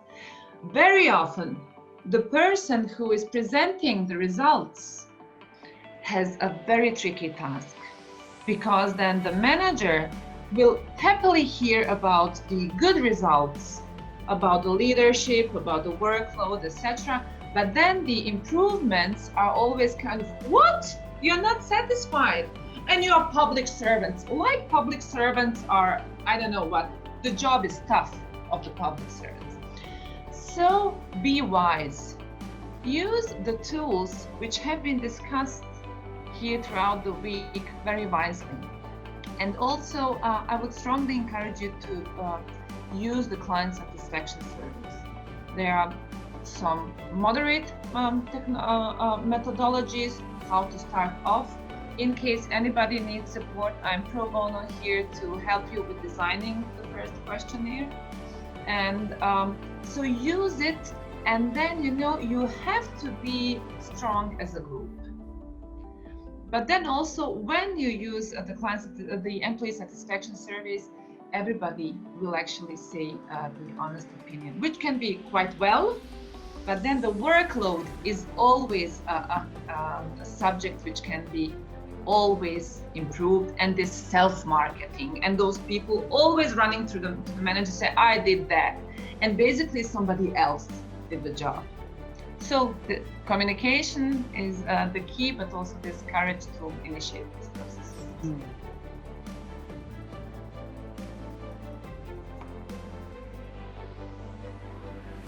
Okay, I have two more questions, like quick questions for you to end up the exercise. The first one, did you do all the musts? No, not even the musts, right? Dimis is saying yes.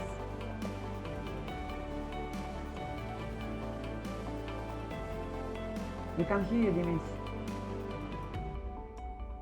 Yes, I did all the musts. Very good. My yesterday musts, right? Yes, that's right. Yeah. But it's because he's usually isolated in the mountains in Cyprus. So he has his own paradise. No, all the musts transform into did. Yeah. No, Come on, I David. wrote. It's your trick. It's your No. magic. Admit.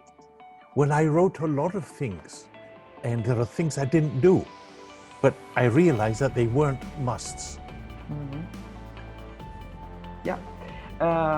Okay, one last step.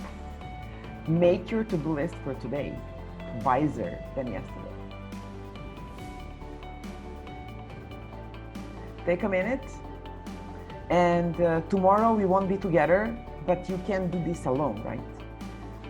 Or you can pair with somebody from your work, or you can pair, well, tomorrow is weekend, so with somebody like family or friends.